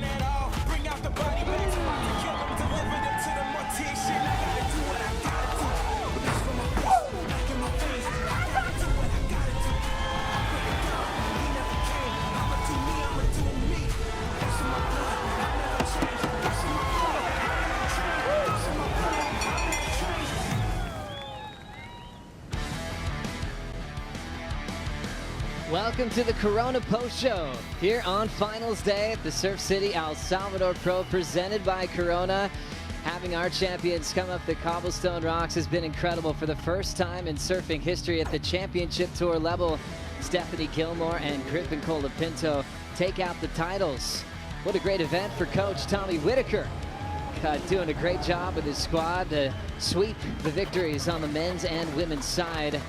Wisely letting Griffin walk up a few of those rocks before the chair is about to start. He's got some good friends like Jacob Atwood on hand from San Clemente, his father Mitch, that are probably thinking about who's gonna be lifting him up to the podium. Thanks for being with us. Time for the fiesta here on the Corona Post Show. Joe Trappell, Shannon Hughes, and Kaipo Guerrero. What a treat to see Punta Roca in many different moods this week. And then going into Finals Day, where we saw the decrease of surf and wave height, the challenge was there, but one of the most exciting finals I've seen in a long time, Shannon. Oh, it was unbelievable. It was great to be able to see the surfers really have to adjust to the changing literally of the tides, but also just the variety of conditions and getting to know Punta Roca for all that it has to offer. Crazy when you look at Toledo, Kaipo. When he gets to finals, he usually wins. And when he started with a 9.7, it looked like everything was going to plan. Talk about progression. That was just a display of progressive surfing from both Griffin Pinto and Felipe Toledo. This is where we're going to head to in the future, Joe. Like, the conditions, they don't really matter anymore for these guys. Are so talented. You give them some wind, you give them a ramp, and you're going to have a show. Well, it's interesting when you look at a guy like Toledo. I mean, he's the monster, right? In conditions like this, he can do anything he wants. But you're starting to see a young kid from San Clemente start to believe in himself, that when someone throws a big 9 at him, he can do the same thing. And that's what Griffin has been working on to put in his mind so he can follow through and do it in real time. And he just proved to himself a lot. Confidence is going to skyrocket in the next event, Shannon. I mean, it has to. It would have been that launch of confidence, even out of those airs and the scores he was getting in his win in Portugal. But now to be able to do it again against Felipe Toledo, who's been wearing that yellow jersey, for him to be able to find rhythm and to be able to bring that variety into the conversation has been really excited to see from a younger competitor. Well, Joe, we've seen Mitch Pinto on the chair, Kipes. Yeah, this is Kalohe, obviously been a mentor to Griffin Pinto. Dad's under the other shoulder, Mitch, and Griffin with another CT victory. But I wanted to touch on the fact a lot of this started up at the U.S. Open, where he got into this new routine of getting into the bubble, into the Zen zone, and he's been doing that routine since then, and he's been paying off. A little bit of a change in the mental attitude, I think. You know, we already had all the physical aspects, we already had the technique, we already had the talent of a surfer, but that being able to master your mental state, I think, is what's been paying off for Griffin Pinto. Really special to see the rise of Griff, the first Californian to win the Triple Crown, got a 10 at his rookie debut at Kira. Then he had some injuries that slowed down this run. He learned how to pick himself back up to truly be involved in the title race.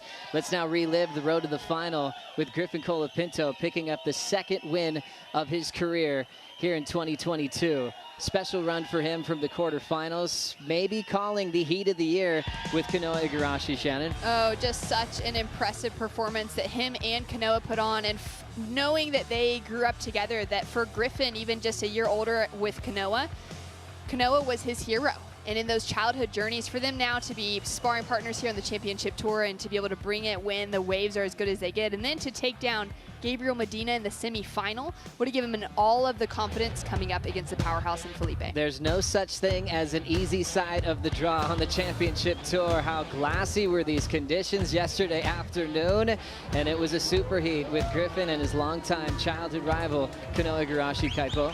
Yeah, the magic mayhem under his feet, just in control.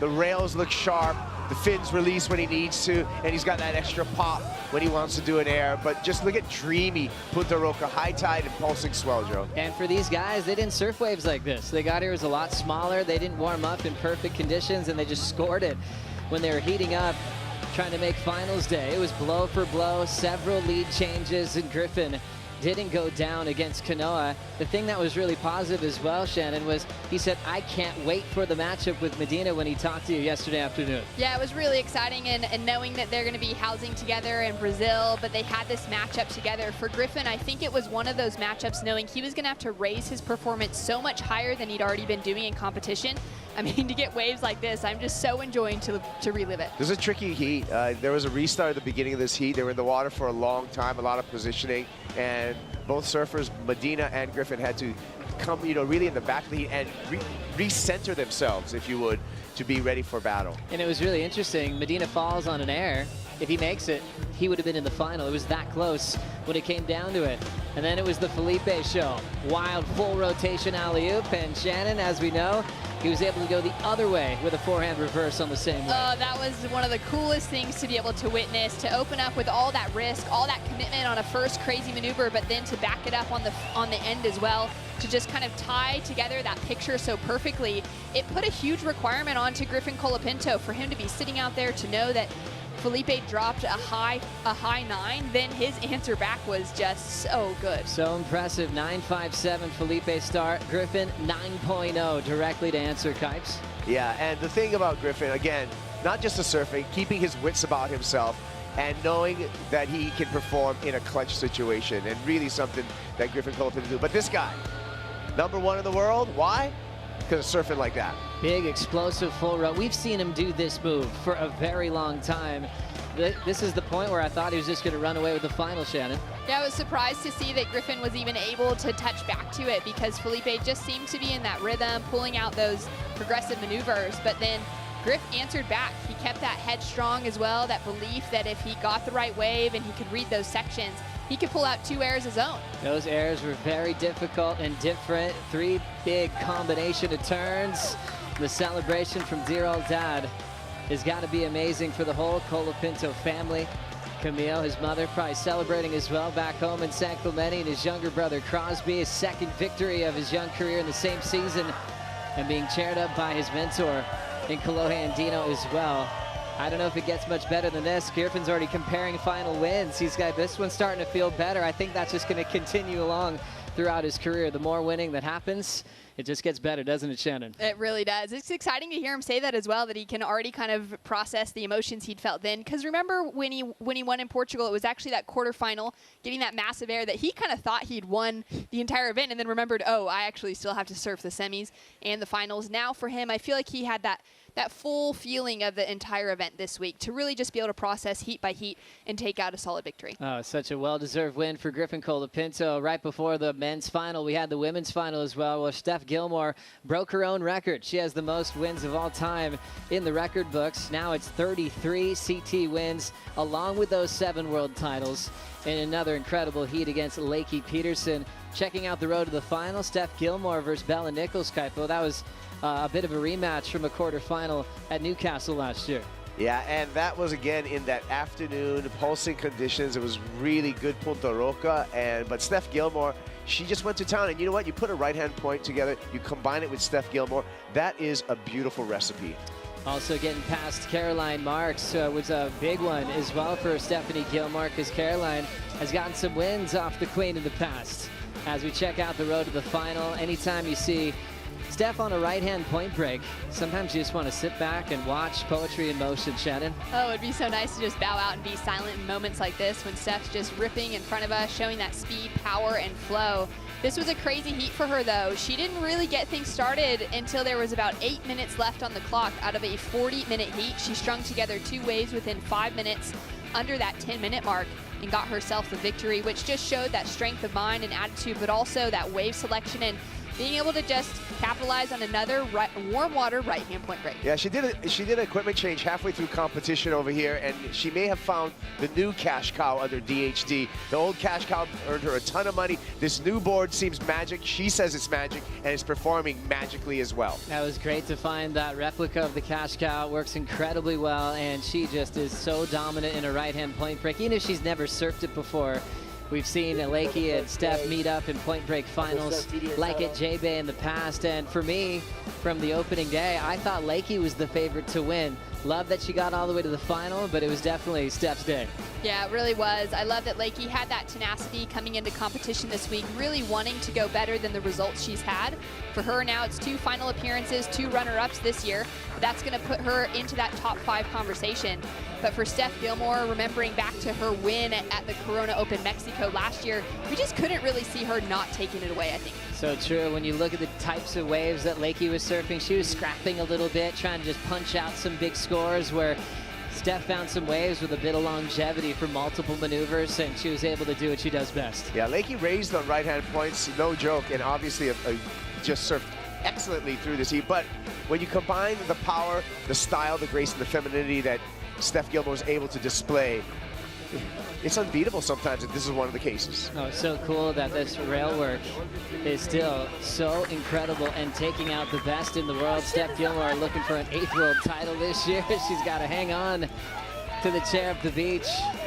Her partner Harry's so proud. He said everything's just going to plan, and they were just already talking about the celebration with a few Coronas at the pool later on today, as we check out Steph Gilmore getting a win with a 7.33 and a 5.67.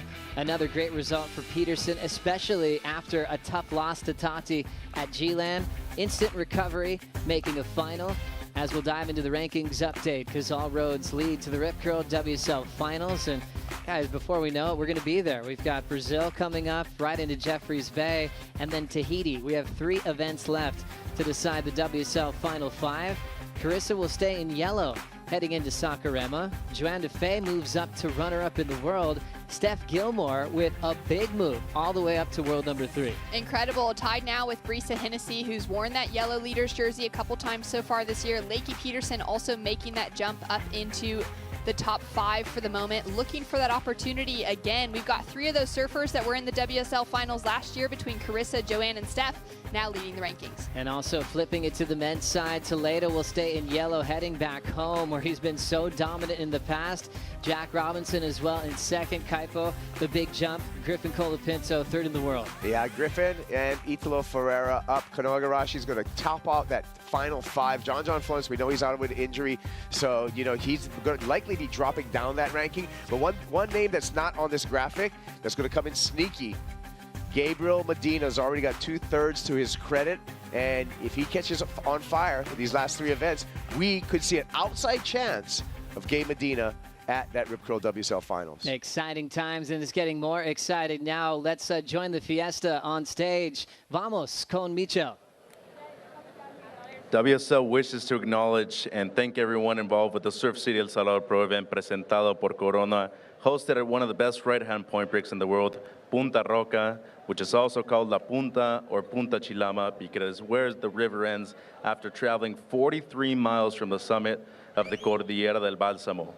Nestled within the territory that was known as Señoría de Cuscatlán, La Punta is part of the Nahua Pipil culture with its Tunal, strength, and Yulpaki, heart smiles.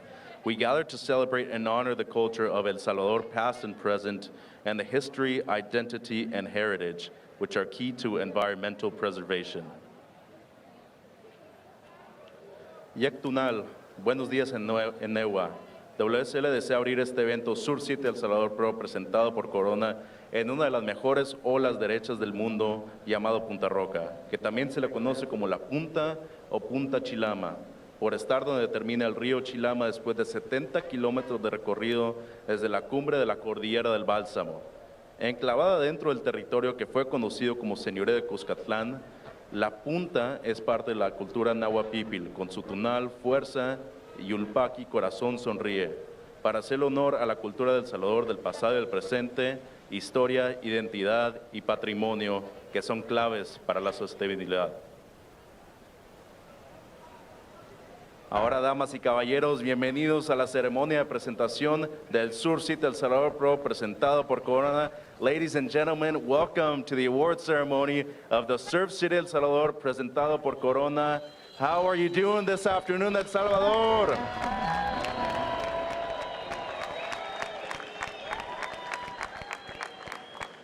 The 7th stop on the 2022 World Surf League Championship Tour, El Salvador, a new location on the CT, and a lot of great action, especially on finals day. Give it up for the amazing finals we just saw, ladies and gentlemen. ¿Qué tal las finales esta tarde, damas y caballeros?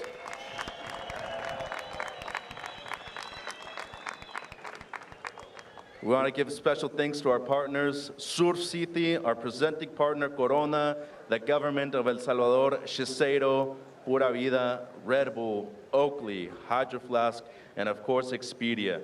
We're also deeply grateful for all our community partners who joined us here to lead environmental efforts in El Salvador, Paso Pacífico, and Oriente Salvaje. To help us with our trophies today, we have Renato Hickel, WSL Director of Tours and Competition.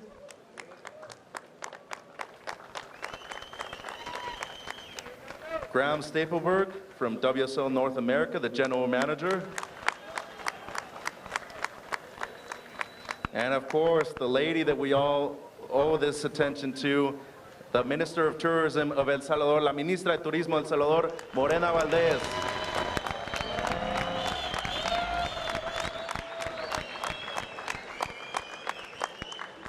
Now let's invite our first finalist up. Hay que invitar a nuestro primer finalista. Ladies and gentlemen, your runner-up of the men's 2022 Surf City El Salvador Pro, presentado por Corona, from Brazil, el señor Felipe Toledo.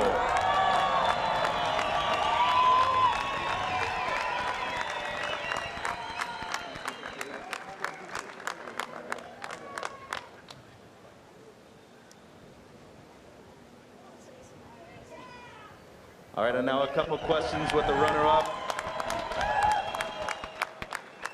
Felipe, felicidades, parabéns, congratulations. An amazing final, one of the best we've seen not only all year long, I would have to say one of the best heats in history. You were leading most of the final, 16 points. You ended up losing with an 8.0 on Griffin's behalf on the last, but you're leading the rankings now, going to 2 events that you won back-to-back in Rio and Brazil. How content are you with your participation here in El Salvador? Thank you, Mitch. First of all, what's up, everybody? Thank you for all the support, all your love. Gracias a todos los locales de El Salvador, Punta Roca, El Sonte. Gracias. And yeah, I feel great, man. I feel humbled to be in the position that I am.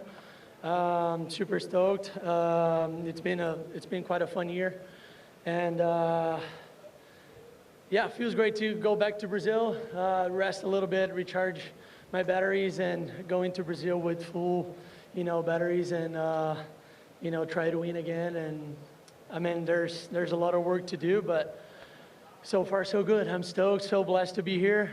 Thanks everyone again. Thanks my family. Shout out to my mom. It was her birthday yesterday. Happy birthday, Mom. I want to say thanks to my team, Bruno, Sam, my dad, Mom, everyone at home, Pinga, and all the boys that was hanging out, Miguel, the Pupo brothers, Gabriel, Italo, everyone. Shout out to all the finalists, Griffin, Steph, and Lakey. Amazing surfing the entire event. So blessed to be in the finals with you guys. And yeah, let's go. As you can see here, a lot of this fan base in El Salvador and around the world are rooting for you. You ended up being a world runner-up last year. What can we expect from you going into the back end of the season and maybe looking at a world championship at the Rip Curl WSL Finals? Yeah, that's my main goal, to be in Trestles and try to win the world title, but still a lot of events to go, a lot of work to do. But again, yeah, so far so good. I've been really focused on my goal and my strategies, and trying my best, and yeah, super happy to be here.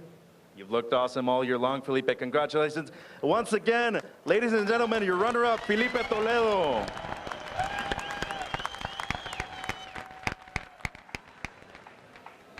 Now let's introduce your women's 2022 Surf City El Salvador Pro runner-up from the United States of America, de los Estados Unidos de América, la subcampeona de las damas, Leaky Peterson.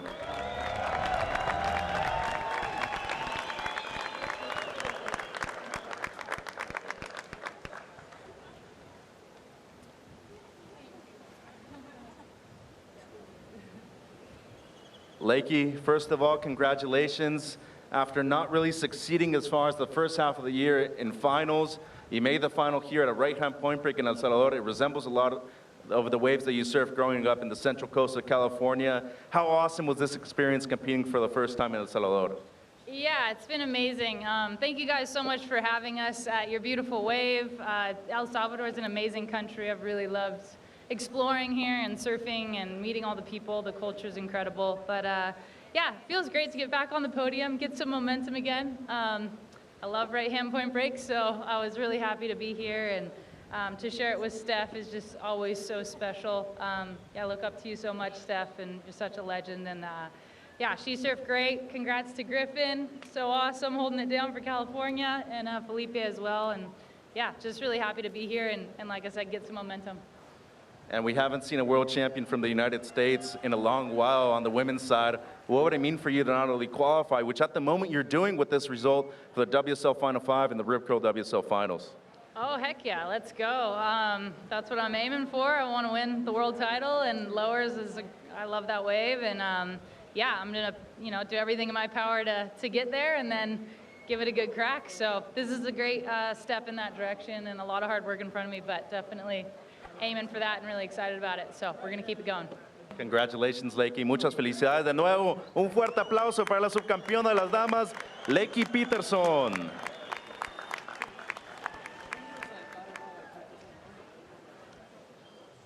And now let's introduce the man of the moment. Ahora introducir el hombre del momento, the guy who won it on his last wave, his second victory of the season so far. Put a round of applause for your men's 2022 Surf City El Salvador Pro, presentado por Corona Champion, el señor Griffin Pinto.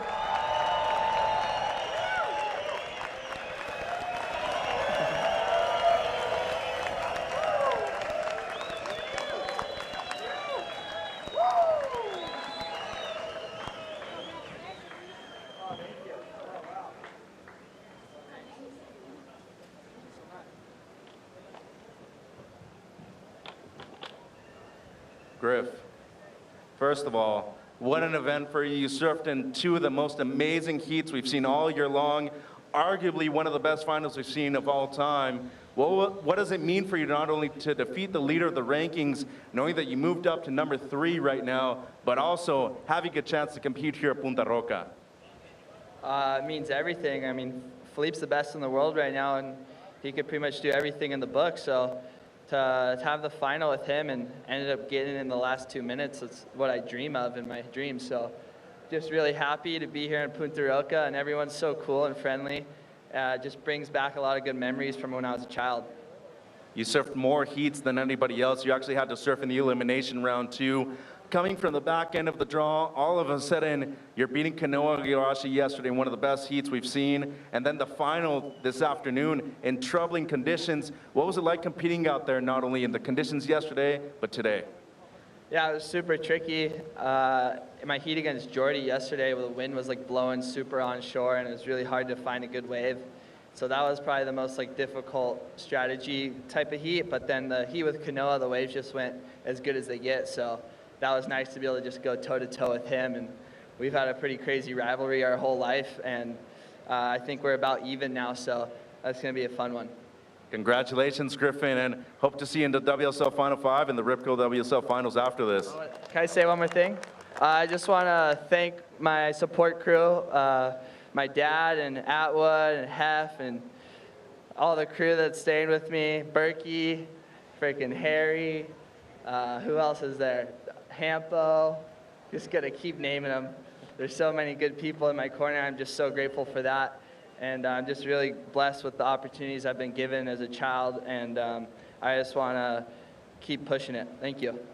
Felicidades a Griffin Pinto, subcampeón del Surf City El Salvador, presentado por Corona.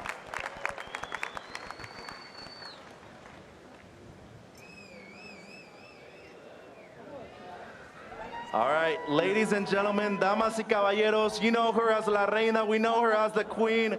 Give it up for your 2022 Surf City El Salvador, presentada por Corona Women's Champion, Miss Stephanie Gilmore.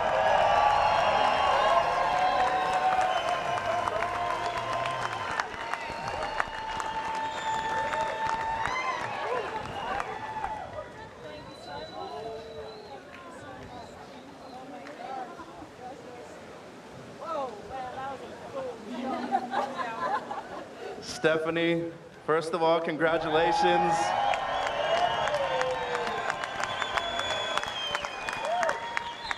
As you can see, everybody here loves you, and you've done well in Latin America before. You won the event in Mexico last year. But what was it like not only competing here at the dreamy waves of Punta Roca, but also experiencing this lovely crowd here this afternoon? Yeah, I came here for the ISA event last year, and I just fell in love with this place. Muchas gracias, Punta Roca and El Salvador. It's really special. Thank you for letting us ride your waves and welcoming us so well. Yeah, I'm so happy to be here, and to win is just a cherry on top. Your first win this season, and it's kind of spectacular, really, that you hadn't won a single event leading up to this one. Now within the WSL Final 5, going into the Ripco WSL Finals in September, I know you're chasing number 8 right now. Yeah, of course, that's always the goal. I'd love to win another title, but yeah, it's a long road for sure, and there's a lot more competition to be surfed and to be, you know, a lot of hard work to do, but I'm just feeling so good. This is an amazing, amazing experience. I'm so happy to be here, and to win is the best feeling ever. So cool. Thanks for your time, Stephanie, and congratulations, damas y caballeros, Stephanie Gilmore.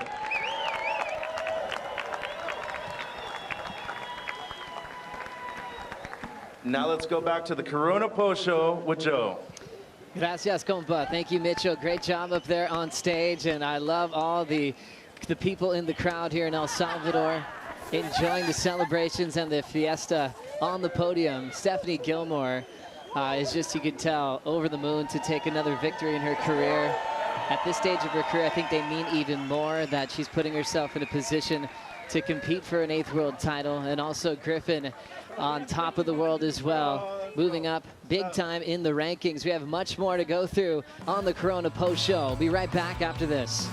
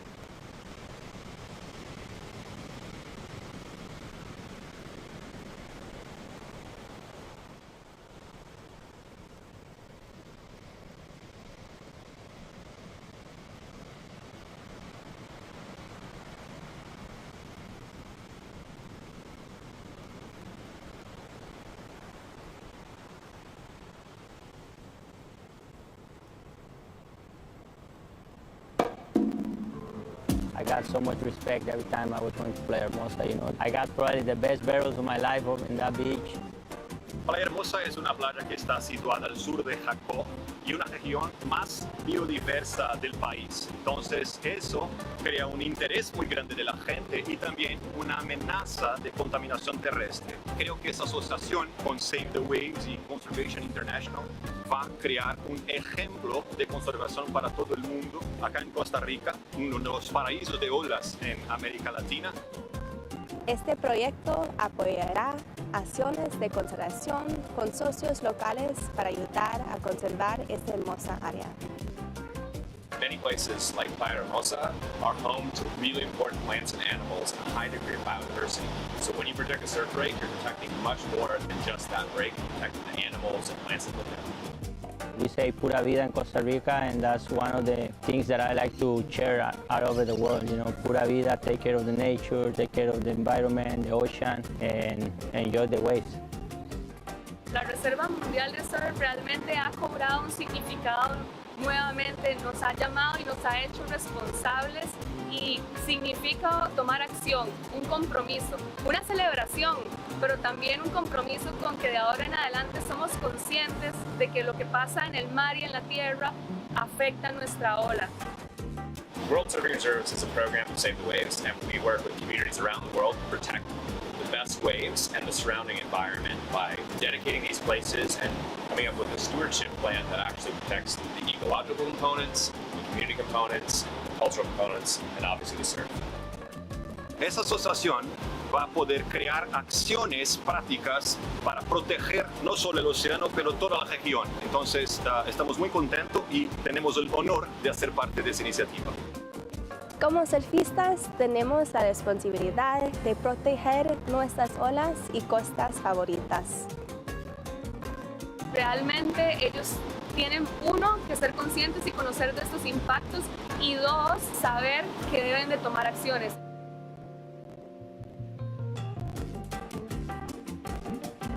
You know, everything will fix through time, but we got to start for the new generations.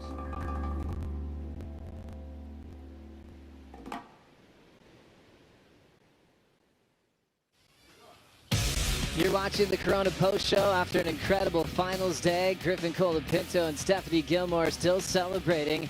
And coming off that piece, We Are One Ocean. Such a beautiful partnership with WSL as the smiles continue to shine right here at Punta Roca.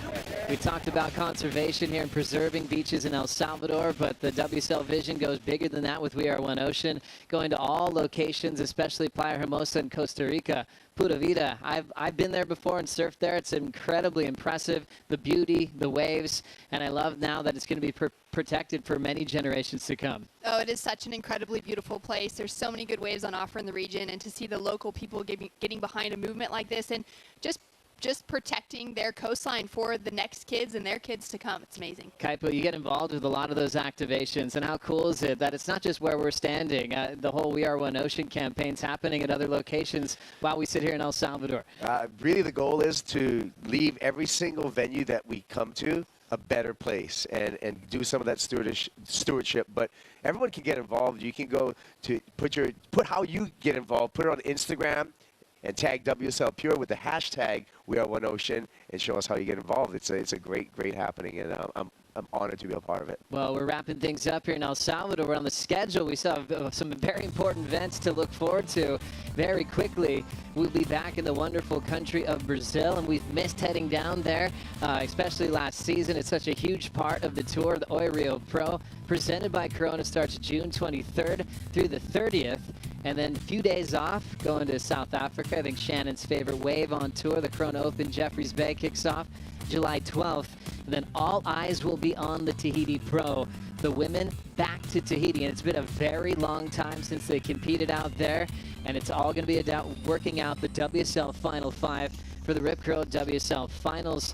I'm going to start getting some predictions from Shannon and Kaipo on who to watch when it comes to competing at Rio. Moving up to Saquarema a couple of years ago, we've got a couple of different venues from Itaúna and also Bahia, Kaipo. It's going to be really exciting to watch.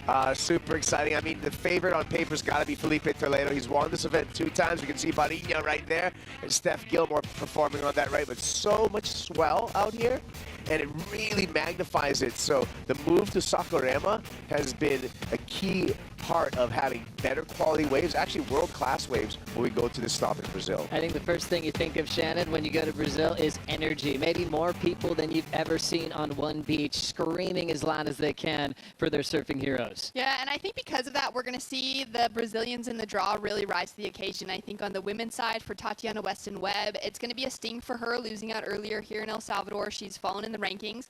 I could really see her drawing in that culture, that taste of home to take away victory. What about you, Kaipo, the favorites heading into Rio?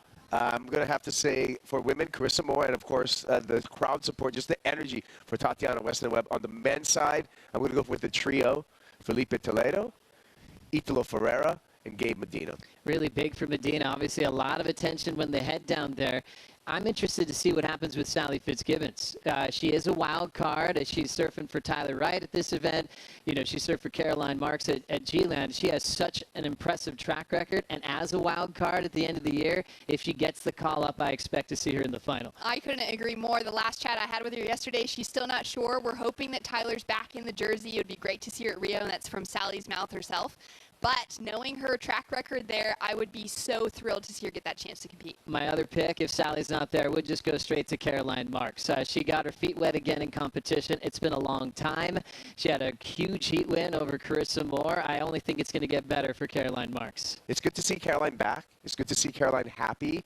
And really, when you get back into competition, you put the jersey back on, and you have instant success, that's just going to give you momentum for more. So I think the ball is definitely rolling downhill and gaining momentum for Caroline Marks. There's something infectious about seeing someone win from your town. And there's something going on with Kolohe. When I saw him in the Red Bull Athlete Zone, I think he's realizing it's his time now, that he has to make a move. For me, he's most impressive in beach breaks. He finaled against Michelle Perez in Rio a long time ago now, and I think he's ready to seize that winning feeling. I agree, and I think the air game that he can bring in can match, 100% match those of the Brazilians, of Italo, Felipe, and you know, it's going to be amazing to see how he goes out there. I think this could be the one that takes it all the way. Pretty exciting right now heading into Rio as we take a look at the current standings on the Final Five Talk.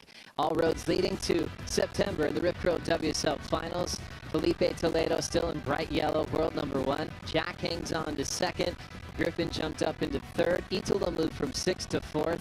And Kanoa hanging on to 5th. Lakey in that Final Five Talk now, just getting up there. The big move down, I guess, would be from Brisa, heading down to equal 3rd with Stephanie Gilmore, Shannon.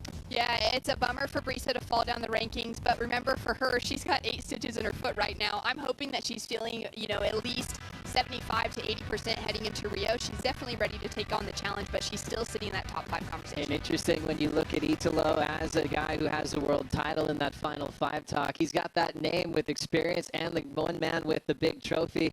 I expect him to start heating things up as we get down the line. He's finaled at J-Bay. You know he'll go on anything in Tahiti no matter what it looks like. I'm expecting him to keep that momentum nice and hot heading into the next event. Yeah, I agree. And just the comfort of being in Sakurama right there, that's going to help him. And then on to J-Bay, we see how lethal his backhand is. And in Tahiti, I'm crossing my fingers that we get like some swell over there because I've been waiting to get back down there to Teaupo.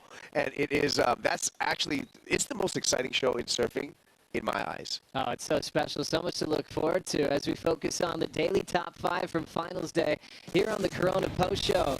Coming in at number 5 on Finals Day. So impressed to see Leaky Peterson with her buzzer beater getting the 7.4 in the quarterfinals. I mean, at 30 seconds, the ocean was flat. At 15 seconds, a little wave popped up for her, and it turned out to just be such a nugget. She surfed it so well. Also, she had that speed, power, flow, but those dynamic maneuvers in exactly where she needed to, and walked into the semifinals. Great to see Lakey in that kind of form and rhythm. That happened yesterday afternoon, and then hitting at number 4 on the top 5. Big air combinations from Felipe in the semifinals. 9.7 for this kaipo. What's he like to say? Let's go. Big alley-oop stomps that, keeps it on the toes there, maintaining his down-the-line projection so he can just ramp up and guess what? Spin the natural way. Air rev out for the completion. So impressed with Felipe, how dangerous he is with huge combinations. That set himself up well right into the final. Number 3 on the top 5 was just seeing pumping Punta Roca last night. We were hoping we'd get this, Shannon, and boy, what a show it was yesterday evening. It was so worth the wait as well to be able to see it just light up and to know that, you know, the local surf community here is amazing. There's so many surfers in this region in Surf City, and for them to be able to be here to witness the world's best performing at their wave, I think when it was all time, is going to be something that they remember for years to come. Oh, it's so special to see all the surfers just elated last night, and Kaipo everyone saying, this is what Punta Roca is like. This is why it gets compared to Jeffreys Bay. Some of the best heats happened yesterday afternoon. It's a beautiful wave when it turns on. It's an endless push down this cobblestone point. Absolutely amazing. And number 2, Stephanie Gilmore, increasing her record to 33 championship tour wins. So dangerous anytime it comes to surfing a right-hand point break. She's just, you know, the perfect person to watch out here. It was such a pleasure to be able to see her link into a few fun waves and just to feel that momentum early on, to see that speed, power, flow, and I think really to demonstrate putting on extremely difficult maneuvers, but linking them together with so much ease. I love that she was well rewarded and that she's back on top with the victory. I think Steph needed this. I think Steph fans needed it. It was too much emotion going with the midseason cut. If we lose Gilmore from the top echelon of the tour, it just doesn't make sense. Now with that weight lifted off her shoulders, she's got the winning feeling this season, and also getting a win this year before Carissa Moore. That's going to give her a lot of confidence moving forward. Topping out the charts and number 1 on the list, it's young Griffin Pinto pulling off the second victory of his career in the same season. The magic mayhem under his feet and the performance for this young man, just 23 years old, bright future, already redefining progressive surfing in a jersey. Clutch performance and able to put that together when he needed to do it, and that was key to Griffin Pinto's success here and the victory in El Salvador. He showed so much depth. He was losing the tiebreak, and then he got this wave.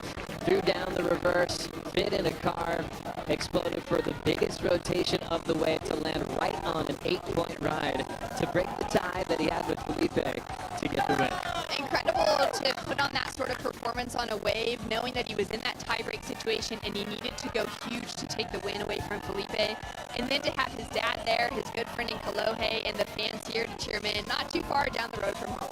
Really special looking at those finals, Steph. Emotional getting a win, which is great to see when someone has won so much. To have a speech like she had on the podium, maybe that was one of her favorite wins of her career.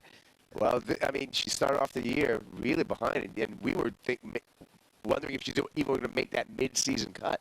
So now getting into momentum, those are the kind of career victories that you're able to savor. And also Griffin Pinto, heat of the year potentially against Kanoa, but then to have a tiebreak in a final, we haven't seen that since Bells with Adriano and McFadden. It just doesn't happen. And for him to be inspired by that, going, hey, it's not going down this way, it's showing how dangerous Griffin's going to be the rest of the year. He just really seems to be taking the challenges that are brought to him, and I think that's an exciting and a dangerous place for the rest of the crew and the men's side of the draw to know that now whenever Griffin's back is put against the wall, he's going to continue rising to the occasion and really want to show people that he's here to take a world title home. A special run here in El Salvador for the first time ever, making history on the championship tour here at Punta Roca. Thank you so much for watching, and on behalf of our whole crew, we can't wait to see you once again at the Oi Real Pro presented by Corona, live on WorldSurfLeague.com on June 23rd. We'll see you then.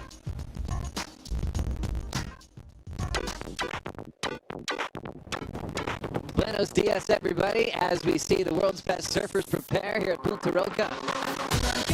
I think I did a full body detox. Now I'm feeling light, ready to go, ready to make sections.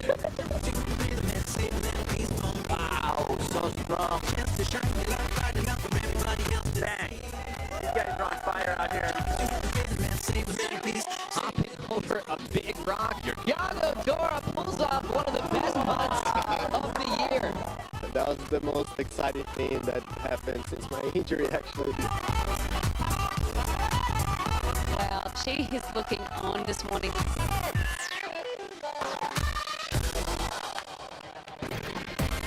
What a way to start off day number 2. Inside bowls looking fun for Pintos. Kind of want to take a little piece of Jackie Black. And here comes Jack with an exclamation mark. Just keep working hard to get the score. I was fired up. Ethan Ewing showing some flow as he moves down the point at Punta Roca.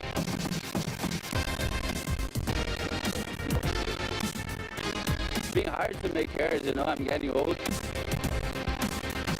I'm gonna try to do my best, maybe ask again for just a little more.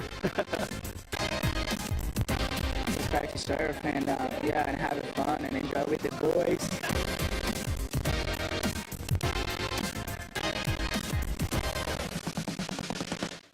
Leaky Peterson to get the advancing position to the semifinal. That's right, Caroline Marks is back out on top. Steph Gilmore, and Gilmore continues to slash away at Punta Roca.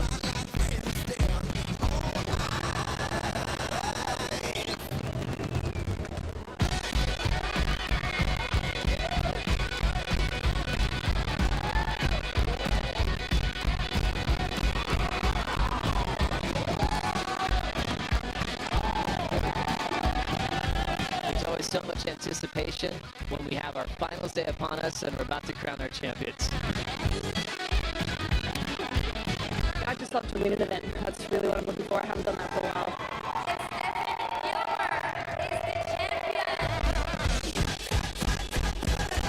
Pinto is going to find himself in another final. And those are the combos that make Felipe Toledo so dangerous.